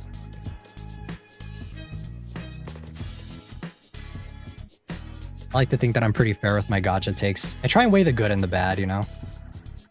Some games have more bad than good, though, to me. So it's kind of hard to say for sure. But like I said, if Star Rail ever changes their character design philosophy of like the way they make characters, I'll be the first one to come back to the game. Like, I'm not against giving a game a second chance. Like, even though I still kind of play HSR, I just log in and claim the free pulls. But like, I remember a game that I gave a second chance was Star Wars Battlefront 2, the EA version. That was a game that I hated it when it first came out, and I bought it when it first came out, and there were so many microtransactions in the game, and it was so shit, and I dropped it for the longest time. And then a lot of changes happened to it, and I came back to it, and I started playing it again, and I enjoyed it, and it was fun. But I can only play a game for as long as I'm enjoying it. I feel like anything past that, I can't force myself to do it anymore.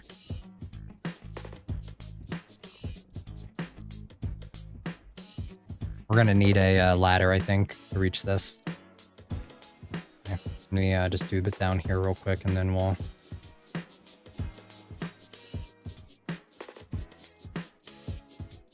Always like an extra couple seconds longer than you think for this whenever it goes away.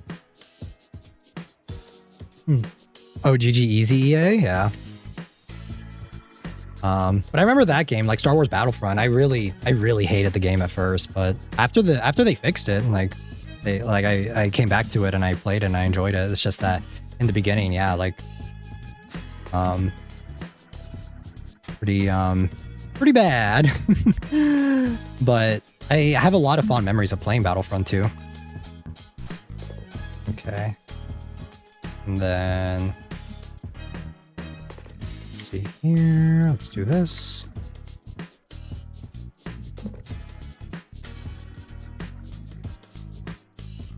What is a game that you have like a love-hate relationship with? I have so many games that I have a love-hate relationship with.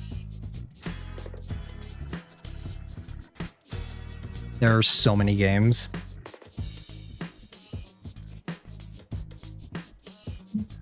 Wu was one. HSR is kind of another one, even though I'm just kind of out of that game at the moment.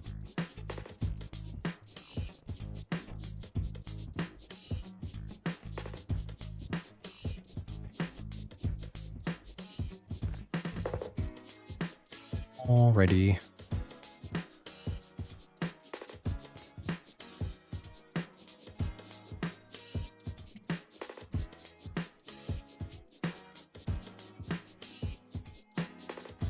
Okay, let's finish this up. We're almost there. We're gonna see where we're at. I'm gonna leave those stains up there for now. But we're gonna see if I need to do those ones, if we can get 3 stars, so. What even is a love-hate relationship with a game? I would say like a love-hate relationship is where you love so many things, like you do like a lot of things about it, but there are so many things that just like frustrate you to the game with no end, you know? Like, but like I said, Wu is a good example of it. Like I talk about it a lot, where it's like, I love the character designs in Wu, and I love the gameplay, and there's so many things I love about the game, but then like the story is like the one thing that really just brings it down for me. Like I can't And it's like the community that glazes the story too, that kind of exemplifies that problem, because it's just like they're never gonna change it. It's like if that everyone, if you're the minority voice in the room, nothing's gonna change, and that's kind of what it is. That's like a love. I would say that that's like a love-hate relationship with it, where it's like you like so many things about it, but there are things that that frustrate you. I think we need to put stuff over here, right, in the play area. Yeah, the playroom. HSR and many dungeon crawler games I play. What are some good examples of some dungeon crawler games? Spicy Funeral. Alright, I'm just gonna put that there. Dark Souls 2. That hurt to write. I love the hell out of it. Best Dark Souls game ever. Then what are the things that frustrate you about it? To no end. Because yeah.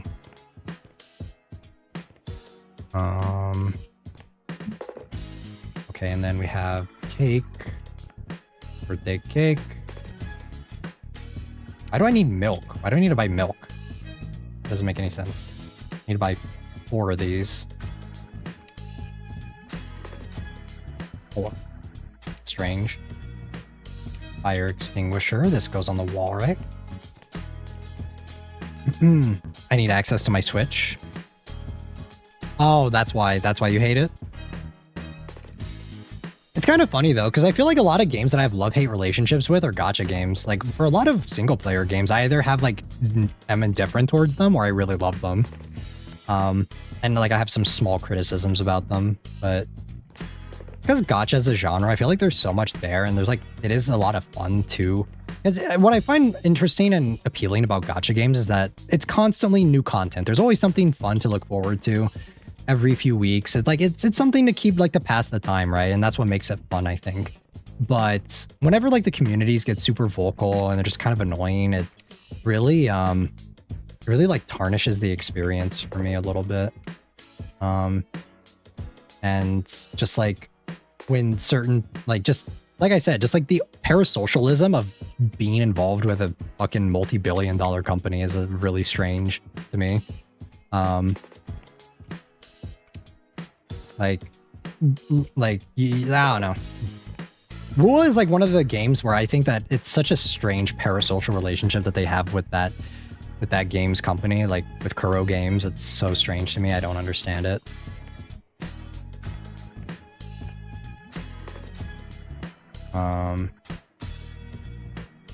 Okay. I don't know if we're gonna have enough space for 32 of these. We'll see. We have the private room too, I think. Convergence 3 has Convergence 3 has new legacy dungeons and new appreciation for the Dragonkin. Let's go. I haven't heard of Convergence though. Super Bullet Break, Xeno, Valkyrie, Darkest Dungeon, small title things that I'm all, ooh, I like how this looks. Then I dive in and make myself suffer while trying harder because I'm stubborn. Gotcha.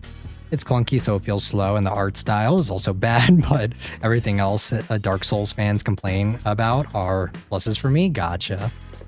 Yeah.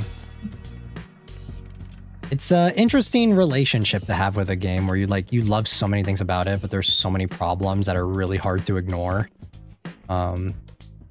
Because it's just like it's so like, and it could be for a multitude of different reasons. It could be because a game is like dated. It could be because like the art style isn't that good. The gameplay is really fun, but like the story's not that good. How many more of these do we need? Okay. Yeah, I haven't heard of Convergence 3 though.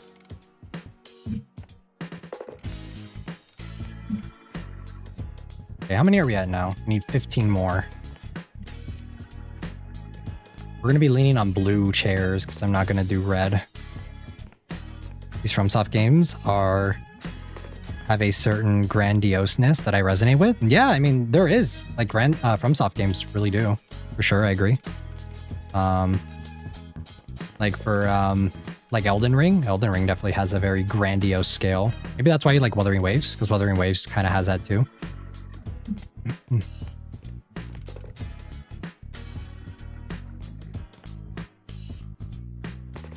So if you mean like something you wanted to see work and become what it should be, definitely HSR again, and maybe Love in Deep Space if they don't clean up their acts, yeah. I saw that they added that new guy. He's like a furry or whatever in Love in Deep Space. I saw that. That was going on. I don't know. He looks so weird to me. I already thought that some of the characters in Love in Deep Space look a little funky, so the fact that there's another character that looks kind of funky is interesting. I thought that they were just going to go the route of like the Ultimate game where it's just like we only have these characters and we're not going to add any more. It's kind of interesting that they decided to add more. Valko? Yeah, Valko. Okay, drinks. Just littering this area with energy drinks. How many do I need? Okay, we're good. Egg cartons. Well, I'm going to put these in the kitchen then. I'm not going to put these out here. I need these kids destroying my pizzeria. And then we need 4 more of these chairs here. But I think we may have another room over here to clean real quick. Where's the party room? I don't know if there is one. Maybe there isn't. I'm just gonna put these 4 chairs in here. Or maybe not. It's converged. Oh, mod for Elden Ring, gotcha. It's easiest, the easiest Dark Souls game. I think you could beat it as bad as you are. Okay. Yeah. I'll probably check it out at some point. Like, I do want to. I have it. I just haven't gotten around to playing it, unfortunately. Okay, this room is done, apparently. So we just need to find 4 chairs to put around here. So we'll just do like 1, 2, and then do like a couple side ones here. There we go. Alrighty, and then we just need to finish this out, and then we're good. Should be pretty simple, I hope. Let me move this right here. Can I actually use this now? Please? Okay, and then...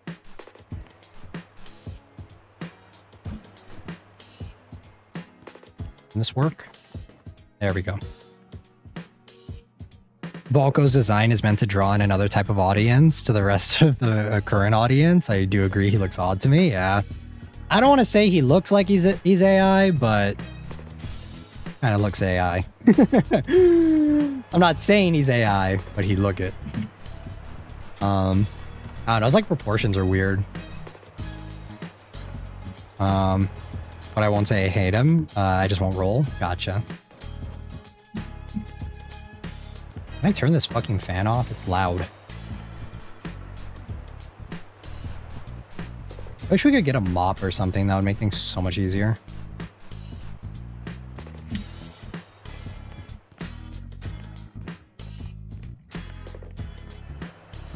Can I turn this down? Is that over here? 33 trash left. Am I missing something? Like I'm missing something. How small are those bags? Very. Too small. Oh wait, do I go down here? Okay, we're at 26. I'm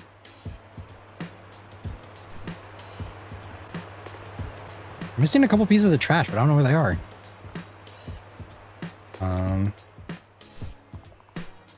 Like, I'd like to think we've been cleaning this area pretty thoroughly. There's a couple more. Wait, there's another trash right there. What is that? Can't even tell what that is. Oh, it's a spider web. That's an annoying piece of trash. Can't even see it. Okay, and then... nothing left in here.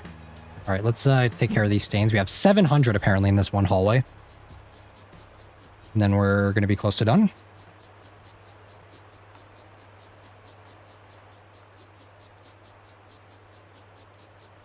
Yeah, I know Love and Deep Space fans are really crazy though. Spicy Funeral. My condolences for that. Like, gacha game players are already really insane, but I feel like Love and Deep Space is another level of how rabid the fans are. So, I get where you're coming from.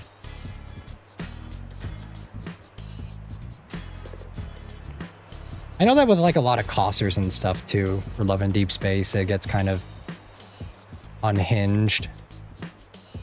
For sure.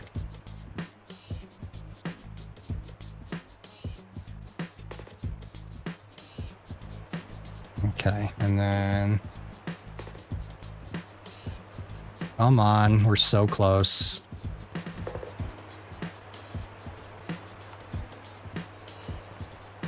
Did they just litter this whole area with a bunch of fucking stains? Is that what we're doing here?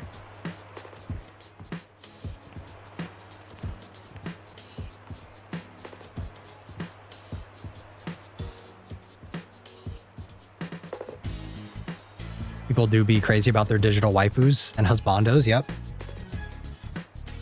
I stay away from the community. It's one of those, my favorite character and taste is more pure and around and moral than yours. Ah, okay. Nice. Yeah.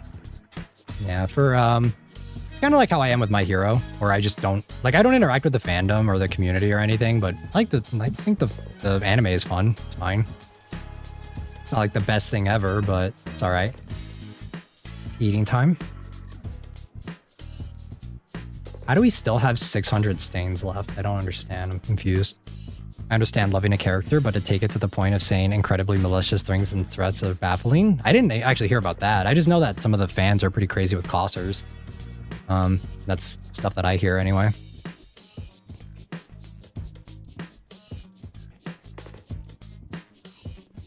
Yes, guys, my anime waifu, my PNG is my ones and zeros is way more pure and better than yours. Don't you ever talk shit about I don't know. I'm trying to think of a character. Don't you ever talk shit on my Ye Shun Guang. Okay, and then let's grab that. Try and get that down, and then here. What is your waifu? I don't really have like one specific waifu. I'm not loyal like that, guys. I'm sorry. Are we for real? Are we for real? It was working a second ago. What the fuck? What? Okay, let me go grab the other one then. This one just doesn't want to work.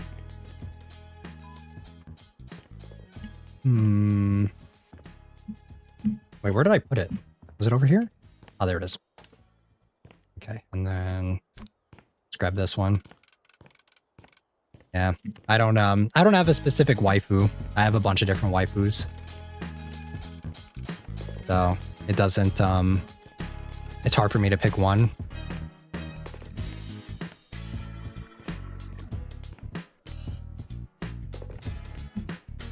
Okay, and then go here. Okay, and then scrub. Get this shit done.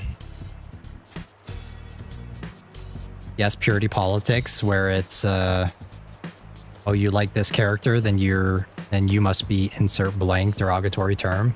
That's crazy. I don't know. That same mentality is oh well, I like furry characters. That must mean I like fucking actual animals, right? Like that's what it must mean for that mentality, I think. Such a straw man argument, such a bad argument. It reminds me of the same argument of like where people used to say that like, oh, if you play video games, then if you play like video games that have like satanic stuff in it, then you must be a Satanist or something. Or like, oh, if you play a video game with violence in it, then you must be violent. You must be doing those things. If you play GTA, you're gonna go like rob a bank or something.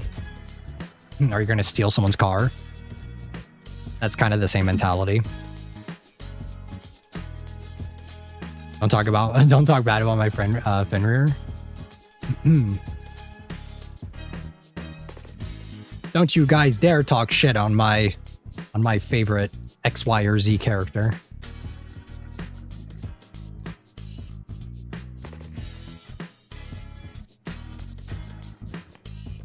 Satanic my ass. I mean, that used to be an argument back in the day. That used to be what some people said about video games, right?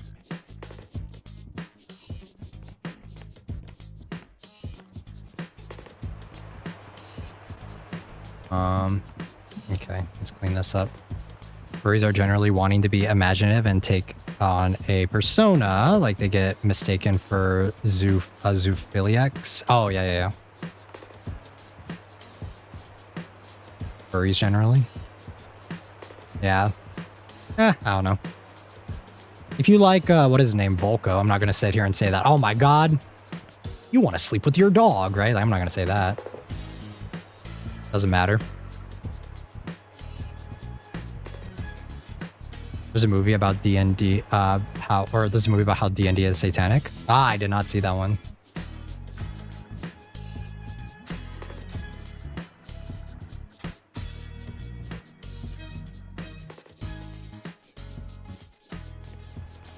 Yeah, people on the internet are weird. People need to get out more, I think.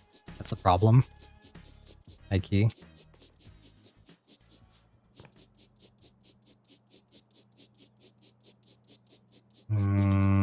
Oh my god, I hate these little tiny ones, man. Fucking hell. For every like one that I miss, or every like 5 that I get, I miss like 1. God damn. This is so annoying. Almost there. We are so close.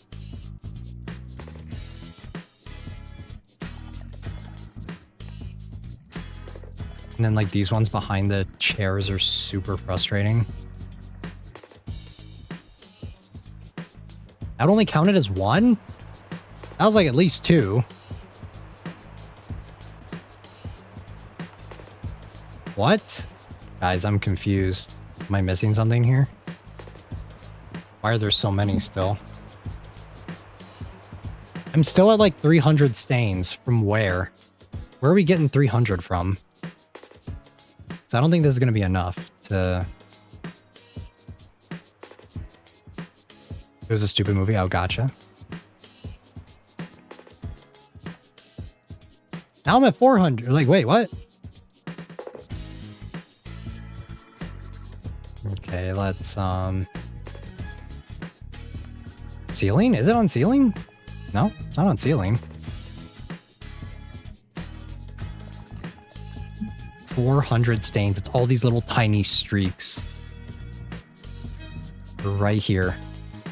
400 of these. Sheer fucking will. Unnecessary moral panic, yeah.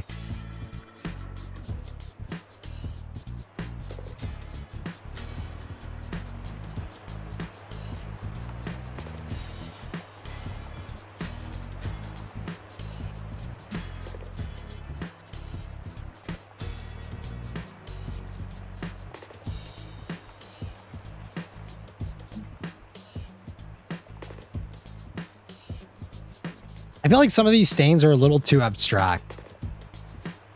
You guys feel me? Like, some of these are ridiculous. Come on. Like, what are we doing, man? Like, do we really need stains on this thing?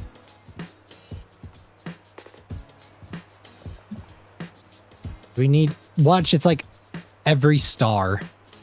Watch, guys. There's a stain on every star, and that's what I'm missing. They're in odd places too. Yeah, it's kind of weird. It's kind of frustrating. I get like you're trying to go for realism of like, oh yeah, there would probably be like grime and stuff on these stars, but for like a gameplay perspective, it's kind of annoying. Having to like go to each one of these and like wipe them off a little bit. Like, come on. Like, I would just toss these and they're really trying to commit to the abandoned pizza. I mean, at real pizzeria place, we would not be keeping these. We would be tossing these 100%. Oh, the stains include dust. Gotcha. Like, look at how many there are, man. There's so much. I can't even see them.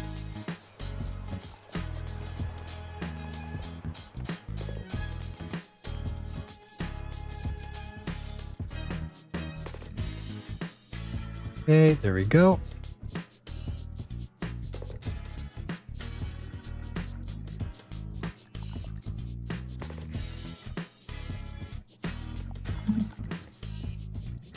Okay, and then on the camera,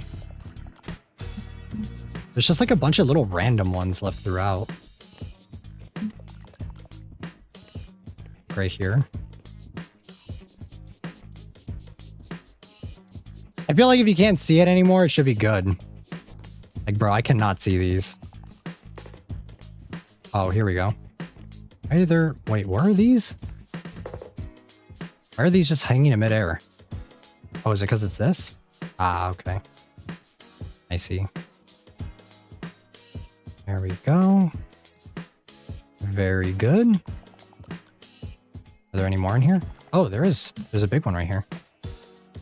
Not that I think it'll be... Didn't I clean this? Pretty sure I cleaned this. It's the stars, guys. It's 100% the stars. That's so annoying.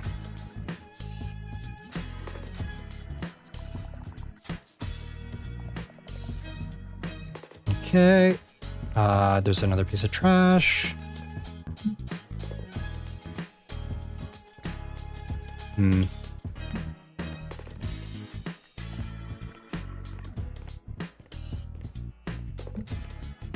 See any other trash over here?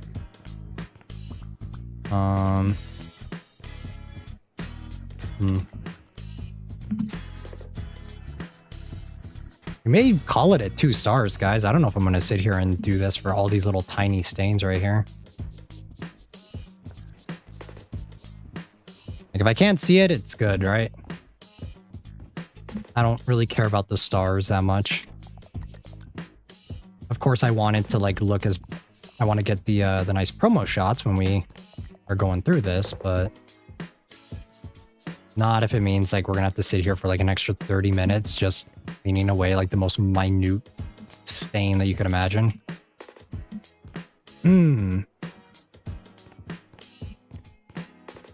Because yeah, there's not that much.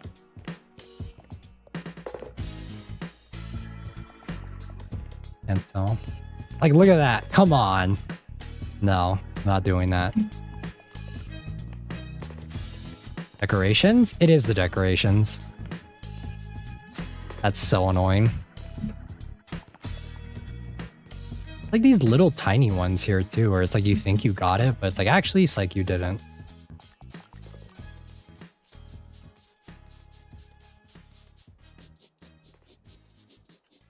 We do need to put the boxes up though. Otherwise, other side of curtains. I'll check in a second. Let me see.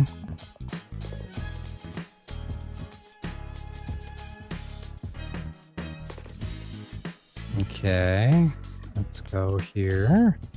266. Yeah, I'm not doing these star ones. They're such a waste of time. Look at how many stars there are. No, we're not doing that.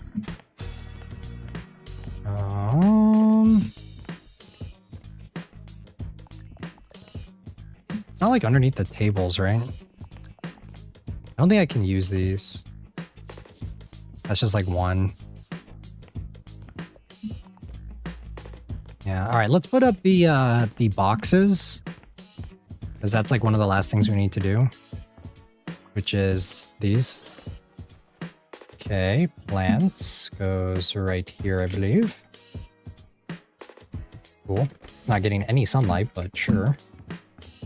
And then there's another box right here, and another plant. Oh, am I supposed to put it in there? Okay, and then take out. Perfect. Cool. Nice.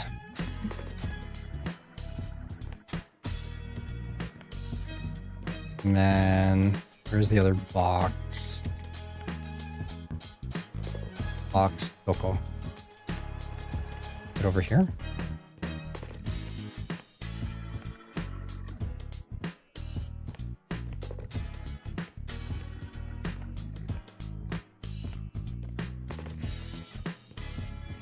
I don't see the other boxes, do you guys? We have 3 more that we have to do, but I don't see anything. Not unless it's downstairs. So weird seeing the FNAF 1 location. Oh wait, there's another piece of trash. These cobwebs are in such a strange location. Okay, there we go. Try and grab some trash on the way.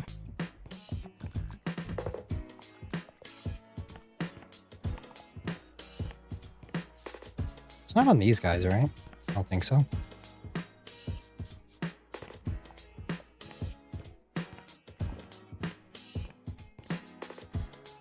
It seems like some of the stains may also be behind certain items, I think. Ah, here's one. Oh wait, no, that's not it. Oh wait, what? I don't know if that's glitching or not. Okay, I think that's glitching. I think I already got that one. Because you see when I look at the other side, it's not there. And if I try and bring this over. Oh, okay, that is there. What? Okay. There we go. Any others?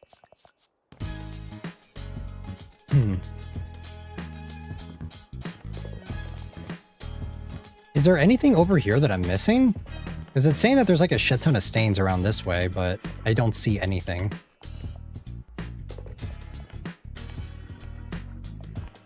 It's saying that they're all over here. I don't see a damn thing. Not unless there's like a secret thing down here. Just keep out. No. Oh. Toy house? It is not the toy house. It is all around here.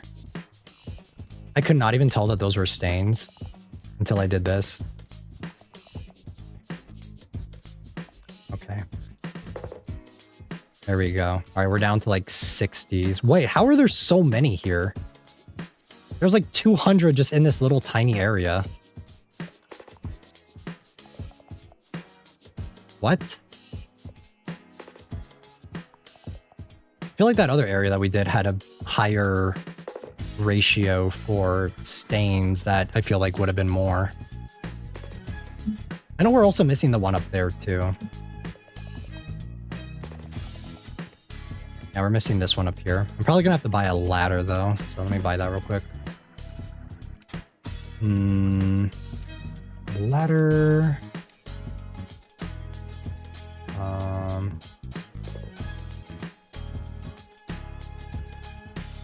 Okay. I'll have to do a small one, right? Because I don't think this is quite big enough. Or I think the other one would be too big. Can't reach that. Come on, man. I can't even put a ladder down, even if I wanted to. Okay, there we go. There's another one up here, though.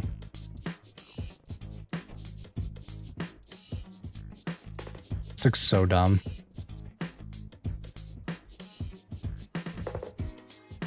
How am I supposed to grab these? I can't even use the ladder because I can't put it down anywhere.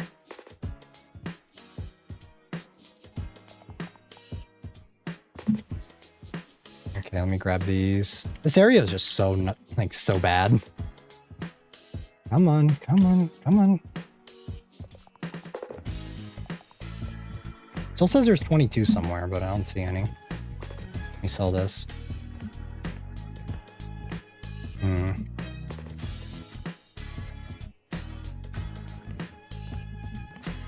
All right, well, we're not getting 3 stars, but I think, okay, so stains we've gotten, still missing a lot. We're still somehow missing 263. That flies pile? I can't get it I don't know how to get rid of it. There's like nothing there. Like I've tried cleaning it, but there's nothing behind it either. Yeah, there's nothing here. I think it's supposed to be that way.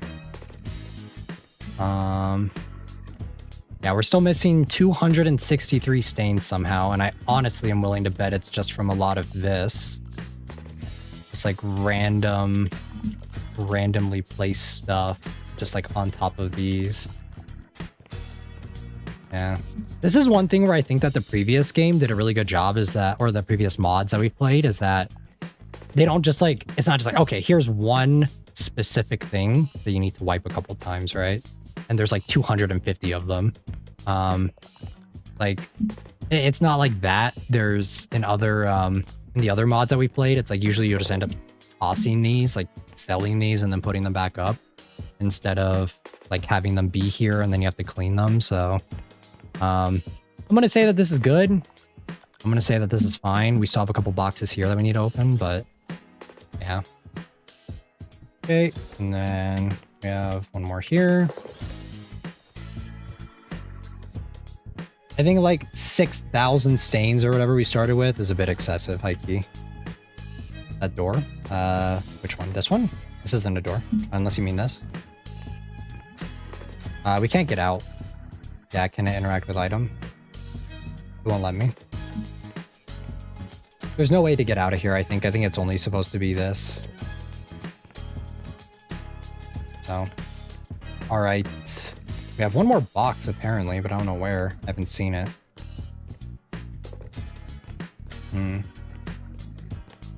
Oh, clean it? Let me see. Doesn't have any dirt on it or anything. Not unless it's outside.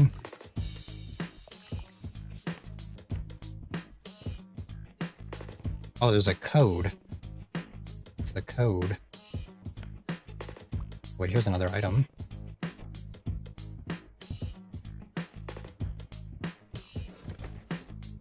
Okay. How do I open this then? Has to be a code somewhere here, right?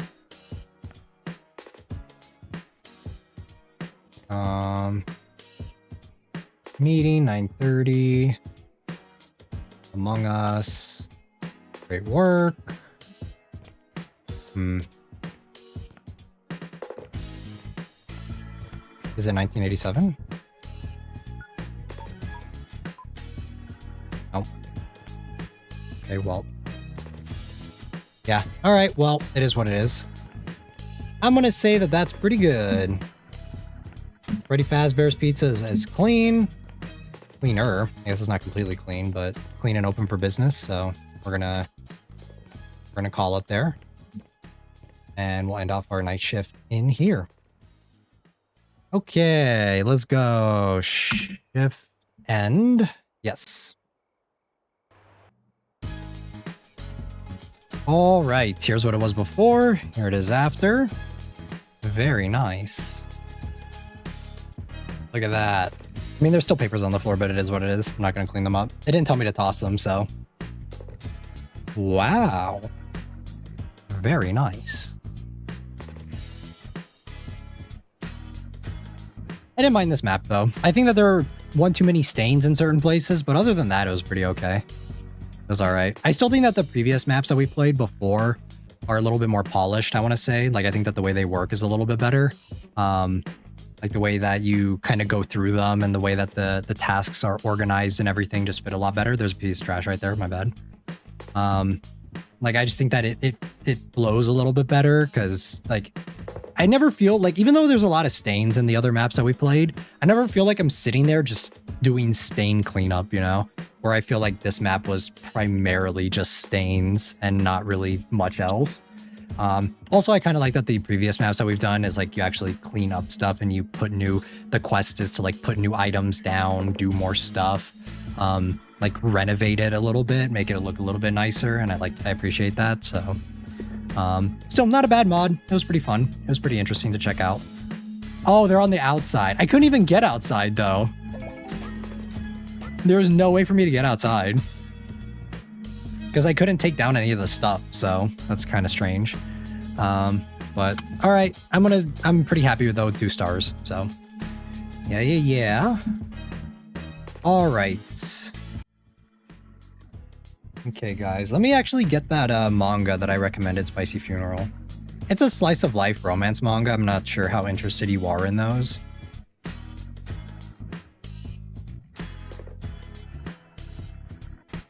Let me see here. Let's see. Matoka.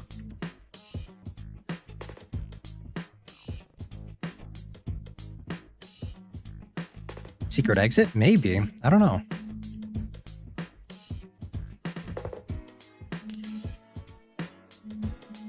Let's see. My enemy list. Right here. Okay. Let's see. Manga. It is this one. Came out 2014. I still think it's ongoing, but there aren't that many chapters for it, so.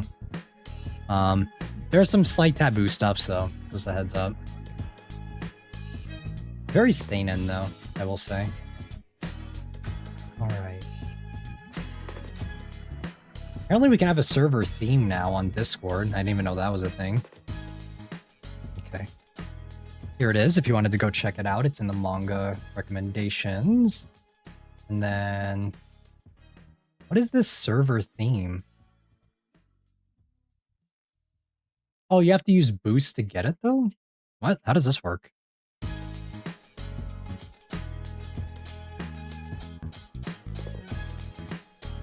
Oh, we only have one available right now. Okay, never mind. Very strange. All right, I'll take a look at it later. It's kind of weird, though, that you can't keep it up, though. Like, if you run out of boost, then I guess you just can't do it, so it is what it is. All right, guys. We're going to get ready to wrap up the stream. Next one is going to be the... let me bring it up here. It is... where did I put it? Let me see. Let me find it again.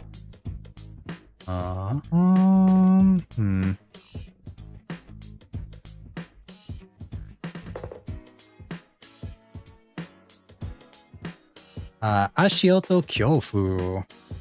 Ashioto Kyofu. The Japanese game, I think. I'm pretty sure. It's itch.io game. Looks pretty creepy. Looks pretty interesting, though. So we are going to be playing that one. It's a little bit... it's not super long. It's like an hour and a half, give or take. So we'll have lots of time to yap during the next stream.